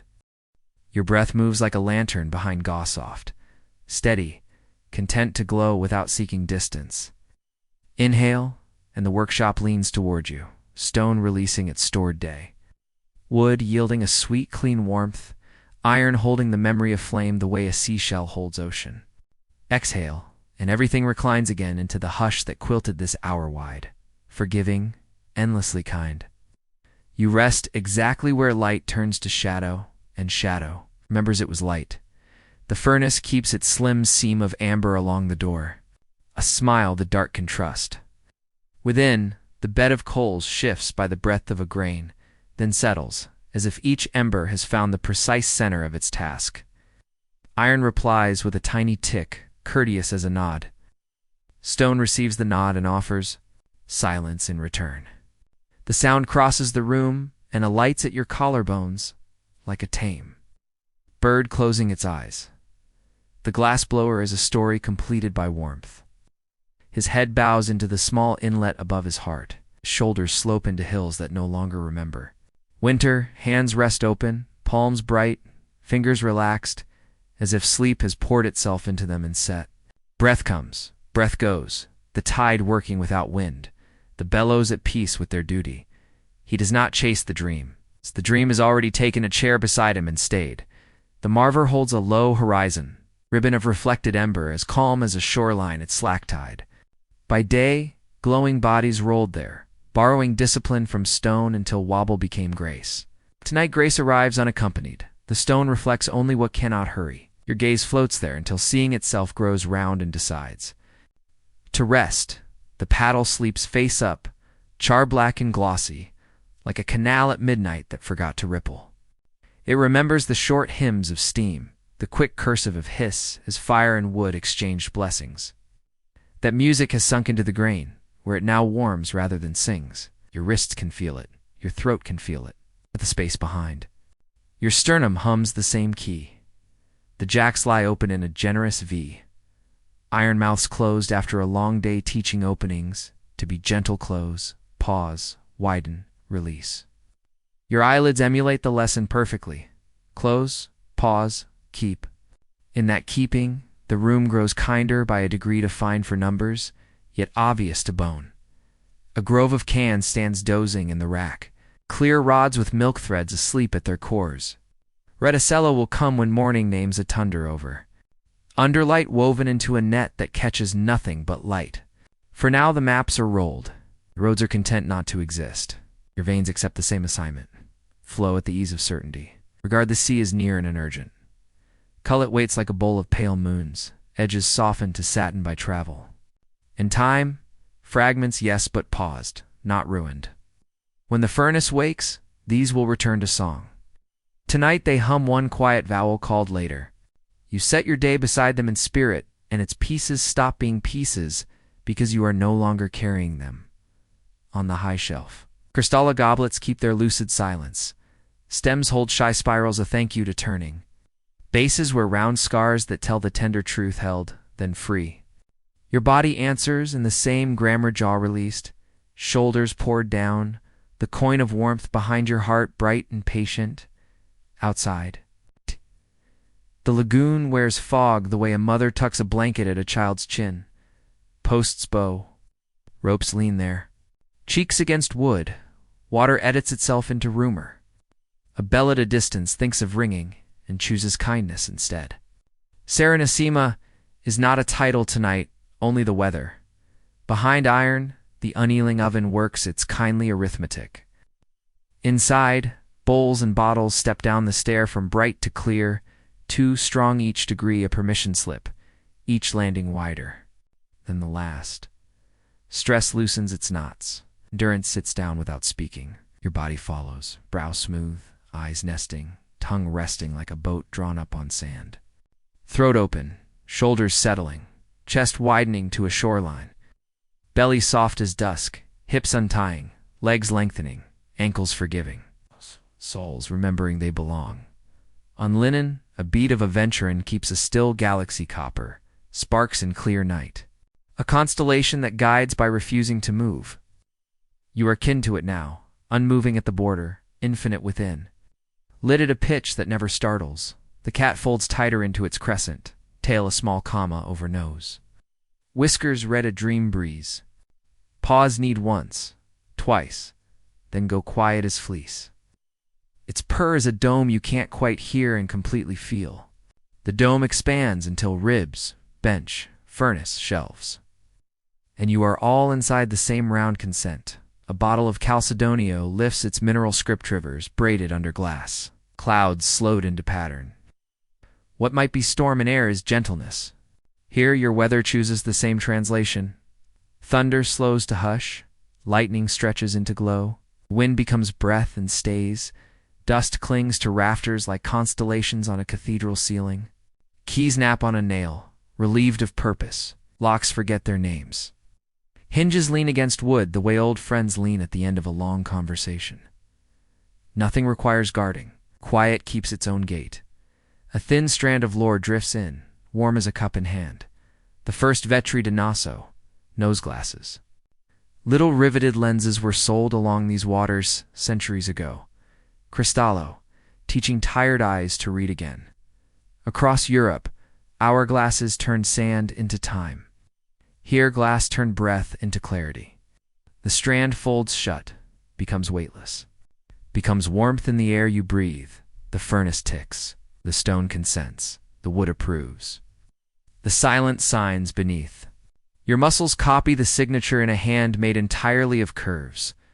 A dish of marine shows tiny flowers caught in cross-section, spring-trimmed and kept by flame. Once they crossed borders and pockets and sleeves, buying spice where coin could not, buying passage where language failed. Tonight, they purchase only one thing and spend it all on you. Peace enough to sleep deeply and wake gently by the bench. A wooden bucket keeps a private night. The ember seam floats there like a slow comet and says nothing quickly. If your fingertips listened, they would learn the pace of mercy. You do not need to touch. Mercy arrives by nearness alone. The leather apron droops like a treaty between body and fire. Shears press their bright mouths closed. Wire sleeps in commas. Tongs. Cradle emptiness like parentheses around an idea already understood. The grammar of the room is pause, then pause again, until pause becomes presence and presence becomes rest. Beyond the threshold, fog lifts and settles with your breath. A skiff shifts the width of a hand and stops. A shutter tests its hinge and selects silence. If dawn has tied its laces, it waits politely on the step. No bell is rung, no, or dips. Light will come when Caldan the night, patient and proud, is not yet finished its craft. There is a faint sweetness in the warmth, the mineral kindness of sand that met flame, the memory of ash made gentle by brine. The scent writes haven along your skin, not as a word, but as a temperature. Your body reads it and answers with ease. Imagine raising a goblet filled with hush. Sip slowly. Hush warms your tongue, rests behind your eyes, travels your spine at the pace of a psalm whispered by someone who loves you. When you lower the cup, you discover it is you the night has lifted. Set down carefully, where keeping happens.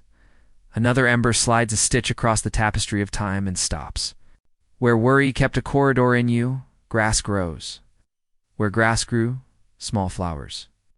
Where the gate once swung, it now stands open and sees no reason to move. On a peg, a small pane of test glass leans, clear as a promise that does not oversell. If a candle stood behind it, the flame would appear as friendliness instead of duty. There is no candle. Friendliness is already here. You picture the fondamenta outside like coins stacking on water, apprentices sweeping ash, the maestro drawing. Honeyed glow from the furnace mouth and asking it kindly to become a world. Let the picture fold itself and slip into the pocket called tomorrow. Tonight has written its last line and added the period in gold leaf. Your breath draws its widening circle again, and everything fits without crowding, without edge. The bowed hill of the craftsman, the curled moon of the cat, the seam of amber, the Marver's river, the can grove, the cullet moons, the Morin garden, the soft grammar of tools, the annealer's hymn, the fogged lagoon, the city under woolen quiet. The circle meets itself and dissolves into field. Field becomes sea, sea becomes sky. Sky thins into a single yes spread to light. Nothing asks for you now, no hinge, no bell, no word. You are the vessel finished by patience, the clarity strengthened. By kindness, the warmth that remains when flame has closed its eyes. Inhale, everything gathers. Exhale, everything loosens. Again room, island, night, again world.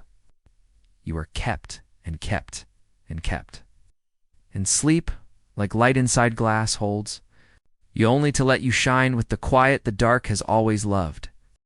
Your breath drifts as slowly as moonlight crossing a tiled floor, so gentle you notice it only when you notice you have forgotten it.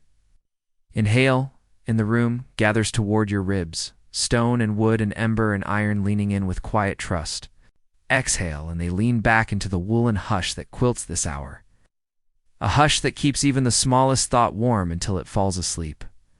The furnace keeps its slender seam of amber like a smile the dark can read.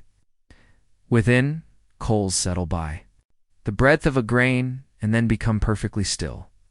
As if every ember has found the one place in the world that requires nothing more of it, iron answers with a tiny tick. Stone accepts the answer and returns only silence. The sound drifts to your collarbones and folds itself there. A tame bird nesting for the night.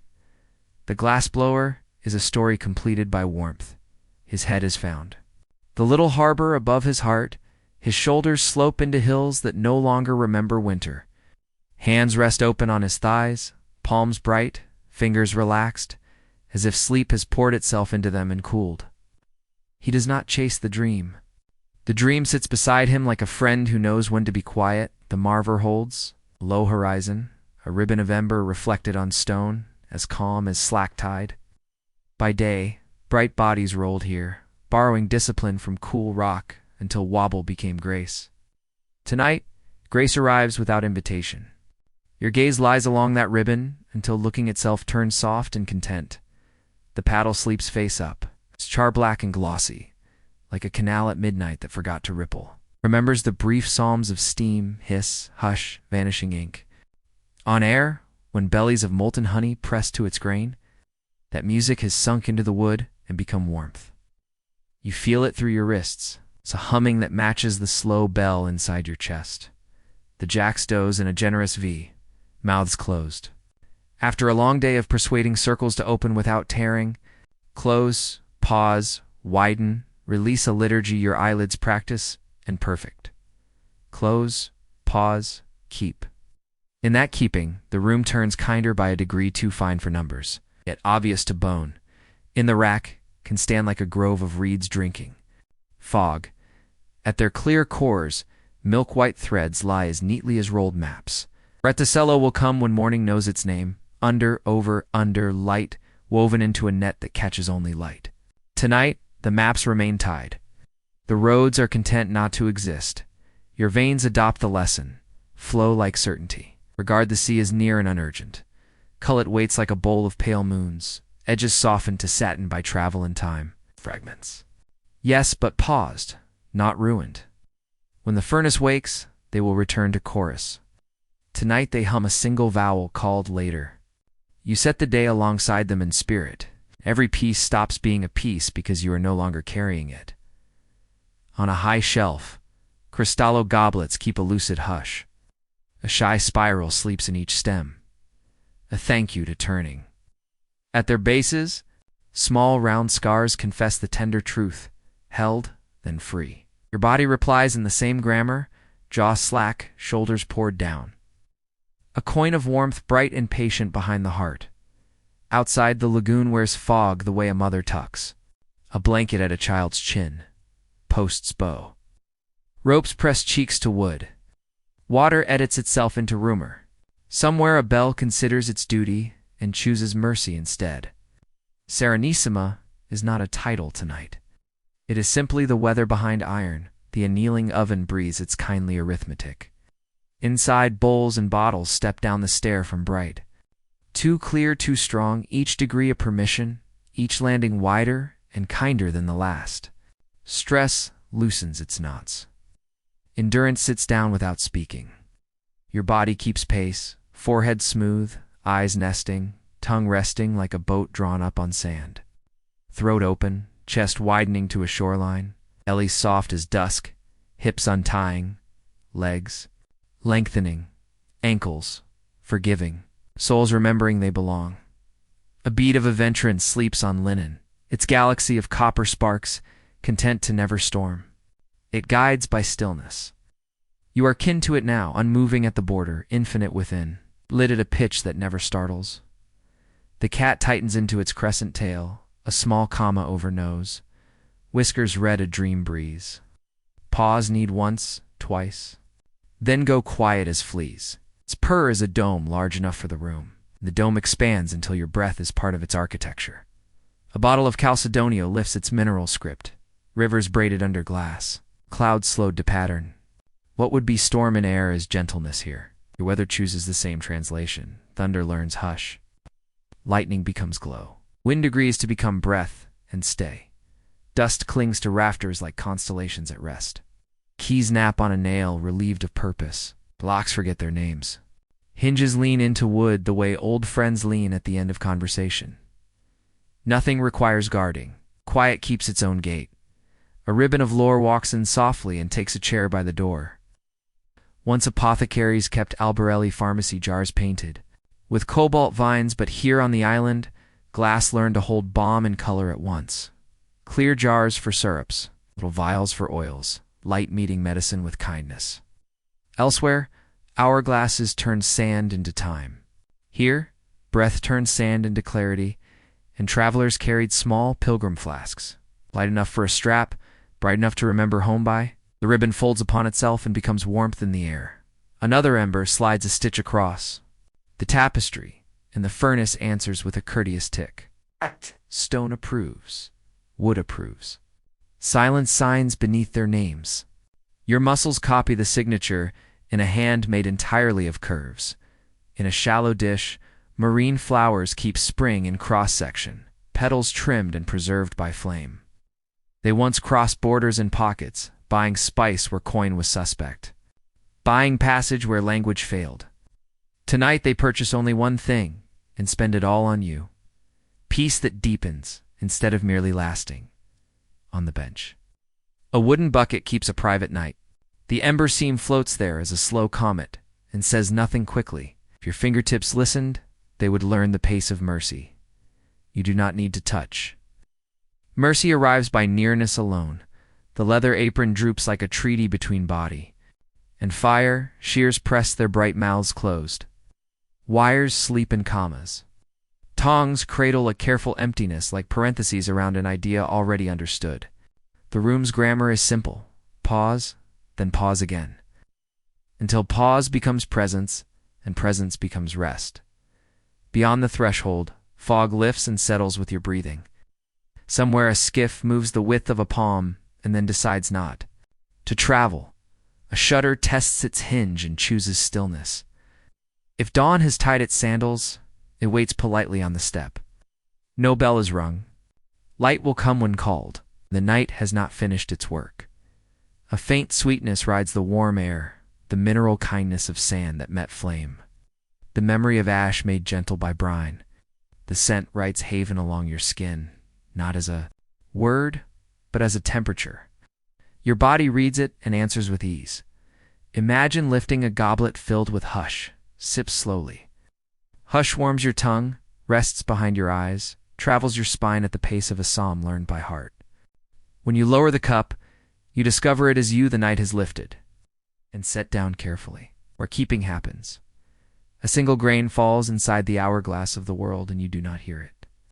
The glassblower's breath continues the bellows that belong to no one, a tide that neither seeks nor flees.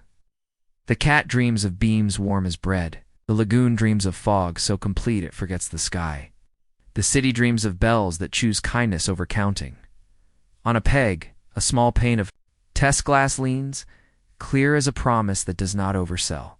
If a candle stood behind it, the flame would appear as friendliness rather than duty. There is no candle. Friendliness is already here. You picture the fondamenta outside, light laying coins on the canal tomorrow, apprentices sweeping ash into neat gray rivers, the maestro gathering honeyed glow at the iron's end and asking it kindly to become a world. Let the picture fold itself and slip into the pocket named tomorrow. Tonight has learned how to finish. Your breath draws its widening circle again. Everything fits. The bowed hill of the craftsman, the curled moon of the cat, the ember. Seam, the Marver's river, the can grove, the cullet moons, the marine garden, the soft-spoken tools. The annealer's hymn, the fog-dressed lagoon, the city under woolen quiet. The circle meets itself and dissolves into field. Field becomes sea, sea becomes sky, sky thins into a single yes spread to light.